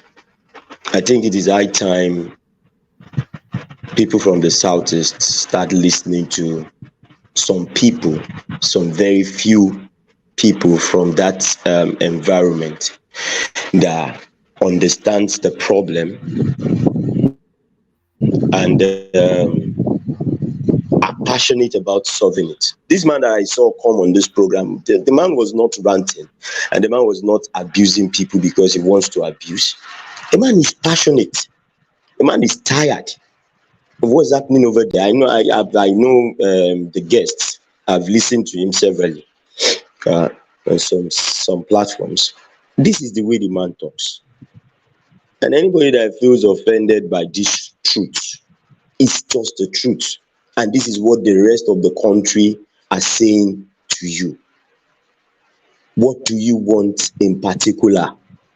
Do you want peace or you want Namdi Kanu? Do you want Namdi Kanu or you want Samuel Ekpa? You support A and you say you want peace. You support B and you say you want peace. And these are the people calling for anarchy. I don't understand. We don't tell ourselves the truth. And I don't know, when you are blinded by your own ego and arrogance and you feel you know everything, you find yourself in this kind of a problem. And now, you are hurting yourself and you think you are hurting the rest of. When this whole sit at home thing started, what was happening, what they were saying is that yes, it's going to affect the economy of Nigeria. Yes, when they sit at home, the government, bro, is affecting our people. We as Westerners, we as Northerners don't want this, because every time a life is lost, we know how painful it is. I'm just talking of my own experience, and I know what psychological trauma my wife went through and my children. So now we talk about somebody that has lost someone, somebody that has lost a family member that was shot in his presence, or kidnapped, or chopped into pieces, and somebody comes here to still protect that and still claim that is right. You have just, thank you, my brother. God bless you. It is annoying. I don't know the kind of political affiliation you have that will make you support this kind of barbaric criminality against humanity. We are talking now. But Jide, I'm not sure that anybody is supporting the criminality. Joel is supporting them. Woman, and even like as long as not supporting them, certainly not. Woman, as long as you don't stand bold, damn the consequence, and condemn whatever is happening there. If you want to sit on the fence, you want to play Obi, and you want to play Namdi Kanu at the same time. Hold on. There's a myriad of conversations going on within that space. Dual has always condemned the IPOB movement. He has no time for Namdi Kanu, and nor does Ekene. But they also feel that there's a sense of exclusion of the Southeast within the Nigerian space, and they also follow Obi as an there's a lot of nuance to it, and you can't just pack it into just one singular entity. All right, woman. If as a father you have a family and you have 5 children, and one of them decides to be a troublesome one that won't listen, that continues to trouble the family, you keep shouting and you keep shouting and you keep shouting, it doesn't change. The day you keep quiet and you say you're on your own, it means stylishly you're no longer interested. But for that not to happen to the Southeast, the rest of the nation is shouting now, calling, let's stop this thing, let's do this, that, let's do that. If the likes of Joel and the likes of Emeka will still support partially, for me, once you don't condemn what is happening, I don't want to care who is. Emeka doesn't support at all. It doesn't support at all, not even partially. From what Joel said tonight that I had, condemning what that man said when that man was giving figures, facts, names, telling you who are the causes of all these things, how it started. This man was part of it somehow, and he's telling you what is the problem. We should all come together and say, okay, what do we do? From this space, we can start talking to people. We can, the next Igbo man next to me, if I can talk to you and say, okay, brother, this is the problem, this. Once we start changing our mindset, we'll change the whole problem. It is just a matter of mindset. Jide, if a particular people have an issue and they have a popular opinion to solve that issue, won't government listen to it? This is my point. Emeka, so if there is insecurity in the southeast, and you hear from the southeast, even from their governors and the most of the people living there saying, release this man for peace today, won't you give them that benefit of doubt? Because this is coming from both governors, both Ohanes and Igbo, and the prominent people that even this guy mentioned here that is part of that insecurity. Then you want to solve it, and you love that region so much. It's a Kenny, not a to appease them. Ekene, sorry. You see one thing, in Yoruba language, they say, Everything is not force. Means that, Everything is not by force. Even your wait, own agitator has been released, and you are not talking about him. Do the same wait. thing so that these people will not feel cheated. Oh yeah, wait There is now. nobody is hiding in Namdi Kanu. Nobody is supporting him. If for the peace of the whole region, for everybody to feel comfortable, and that if that is a popular opinion, give them that. Okay, very good. You know where the problem started from? Started from, did you support Namdi Kanu when he started? That's where the problem started from. You see, when we want to tell ourselves the truth, let's tell ourselves the whole truth. The whole Southeast supported this guy when he started. So how do you want to convince the people you are telling to No, the release whole him? Southeast did not support him. Now, No, what are you saying? no. One man. I know why I'm saying this. When your leaders All right. don't come No, out no. openly, Hold on. We don't want Joel, wait. we don't want voices No, on top Joel. of each other. But bring it home, Ijele, bring it home. Okay. When your leaders, those that you call your leaders, your kings, your governors, when it all started, did not go against this man, did not confront him, did not in any way come out to say, well, we are not against him. This was a man that almost the whole of Southeast were calling savior. I can remember very well. Holy, holy, holy. Namdi Kanu is a holy savior. This was the way everybody was shouting then. Did anybody condemn it? So you're telling the old ones, as long as you keep quiet to it, it means you supported it. Now you come back and say you want it the other way around. How do you want the people that kept Namdi Kanu to trust you? That's the truth. If only one king had been saying no, let's say for instance, it happened in an area where like a king as prominent as the Oba of Benin kept on shouting and saying, no, we are not in support of Namdi Kanu. We are not in support of Namdi Kanu. No, Namdi Kanu is on his own. Today, the man will walk up to the presidency and negotiate on a platform of truth. Yeah, What I see from this. I'm not sure that you have been entirely fair. Nnamdi Kanu is a Nigerian, not a Southeastern problem, and Nigeria has to solve it, not the Southeast.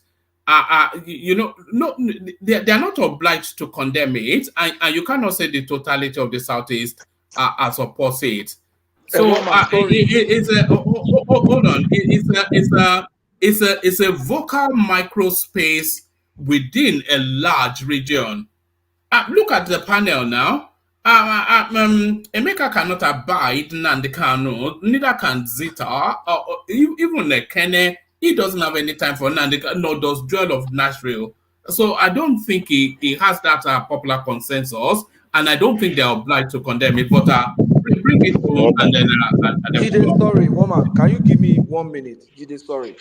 All right. You see, just like Jide said, all this one that they are suddenly not supporting him now is because of now. Before now, woman, if you remember, the first I never day supported I joined. Namdi Kanu for 1 day. Wait now, When wait. he started, Emeka, I know your own case. Emeka, you have to let her. Yeah, go on. Yeah. Emeka, I know your own case. The day I joined this platform for the first time, I think the first question that one man posed to me was, what's your position about Namdi Kanu's release? Then I was saying he should rot in jail. He has caused so many deaths. I remember that day, Joel came for me, and there's one of our brother. He's not, and that my brother that has deep voice. I forgot his name now. He's not here. Saki Father. Zaki Father and one other guy. The three of them came for me that day. It was a morning session or something. They came seriously for me. But now they are changing. And I remember I gave an example. I said this was how Boko Haram started. The northern elders, some of them kept quiet. And some of them were trying to stop Jonathan from taking full action. I've seen on this platform where even Ekene said the Southeast was militarized. Every effort Buhari was trying to do to make sure that thing did not get to that, everybody was saying Python dance. Oh, too much checkpoint. Ekene on this platform said that. You didn't condemn, you didn't support him, but you didn't condemn him. And every action of government to try to nip it in the bud, you were not in support, you were against it. So you were not condemning him, fine. But you were not supporting him. That's what we asked. You were not supporting him, rather, but you were not condemning him. Beyond that, if those leaders were not supporting him, you say, oh, they were not supporting him that time, they kept quiet. So why are they speaking for him now? They should still keep quiet now. Why are they speaking for his release now? Patoski, I'm sure you you see, were let not me, here. let me, I'm sure Joel was here. You say you Joel are cannot supporting tell the let me me say what this, I'm saying Patoski. was It not just true. few words to you. You see, when people from the southeast talk their own, say what is in their mind and what they think will solve their problem, I don't think you people should be countering it with your own opinion. You understand? Because I don't see what is there. If you really want the country to progress and the whole region is asking you to release one man for them, they can handle him. They No, can so put why him didn't they in handle him chain. when he was killing them? Let Why me didn't they finish handle now. him when his boys were killing them? Let me finish. This insecurity in the southeast is affecting me so much, and I know the popular demand there. So if that is the popular demand, what is stopping the federal government to do that? Because I believe in other regions we have agitators in other regions. They are working freely today in the country without being hosted. How they just hold Namdi Kanu. Others are working. Many of them Ekene, even from the north. They are are you working calling freely. Nnamdi Kanu an agitator? Are you here calling him an Let me agitator finish now? now. Let me finish. He's You an see agitator why? as far You as see I why know. when they say that you support him, Let me finish. are you not Emeka, saying? let me finish. Are you saying that criminal is an agitator for the Southeast? That's how I see him. He is an agitator. So they Then say that he's you trying see to why they divide will it. say Let me finish. support him. The federal government You say can't he say you wants don't to support divide him. it. You He cannot wants to say you divide the don't peace of. support He him. wants to divide the nation. Emeka, hold on. Emeka, you are too important a voice on this platform for me to put in the back. There are certain people I don't have problem putting them in the back, but I wouldn't want to do. Emeka, can I land that? Did they wrap it up? And then Celibate joins us. So just to from the testosterone, we go to a female voice. But don't extend it to Ekene. Just No, I'm not extending it, but for people and to then Jide understand wrap it up. for people to understand, no, people not should know when it comes to Southeast matter, people should not be saying kill it, destroy it. It sounds somehow to them. When it comes to their matter and other regions are saying kill them, destroy them, and the people from that region, most of them are also coming, kill them, destroy them. When it comes to other people's matter like Boko Haram, you can have negotiate with them, put them in the military, all that and all that, release Igboho, all that and all that. But when it comes to Southeast, kill him, destroy him. How do you think that region will feel? They will feel cheated. So what they want to give to these people, give to these people, so that the whole thing will balance. So that the peace of the nation will move forward. So people, those people are, no matter how you want to put it, balance the equation. Stop coming here. Everything that comes to the southeast, kill them, destroy them. Everything bring Operation Python dance, all that and all that. It doesn't work like that. To put security in a state doesn't necessarily mean you use force. You don't use force in everything. Sometimes you use love. You care for them. You tell them, I understand your feelings. So that's my opinion. Not that I follow him. If you come everywhere, I can give you my phone. You can check it. I don't follow any IPOB stuff. I don't follow any of their. Even Namdi Kanu self, I don't follow him. I don't even all this speech that you see people said Namdi Kanu made. I learned it from this platform. I never followed him for one day. But this is my personal opinion, and that's how I see it. Because whenever things become a popular opinion in a region, why can't the federal government listen to that? All right. We might be having another guest tomorrow if we've not scared him off. Yeah. Let me just leave it as let me not name names until I confirm it for tomorrow. So, Jide, bring it home, and then we hear from the Silky Tones. All right, woman. When we stylishly want to say the truth,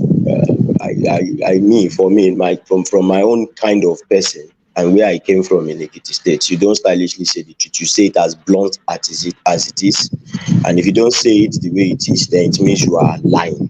If you are not saying the way it is, Abba, Okun, Abba Ilago.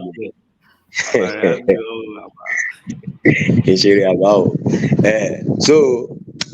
the truth of the matter is this: when OPC was doing rubbish in the southwest, Obasanjo waged war against OPC. It was known throughout Nigeria. Their leader, who is now the Ààrẹ Ọ̀nà Kakanfò of Yoruba land, was imprisoned.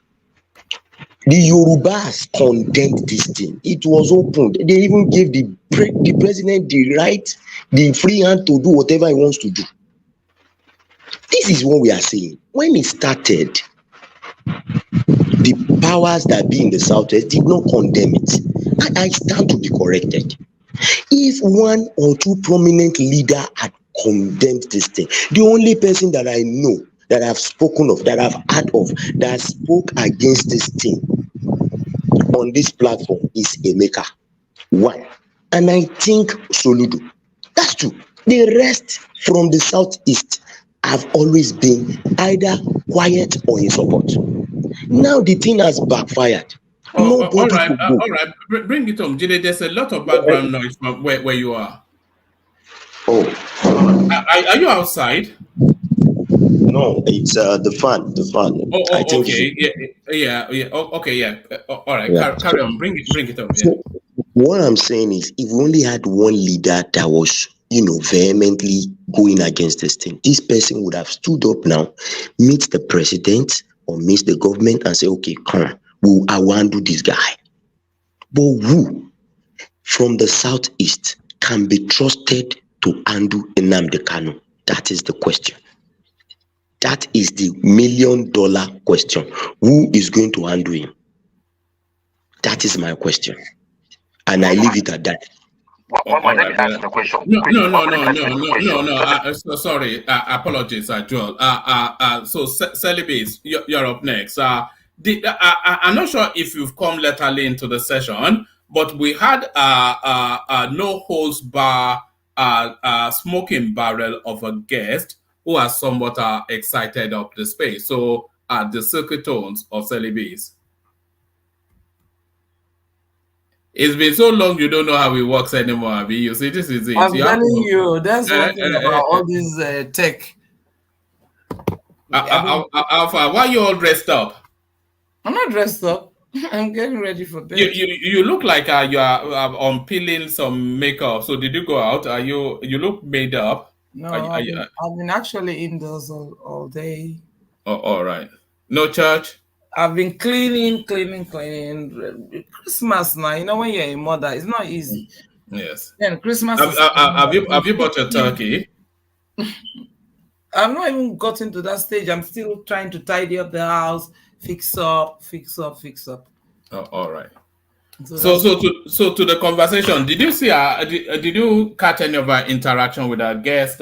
What did you make of it? I think I kind of missed it because I heard this guy talking about some stuff and sounding really serious, but I didn't really unpick, what he was trying to say. But if you give me a brief, like.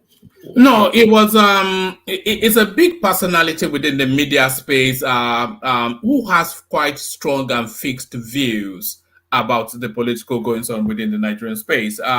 He has quite defined views about the Southeast, which is where he is from. Is an Imolite, and so he has no truck with the Nnamdi Kanu narrative. He feels that capital punishment should be applied there, and he sees through the Obi narrative just as a lot of people are just the confidence that guy is a con man. So all of that he brought to bear, and he seems to have rankled somewhat with people.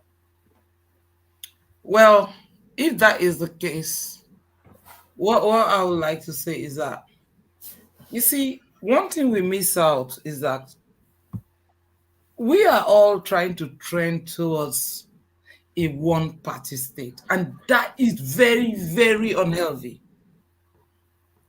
So Nnamdi Kanu might have said whatever he's got to say, but he said a lot of good things. Some things maybe you might not want to take. It's just like Julius what's his name, Julius Malema, in South Africa. You look at the South African parliament, right? Everybody is saying what they like. Whether you are 20 years old, but you manage to enter. Whether you are 25 years old, you manage to enter. It's horizontal. Everybody's talking. Everybody's fighting. Whether you are white, you're black, you're whatever, everybody's talking.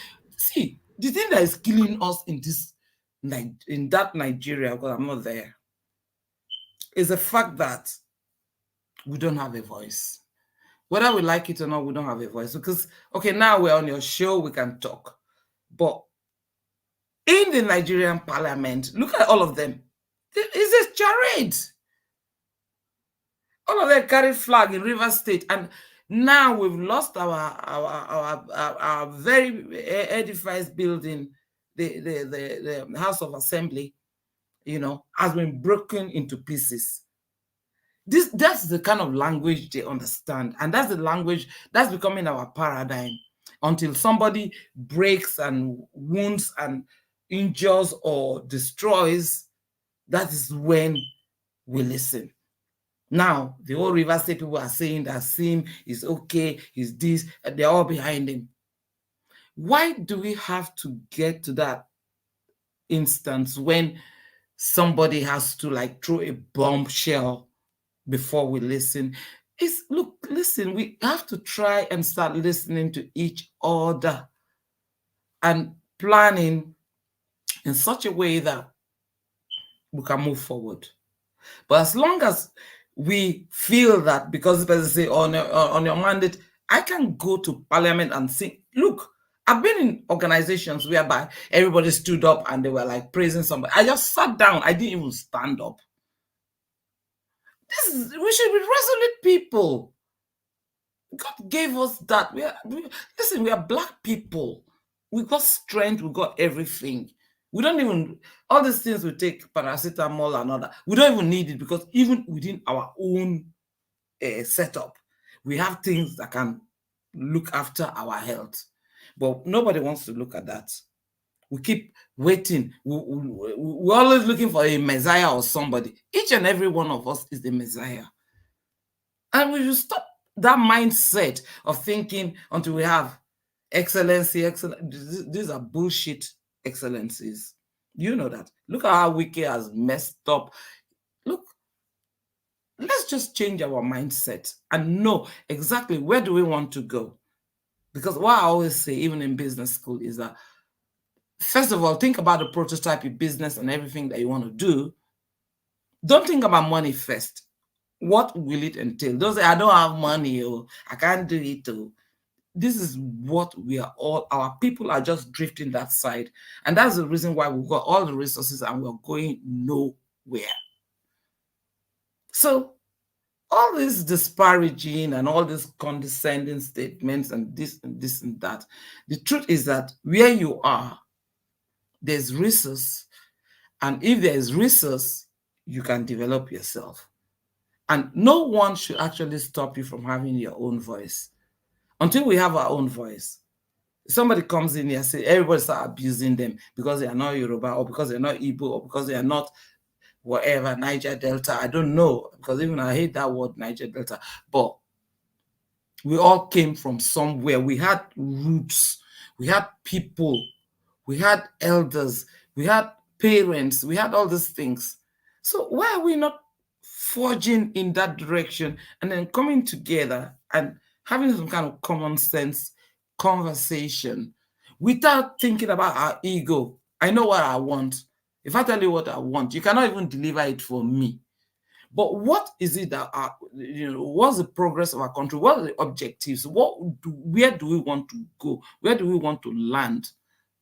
That's the way we should be thinking collectively.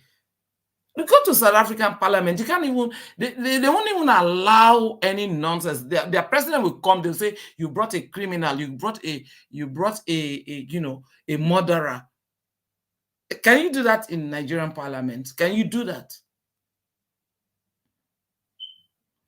Until we realize what is in us, we'll just be talking, everybody bitter, crying, quarreling, and all these things. It's a waste of time. It's a waste of time.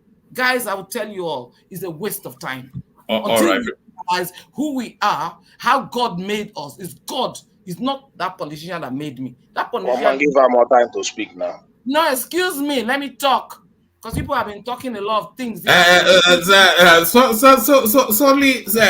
Sally is speaking through the prism of an expensive vintage glass of red wine. I think. No. Yeah. What do you mean? What do you? What do you mean? Last Christmas, you were supposed to send me wine. Did you send it to me? The wine that was it, this guy? You know, it's still World Peace. It's still unopened. Why did you send you the wine? You never even sent it to me. It's whiskey and it's still unopened. So I'll contact you off the thing. It's sent to, so I can send you one. I'll send you my address. Post my wine, come for me. Yes. You know, but you have to send me a bottle of whatever it is that you've just had. It looks as though. No, I don't get anything. Lift up that Why glass. did you come to London and take me for a drink? This is No, lift up that glass. That glass that is on the table. Lift it up and let's see the content. Which glass? That one, I can see it now. Look at this. One is finished. Not one Nigerian stout. Small one. Small. What do you mean small one? How many bottles of small one makes a big one? Only Look at one. Look at this. He bought me one and me. I all right. All right. Bring it home, Sally. But stay with us still, and then we go on to Zita. You hear from Zita, then you'll enjoy her. Come, one man, stop this nonsense. Because when I come to this your show, you talk about, because you know I'm from Niger Delta. You start talking about wine and all these things. Sapele water now. No be so you I hear the evil point in the bar. To be honest, I don't care. Because if our country it will work, it will work. When people are ready to make it work, all these people where they come, they argue like children. If my children, I'll just off all the light, even switch off the system, let them go to bed. Let us talk the points. How are we going to move our country forward?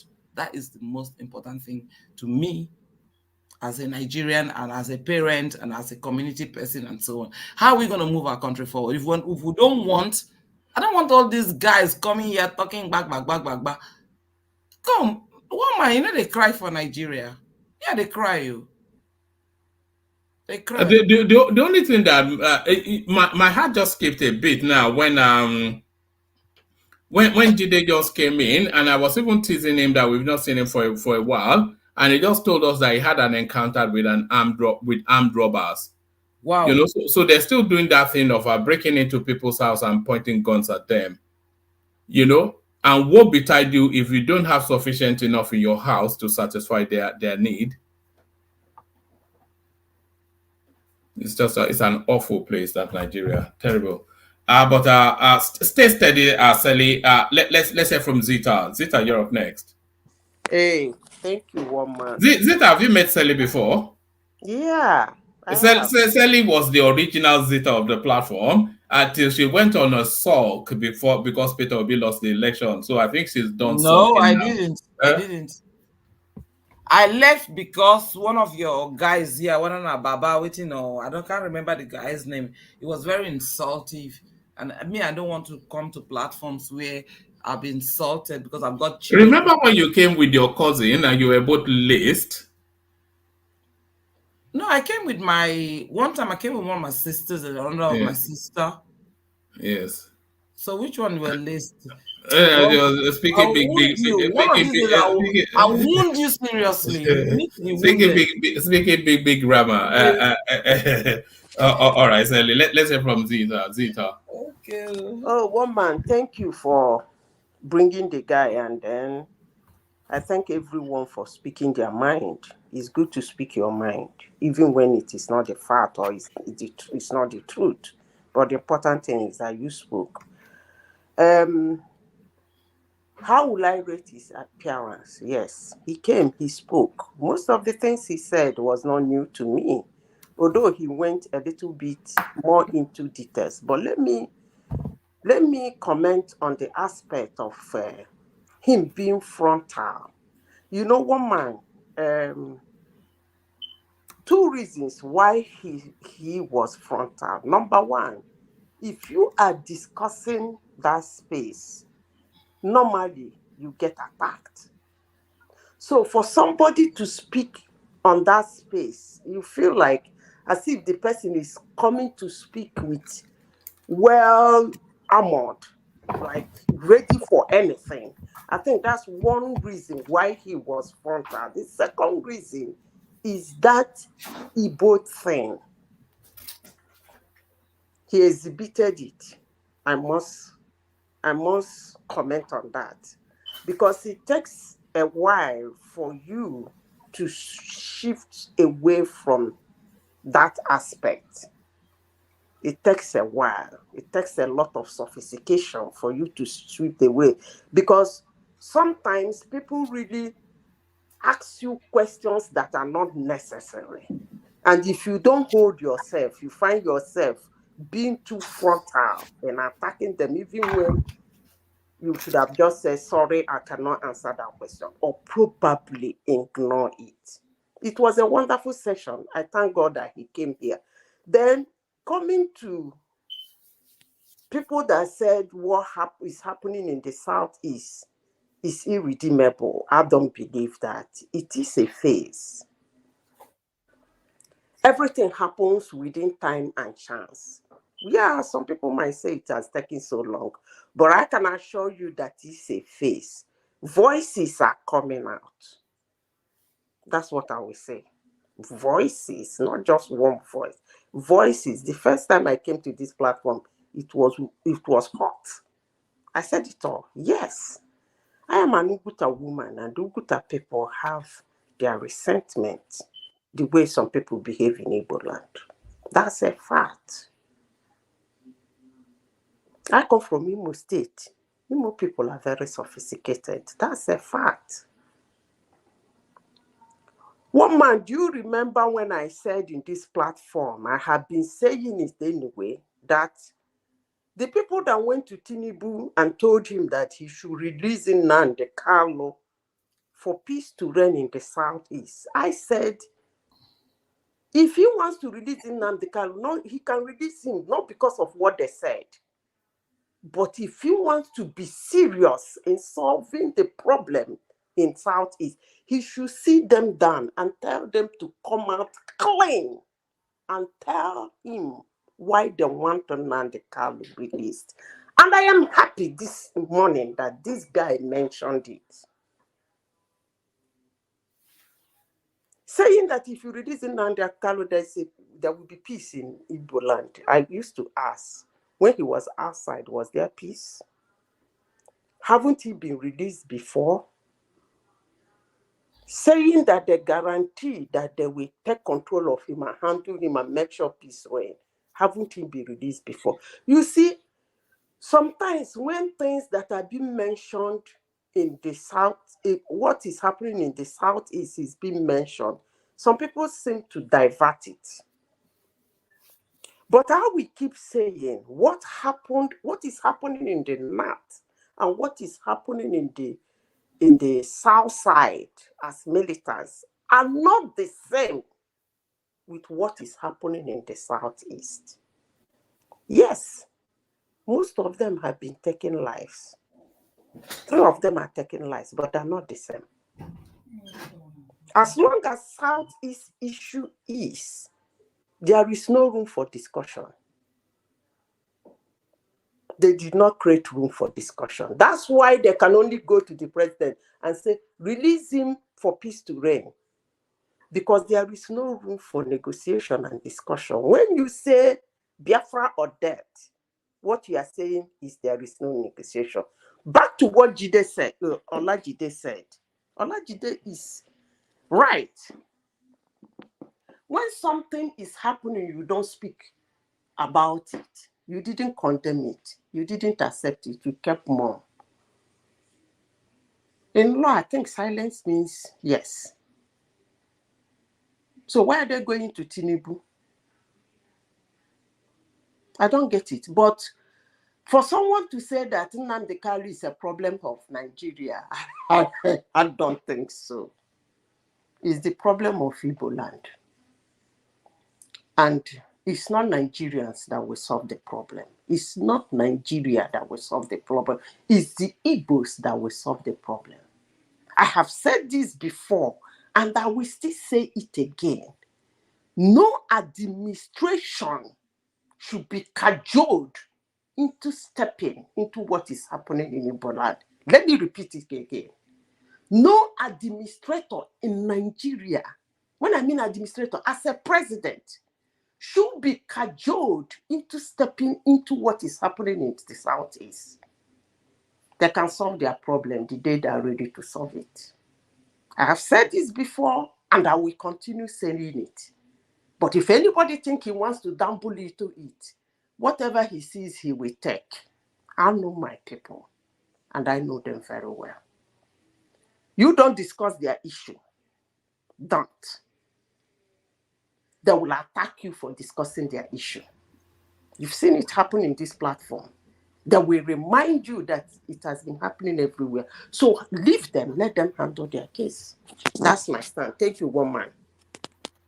Oh, all right, brilliant, excellent. Thank you, thank you, Zeta. So, Ijele Coco, you're up next. I came to you, but you dropped Ijele Coco. Yeah, thank you, one man. Yeah. What did you make of that experience with our guest? Well, I think it's a very good experience, very controversial, very informative, and I think the best thing for people that are showing resentment against this guy is just to have an open mind, listen to him carefully, and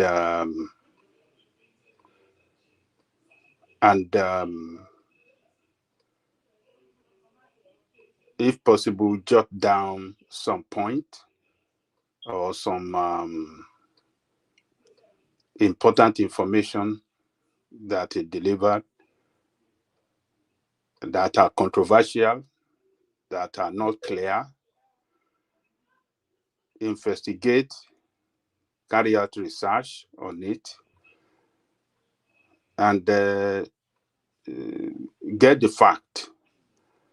If whatever he says are not doesn't come out to be true after carrying out your research, you can come back to the platform and come and discuss it. That look, this guy said this I guess is this is what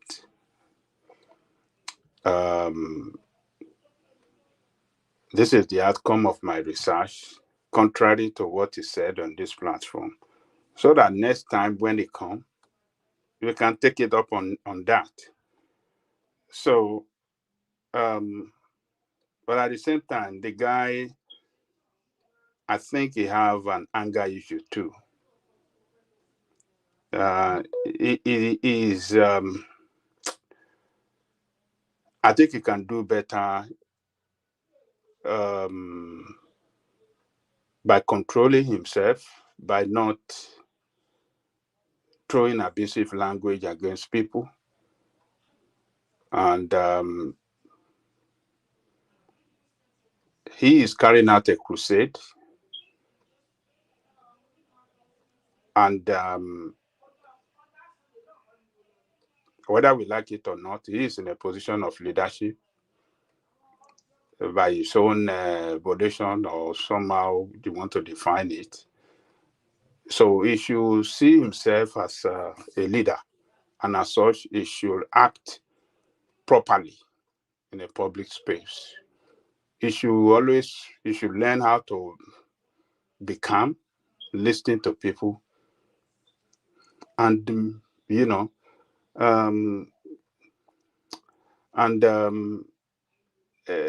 talk the issue, respond, in a matured way, and not allow people to lure you into making, foul language and talking nasty to people. So I think it has some kind of anger issue too. It should learn to. It should work on that. That is what I see in him. If he can be very calm and don't get carried away, or don't let people prompt him into, pushing back angrily and violently against the question that they posted to him. I think it will be a very good. He will be it will be a very good communicator. He can communicate the issue that is campaigning upon. You can communicate it effectively to the people. But when he start using, I was asking, he was saying, "Are you okay? Do you do you think? Are you okay?" You can't be talking to people like that. You don't know me. You don't know people. So I think he should work on that. He should work on his way. He answered people in a more matured way, without the use of foul language, without being aggressive, without being violent in his in delivering his thought. I think that is the area I think he has to work upon. So, but he was able to, you know, to make his case, to put out his fact clearly and back it up with historical fact, and I think he can do better if he can work on his anger issue. That is the only area I have. But I would like to advise him as well.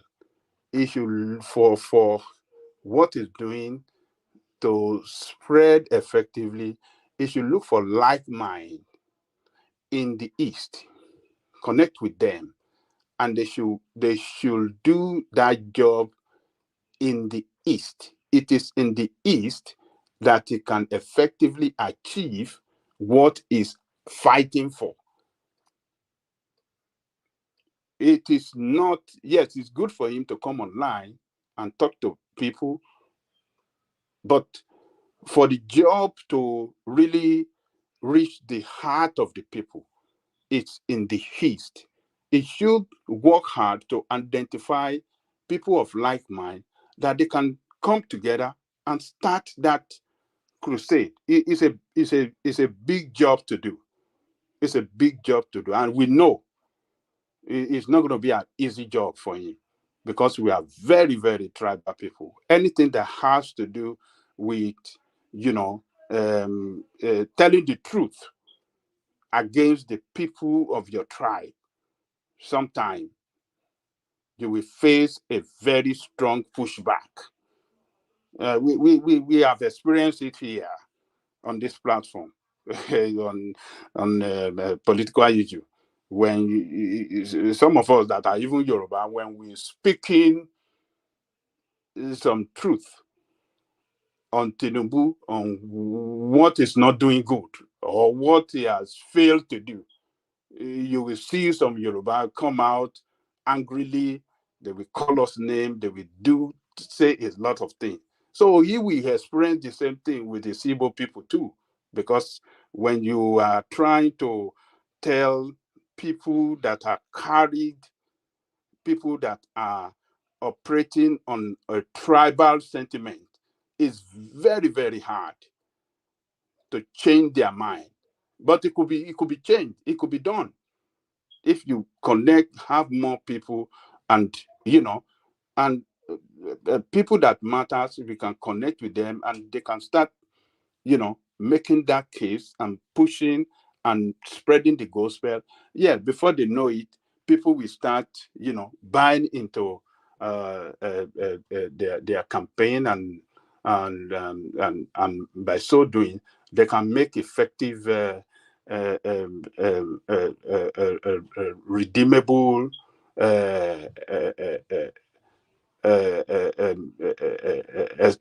achieve what they are trying to achieve with their campaign. So That's the only thing I want to say on him. So he's doing a good job. He's doing a good job, but he should do it better, and he should learn how to talk good to people. He should not abuse his people asking him question, even when they talk bad to him.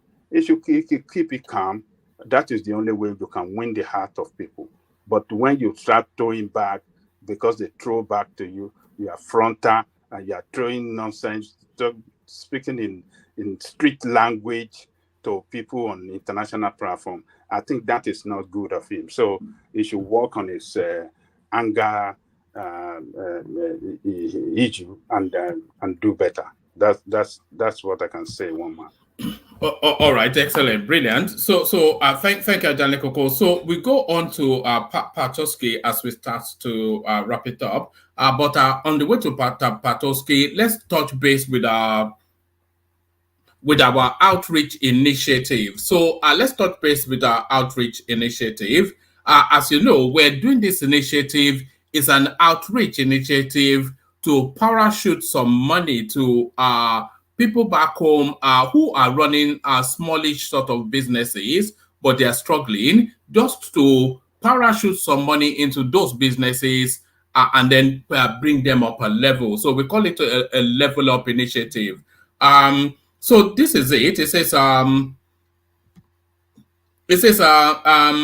we are fundraising to level up 3 or more Nigerian families. The idea is to identify low-income but earning Nigerian families, preferably in some sort of business, who we can parachute funds to take their business up a level. So that's the initiative, and our target was £1,000, and we seem to be approaching it with some pace. So we seem to be approaching it with some pace. So it kicked off 7 days ago. Adeyinka Adetunji was the first person to come in with a £45 donation. The anonymous donator for £150. That is the majestic Kulata right there. And Kulata quickly followed by Ayodele Ogunlowo, who came in with £100. The elegant Prince Daddy chimed in with £50. The majestic General Thomas came in with £50. Another anonymous came in with £100, but you may refer to that anonymous as Ijele Koko, who did the £100.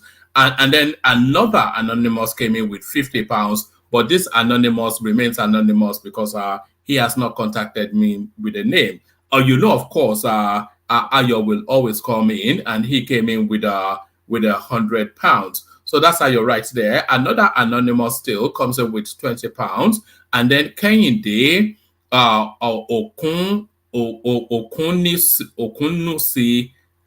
Okunusi, he's just coming now within the last 10 minutes with £100. So where does that take us to? So that takes us to the figure showing on your screen right there, which is £765. But that is not the true reading, because a private donor, you know those sort of people that operate in the shadows, they don't like to be seen. He came in privately with £100, which is 17. So you can add that to that total, which gives us a total of £865. So we're a hop, skip, and a jump from our target of £1,000. So what does that leave us? That leaves us with about just short of £150 will get us to where we need to be. So just short of £150 will get us to where we need to be. And just where are we headed? We're headed in the direction of narratives like this. So this is an example of what we're canvassing monies for. These are one of the likely beneficiaries of the money. So the lady you're about to see here, her name is Mama Hadiza. She's 69 years old. She looks after 7 children, not hers, her son's children. But she's now in a situation at 69 where she has to look after 7 children because the son and the wife they sadly came across incidents with insurgents, and they had to depart this world. So this is Mama Hadiza, and the person introducing Mama Hadiza is Hassan, one of our members on this platform. So here is Hassan now introducing Mama Hadiza to us. Okay, ni tsaya a nan wajen. Yawwa. In ka fara, in ka danna ka ce ka fara, ko ka ce ka fara. Bismillah na fara. Hello everyone, my name is Hassan Abdullahi. So I'm just approaching our mama's shop here. You can just zoom around. This is a very this is Wenge, Lion Bori, Kusada Bariki. So we have an old woman that we are trying to help today. We have an old woman that we are trying to help today. Mama has been somebody, you know, who has been resilient. She has gone through several things, from displacement, you know, to abject poverty, and then she still had the wherewithal to sell things like this, and she sells some food too. So Mama is somebody we are trying to meet. However, my Kanuri is not that good, so we'll be switching between me and my friend here, who will help interpret what we are going to discuss with Mama. Please, Mama, ina wuni? Ina gajiya? Ba ni kameran kai yanzu. Bari in dauki Mama. Mama ya kokari? Ya kasuwa? Kai sannu Mama da kokari. To na zo ne daga mutanen one man platform, kuma kowane ƙarshen shekara ana yin taimako ma mutanen da suke kokarin taimakon kansu. Na ga shagonki yadda babu abubuwa da yawa a ciki, kuma muna son ya zamto a samu dalilin da za a taimaka miki. Yanzu dai kuma na ji kokarin da kika yi da mutanen da ke karkashinki da duk abubuwan da dai ya shafe ki. To dai ina miki albishi na cewa insha Allahu za mu kai kukanki gurin su, kuma abinda Allah ya rabonki ne insha Allahu za mu dawo mu zo mu baki insha Allahu. To yanzu me zaki ce game da mutanen nan?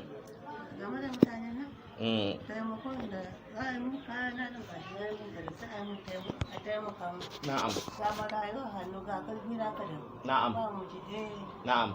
Ki faɗa da Kanuri saboda su tabbatar a garin Maiduguri kike. Na'am. Yo. Yo. Yo. So insha Allahu me tace ne a yi gullum? Tace tana da marayu a karkashinta, kuma ga jarinta yayi kaɗan, kuma ba ta da miji, mijinta ma ya rasu ga marayu nan.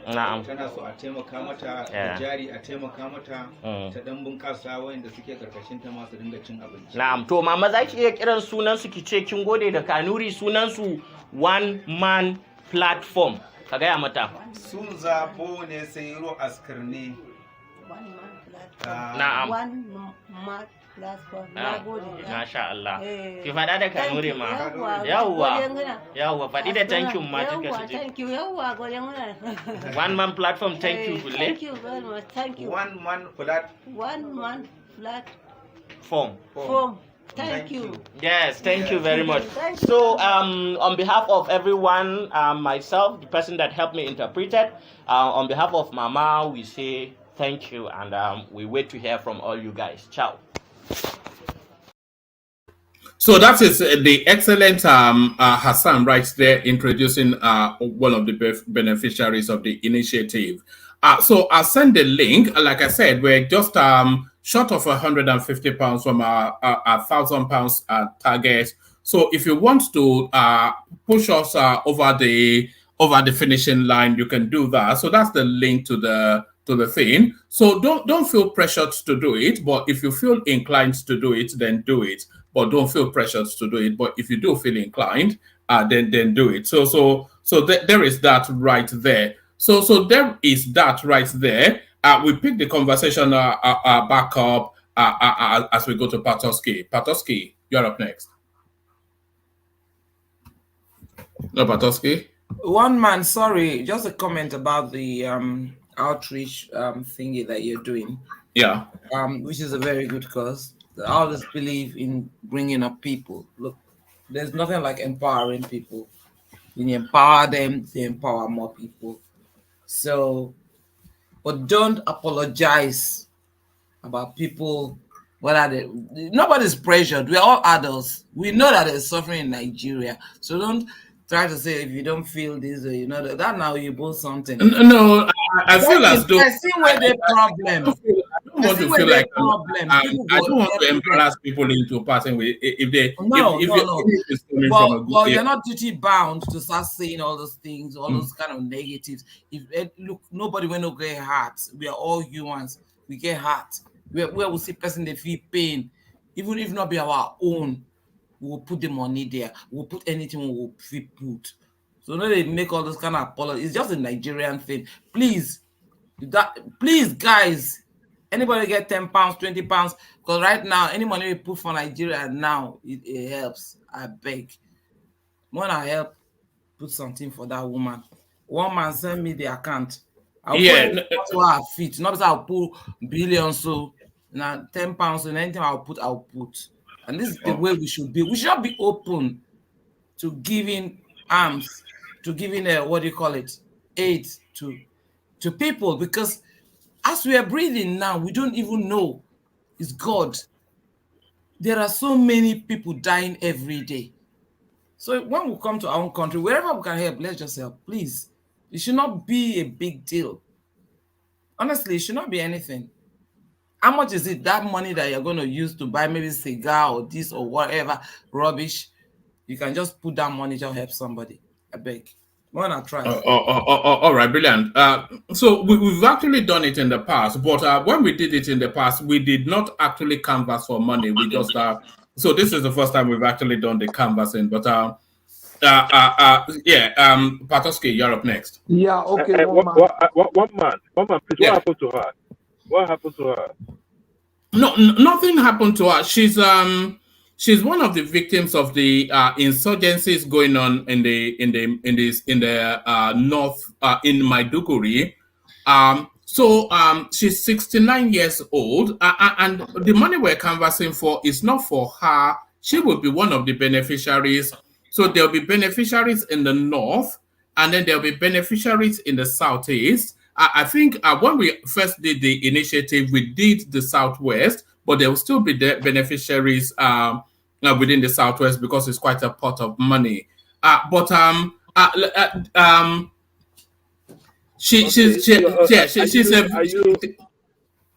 you trying to run for election in 2027? No. You know.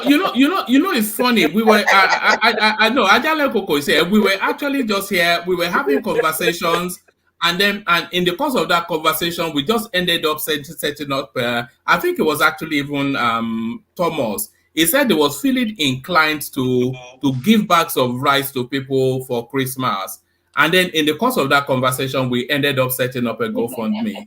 So that was how that happened. But I just wanted to be sure because I don't really know. I don't really know. Probably you're running for presidency or vice president. No. I was wondering why. But we're not canvassing for. Let me play you just one more clip. This is Zainab. She's 20. Actually, let me play from here. She's 23, but hear her story.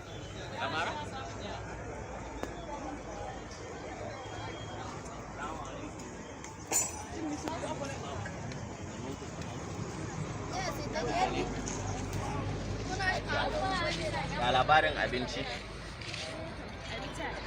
Akwai abinci. Me ake sayarwa ne.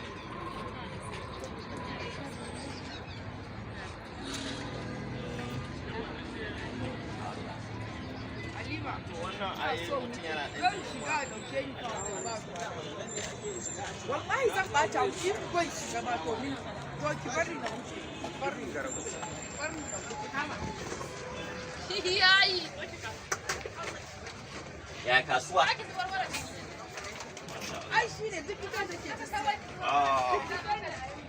akwai mutanen maganar da muka fara yi da mutanen one man platform wani mutane ne yan Najeriya amma suna zaune a kasashen turai to dangane da abubuwa da yawa da ke faruwa yanzu a kasar nan kuma na san sannan kuma insha Allah su kuma za su dubi yadda za a yi su ma su taimaka ko abin da ya kawo mu kenan. Hey, one man, obviously the video would not upload, so I'm trying to record a voice uh, to keep the narrative straight. So, the lady in that video, her name is Zainab. Um, I knew Zainab through one of my outreaches to IDP camps. At some point, she was displaced from one community, but her husband fell victim and died. So she's 22, 23 years old. She has 5 children, and one of her kids, I think, is a special need kid. So that also adds, to the strain on the resources. And despite all this, the husband dying, and then she picked herself up and is looking after these 5 kids, even though she's sponsoring them to go to school, and that our government schools, at least she's doing something. I know of an effort she did previously out of that business to buy a wheelchair for the disabled child. She has a disabled child, and I did the general attitude, they never say never, always looking at the positive side of the resilience. Yeah, that kind of attracted me to the way she was carrying herself, and not just letting life beat you into defeat. So that attitude is, I think, praiseworthy, and whoever helps you know will be appreciated. If she can eke out a living from the little that she has right now, imagine what real help will do to her. I think she's like a matriarch to her kids now, and she's going to do a lot better, I believe. And yeah,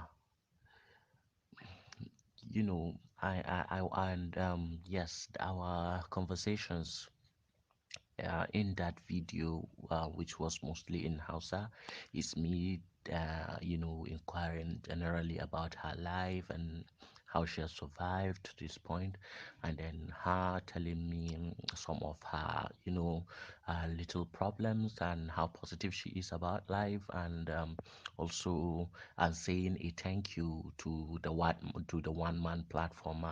If you listen carefully, I told her like twice or thrice to say it correctly. So that is just it.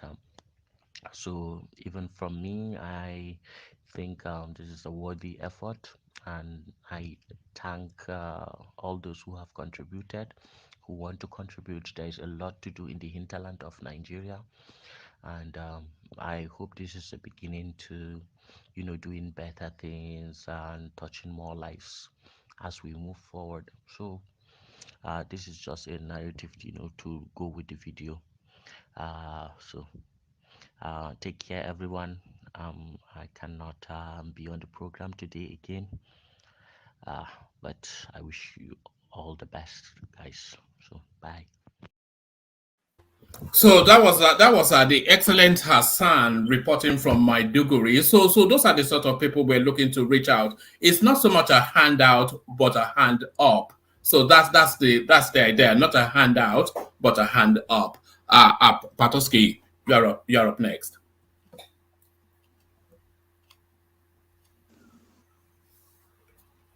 No, Patoski. Oh, okay, who hasn't spoken? Let's go to. Oh, Patoski, are you? No, no. I was saying you're up next. Just your commentaries on the session. We're just auditing what just happened. Okay. Thank you very much, one man. I joined the Ijele man. I think towards the end, and I also listened to what everybody is saying. I think the Southeast problem is not just the Igbo man's problem is the Nigerian problems, and they are Nigerians, and we should try to look at it as such. And the Southeasterners should let us also solve it as our problems.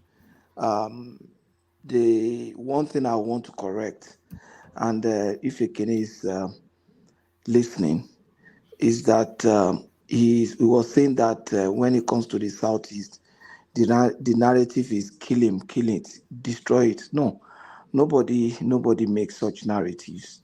I listen to people here.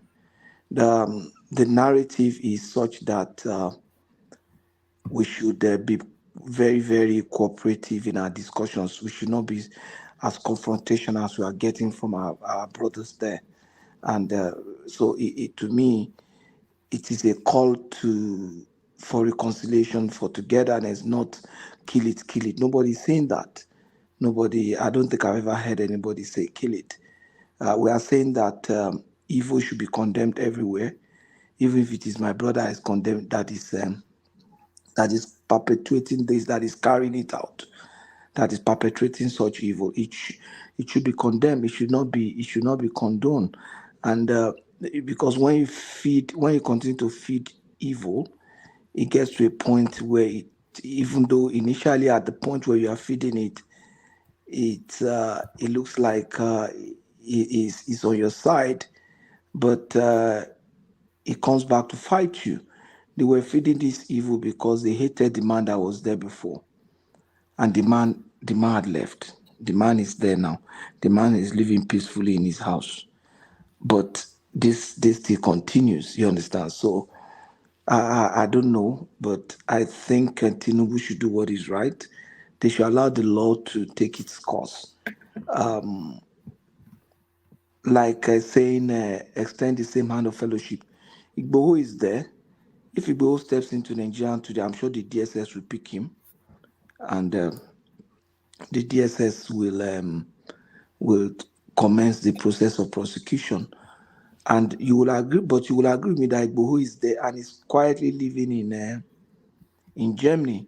He's not creating a platform in Germany and putting on YouTube videos saying when you see a policeman, take his weapon, attack him, fight his people, saying all kind of obscene things that I cannot even bring myself to say here.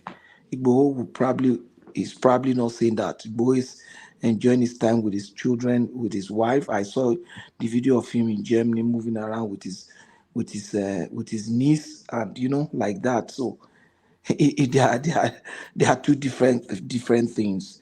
This guy was there. He was arrested, was granted bail, he escaped, just like Bo is now there.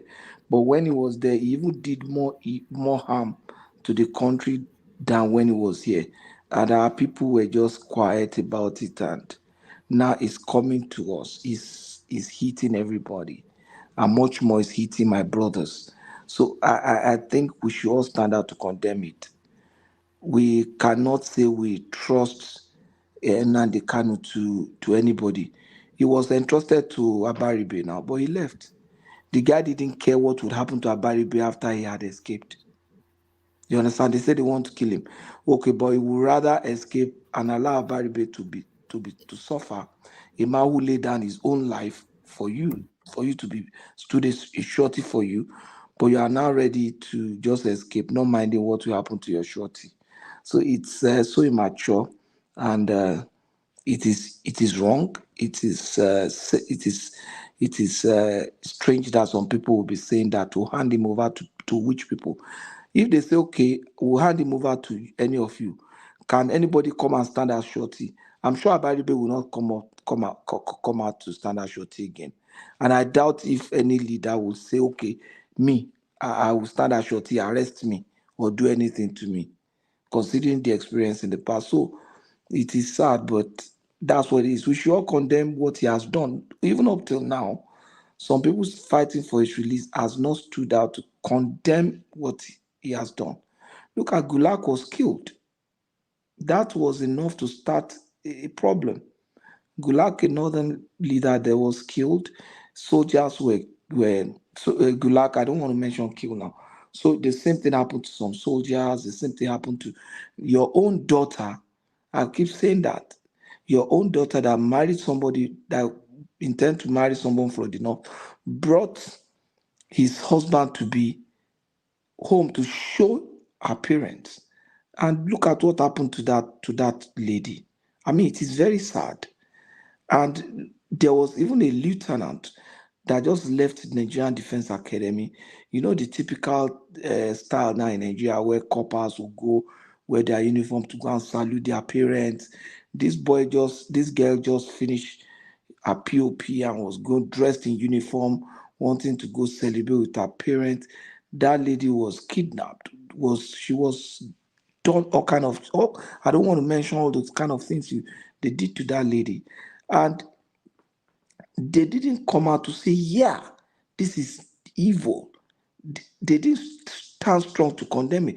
Look at what happened to is it WHO staff or United Nations staff in Anambra. They didn't come out to condemn. That's just to mention few of the things. And every effort of government to try to fight, they will say, oh, Python dance, oh, this and that, oh,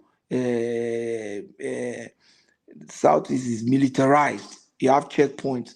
When there's insecurity, won't you have checkpoints? When there was insecurity in Abuja, didn't you have checkpoints all over Abuja?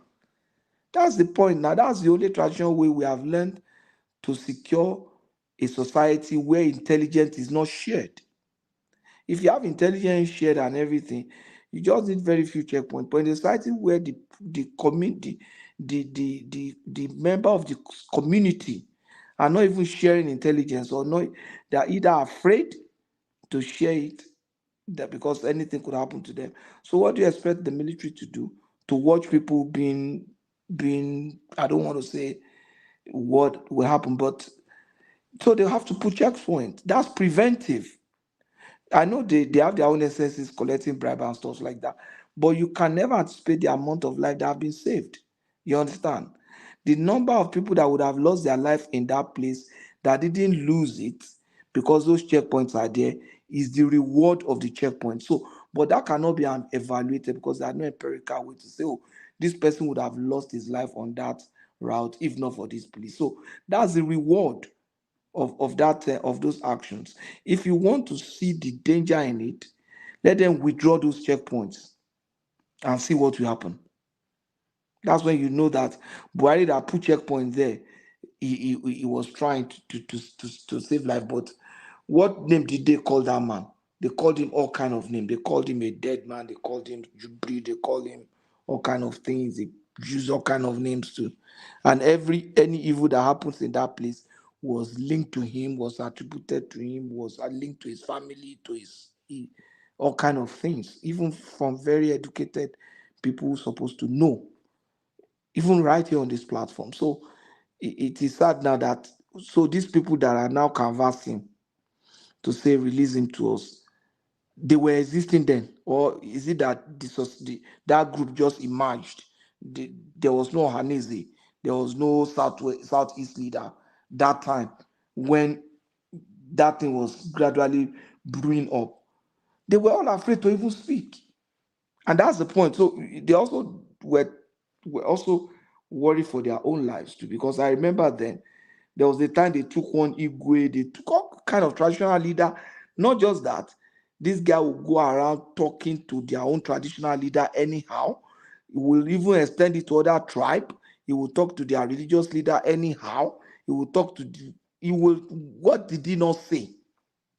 He will even talk to his own followers anyhow. So that's the kind of man you want to be released without condition. His freedom is freedom is good. It's good for him to have freedom. I don't have anything against it, but there should be some conditions, some checks have to be in place. The question I'll ask is it safer for Nigeria for him to still be there, or is it safer for Nigeria when he's released? Is it better for them? But you don't want to take that risk. Visitor said something that I really, really liked, and it happened, but most of us never really thought of it. This man was previously released. And look at what happened between that time he was released and this time that eventually was arrested. Look at the kind of thing that took place. So the show release him is going to bring peace. The experience have not shown that his release will bring peace. His experience have shown that when he's out there, he's more dangerous. That's what the experience have shown. And I don't know who will come out to say release him to me. I don't know. Who can come out as a leader in that place. Soludo has said that now. Soludo, what was this saying when the guy? You sure of all the most of them? So that was one of the few people that condemned this thing from that time. I remember then. But because he of doesn't have power over Namdi Kanu, so you can't release such a person to whom? He doesn't have power over Namdi Kanu. You can only release Namdi Kanu to somebody who have control over Namdi Kanu. Let's be factual here. That's how it happens. Somebody cannot just walk to you as a law enforcement administrator and say, release this person to me, I will handle it. It doesn't work that way. Yes, you're right, my sister, because the point is, okay, release him to me. Patoski, Yeah. is it not the same Soludo? Is one of the commissioner was beheaded and they were using the head to play ball on the street? No, settle down with your sort of. Settle down. And they were using the man's this thing to be playing ball on the street. They said they should release it to him. Sorry, what peace, but it's just words. We thought what peace. You see, we thought those kind of things used to happen in the north. You know, there was one man in Kano that had the similar experience, and the whole world condemned it. I'm sure even people in the north condemned it then. I remember Abacha rolled out the armor tanks and he went for them. Abacha went for them. That was the kind of thing that happened in the north. And a northern leader went for his own people. The man that everybody hates so much went for them because they did it to an Igbo person. Not just because they did it to an Igbo person, that such barbaric thing could have happened in the name of religion. Look at what that thing happened in the East, and the thing just went like that. Patoski, I don't think you're being fair. It was a whole lot of condemnation on the death of the military lady and the husband. I could not watch the clip. Why I will always like the thing there is that we don't have real media in the East, so nobody is broadcasting to you. But it was everybody. Hold on, let me just say this, okay? Everybody was resolute in condemning the action, and I'm using even this time to even tell you that action was barbaric, and we were even calling for the people that did that to also have the same punishment. The issue there is this: if we are talking about Namdi Kanu, I am not a supporter of Namdi Kanu, but the issue there is this: there are people, the ideology is still there. You cannot kill it. It was Rafa was wicked before. Now you have Namdi Kanu. The ideology is there. That group of people that feel disenchanted are still there, but they are not more than 2-3% of the entire Southeast population. But they are the loudest, and sometimes they have the violence to go with it. So, are you telling me how many places? What is the place of the Southeast should be different? In Lagos, if you know a criminal, you cannot point to the criminal. Because if you report the criminal to the police will tell the criminal, this is the person that reported you. Have you not seen that happen in Nigeria so many times? So that is the reason. So why everybody is talking about Namdi Kanu releasing is because many people are doing all this nonsense in the name of Namdi Kanu. Now they're kidnapping, taking money from people. Now it has been open to everybody. Now, if Namdi Kanu is out, there is no reason for you to do anything in the Southeast. Now, people will have the mind to talk. If you have anybody hiding in the forest behind me, I will be able to call or make pronouncements. No, because that's the point. Sorry, why can't they talk now? Because even you cannot talk now because you don't know who to trust. Let me tell my brother. Now, Joel. Go ahead.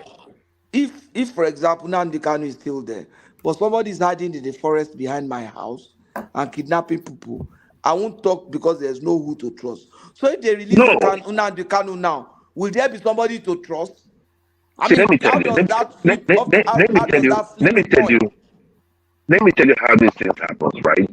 Because there are people also, right, that have bought into it, right?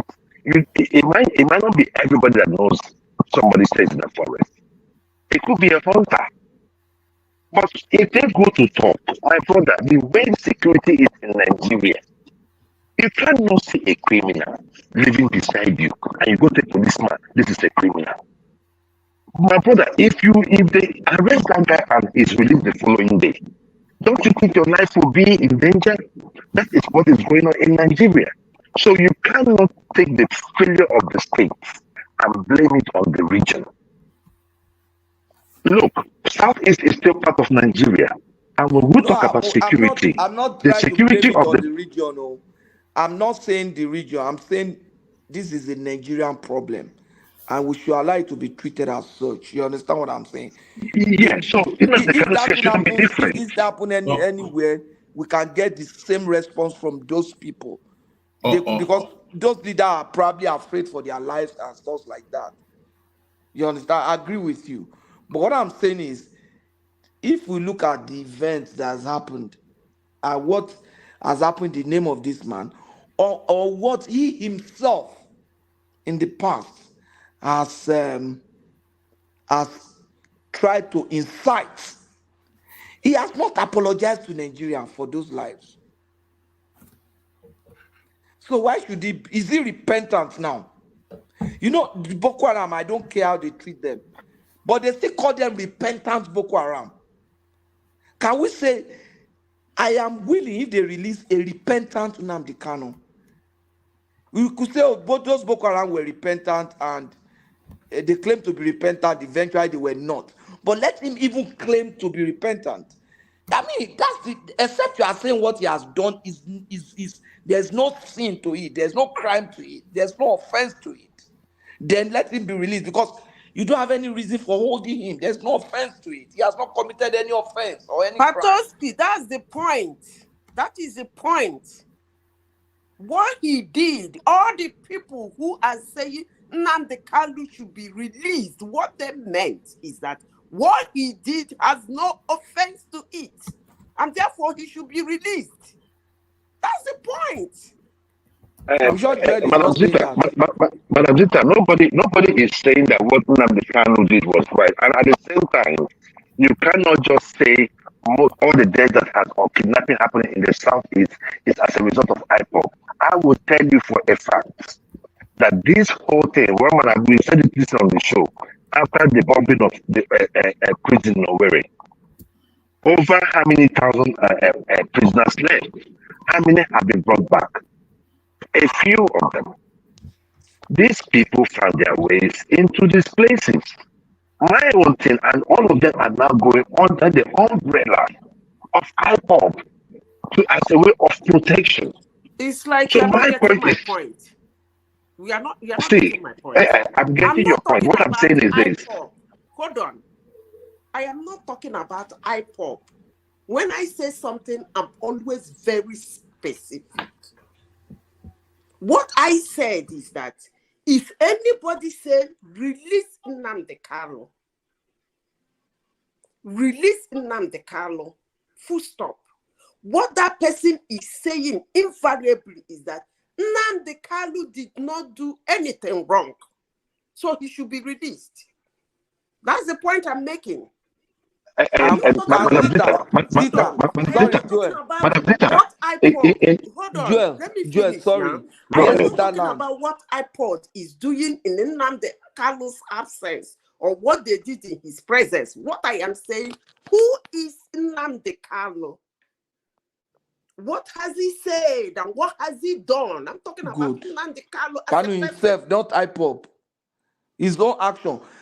I said his own actions. Exactly. What Nnamdi Kanu has said, what he has done, exactly. his own actions as Nnamdi Kanu. If anybody in Nigeria says release Nnamdi Kanu, what the person is saying invariably, technically, is that Namdi Kanu did not do anything. Release him. That's my Woman, Madam Zita, Zita, if we are to go by sorry, logic, if we are to Joel, go by Joel, let logic, me just, Nnamdi Kanu Joel, did nothing. Joel, you will come in. Let me just support Okay. Zita so that you run this. You see, Zita, what I expect them to be saying is, forgive Nnamdi Kanu. You understand what I'm saying? Forgive instead of saying release him. Because from what Zita is saying, I agree with her, is that releasing him means that this guy has done nothing wrong. You don't have any reason to hold him, release him. But if you say forgive Nnamdi Kanu, you cannot forgive somebody who did not who's ask not for apology, repentant. who did not apologize. Exactly. It doesn't work that way. You So cannot they should wake be up in the talking to morning. him. Somebody did not apologize for anything. He said he didn't do anything. You say forgive him. It doesn't work that way. All right. Bring it home, Patoski, and then we hear from Triumph. So what we are saying is that I think the narrative should change from what Zita said and what Joel, all of us is looking at now. It should be they should be talking to Nnamdi Kanu to say, look, you want forgiveness, you want a pardon. It means that one, you should be repentant, you should acknowledge your deed, even to God or to any other person you offend. Say, bro, I know I offended you. And there should be a sign that suggests that, look, this guy is actually repentant. And then we can forgive, extend forgiveness. Woman, the whole country needs to forgive that guy. And he needs to ask for forgiveness from all of us because he has caused us pain as a country by what he has said, what he has done, what he has incited people to say. Woman, I rest my case on that. All right, brilliant. That's the excellent Patoski. He doesn't spend enough time with us, but when he does, that's the quality he brings. Up next, Mr. Triumph. Triumph, we are up next. Good morning, Bonjour, everyone. Bonjour, monsieur. Bonjour, merci beaucoup. Comment ça va? Et tout. Ça va. Ça va bien. All right, that's all I know. That's all I know. Don't worry, you have to go back to the lectures back then. You'll be good in it, or you come to live here like in 2 years, then you'll be good in it. Okay, I've been listening to. I even went back to listen to your guest. It was very exciting. One thing that I'm sorry to say, I'm not offending any Igbo here. Let me be here. The Southeast are not honest with themselves. Because I listened 3 days ago what Governor Soludo said that some people, like senators, people in the government, that's in Southeast, top people, their elders doesn't want him to come out. So it's not the problem of Nigeria anymore. It's the problem of the Southeast. I'm sorry to say that. That the only Southeast that can solve their own problems, their own selves. So you should stop using this issue to be disturbing us. Even the other guy in Finland making noise. Sorry to say.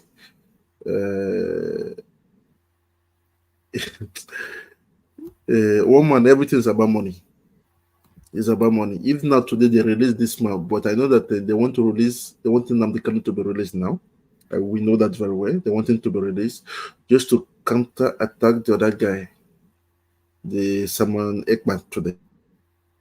We know that very well. That's their plan now, because everything is getting out of hand. You know, when you create a beast and you find that your beast is getting bigger than you, you find another way to kill it and to bring up another, to have a puppy, a new one, so that you can control. But today, the Southeast problem, I don't want to say too much, but I know that everything is about money. People using it to make money. Using it, and I know people that they donate every month there, which is very sad. And they use lies upon lies. I heard what Joe was saying.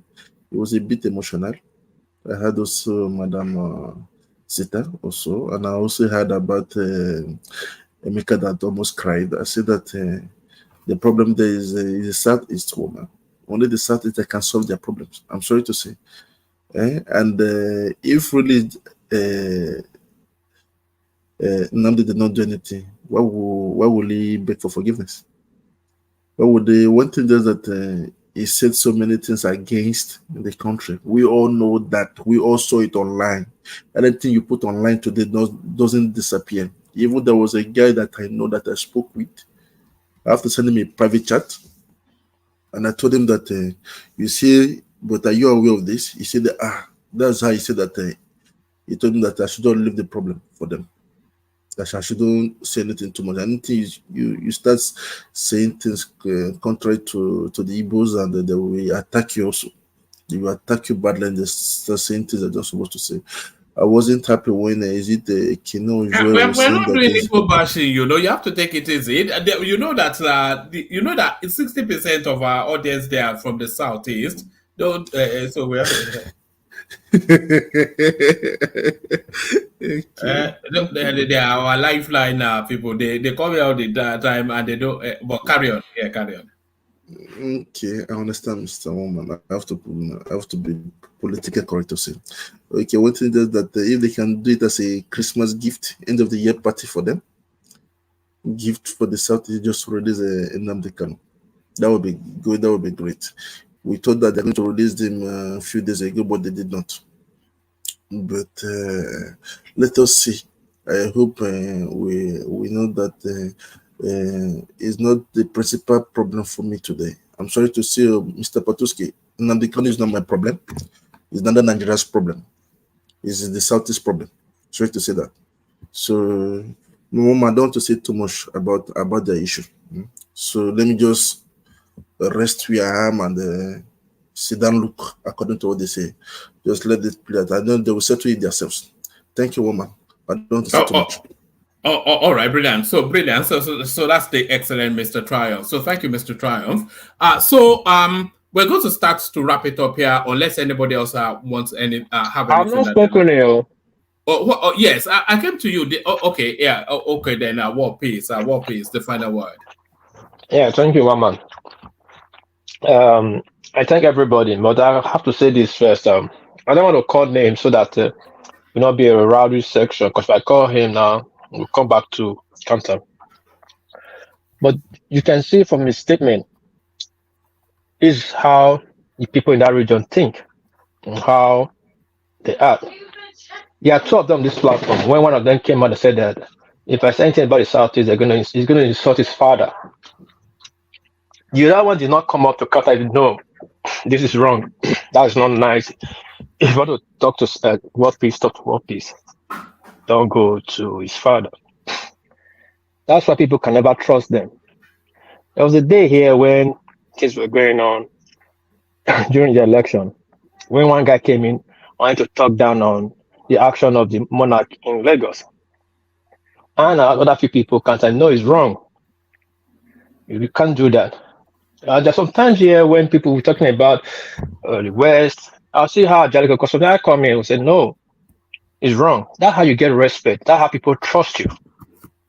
But this other guy was talking, and his brother here could never content to say, no, it's wrong. Well, let's put that aside. Now the Southeasterners has come out. For me, I don't know what they want. When this incident started, they said everybody should back out. The Southeastern problem. That insecurity in their town, sit at home is for them. Are they complaining? Then fine, everybody backed out.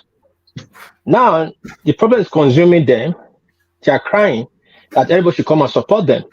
Now people are coming to support them now, and they are still the one accusing the people that they hate them. In short, I don't understand what they want. It's like you have a broken leg, you go to hospital, you'll be telling the doctor to give you Panadol for headache. How will the broken leg heal?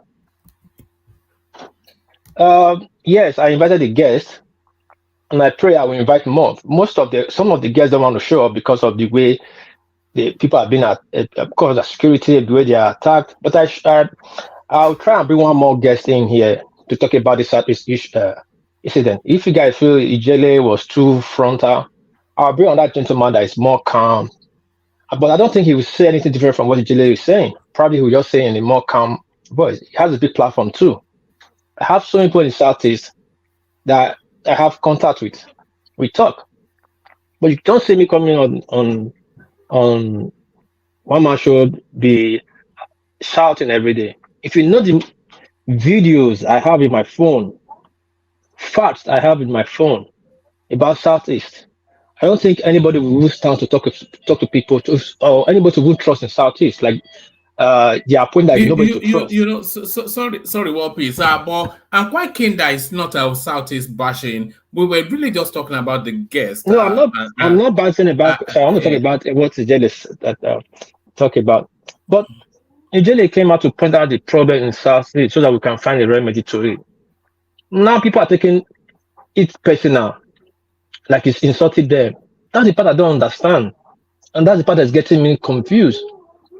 If my brother Kene is advocating that the insecurity in Southeast, let's deal with the insecurity. I think people found his language a bit robust. I think that's probably okay. Then he came to point out to the direction, like look at where there's insecurity. Look at the people presenting insecurity. It's both political and both criminal minded. Then we can debate on it. If you call some names that you don't believe, you can't say no, I'm not sure this man is involved. Then he will bring his proof. But taking this person aside, drawing the tribal and the eighth game, it will not help anybody. And this will not help any of us. If we want us to settle the problem of Nigeria, we will come together collectively and find a problem to it. Yes, you people know the problem of that region more than us. But we cannot solve your problem if you don't tell us the problem. So we should drop this tribal sentiment and we should drop this. That's the only things I want to say, but for me, I don't keep hate in my mind for too long. But I will apologize to Oga Jalukoko how Ijele was responding to you. You could understand the time Ijele is responding to people was the time that he was not on the platform anymore. So he was speaking via phone. So he didn't know who was talking. And if you are fighting like Ijele, if you be in Ijele's shoes, you would understand what this guy is passing through.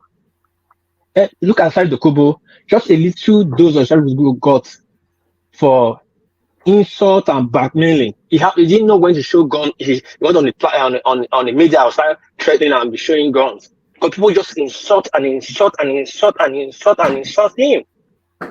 You will be on your own platform, you will insult people, then people will not talk to you. They will be on their own platform, you still come to their platform and insult them too. This is not nice. So sorry, Ajale Koko.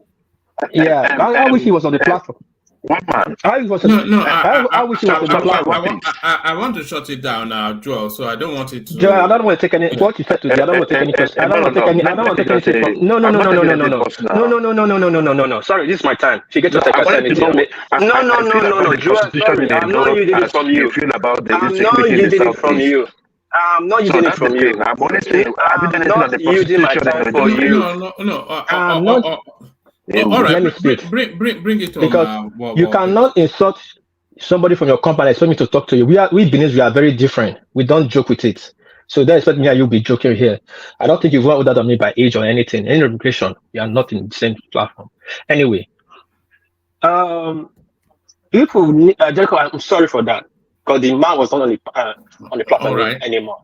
So please, one man, if you. Sorry and thanks for bringing Ijele. I'll try to bring another guy in so we can talk and find a solution to the Southeast problem. I don't hate the Southeast. I'm looking for a solution to it so everybody have peace. Thank you, one man, and I'm out. All right, brilliant. So thank you, Wapis. So thank you, Wapis, and thank you, everyone. It's been an explosive session, we have to say, but we come up to the 6-hour mark. Thomas is not available, so we start to round it off here. I wonder if Ajale Koko wants to round it off with just a very, very short parting words. Ajale Koko, do you want to close this off for us? Okay, I don't think we have Ajale Koko. Oh, soon on you. Ajale Koko have gone to bed though. All right, so Ajale Koko has gone to bed. I was going to say let us join him, but we are not joining him. Let us go to our individual beds. So thank you, everyone. We'll reconvene for tomorrow, and thank you especially for the GoFundMe people and the super chats, of course. I lost connection, so I lost the streams of the super chat, but essentially it was Ayo all the way through, as always is the case. So thank you, Ayo, for the for the super chat. And by the way, other people can join Ayo in that space. I recall a day that Ayo was not around. We had no super chat. So So other people, you see that dollar sign at the bottom of the comment section is available for everybody's use. It's not just for your. But thank you everyone, and thank you especially for to Ijele Speaks for coming to illuminate the space. So thank you one and all. We'll reconvene tomorrow and do it all over again. And peace.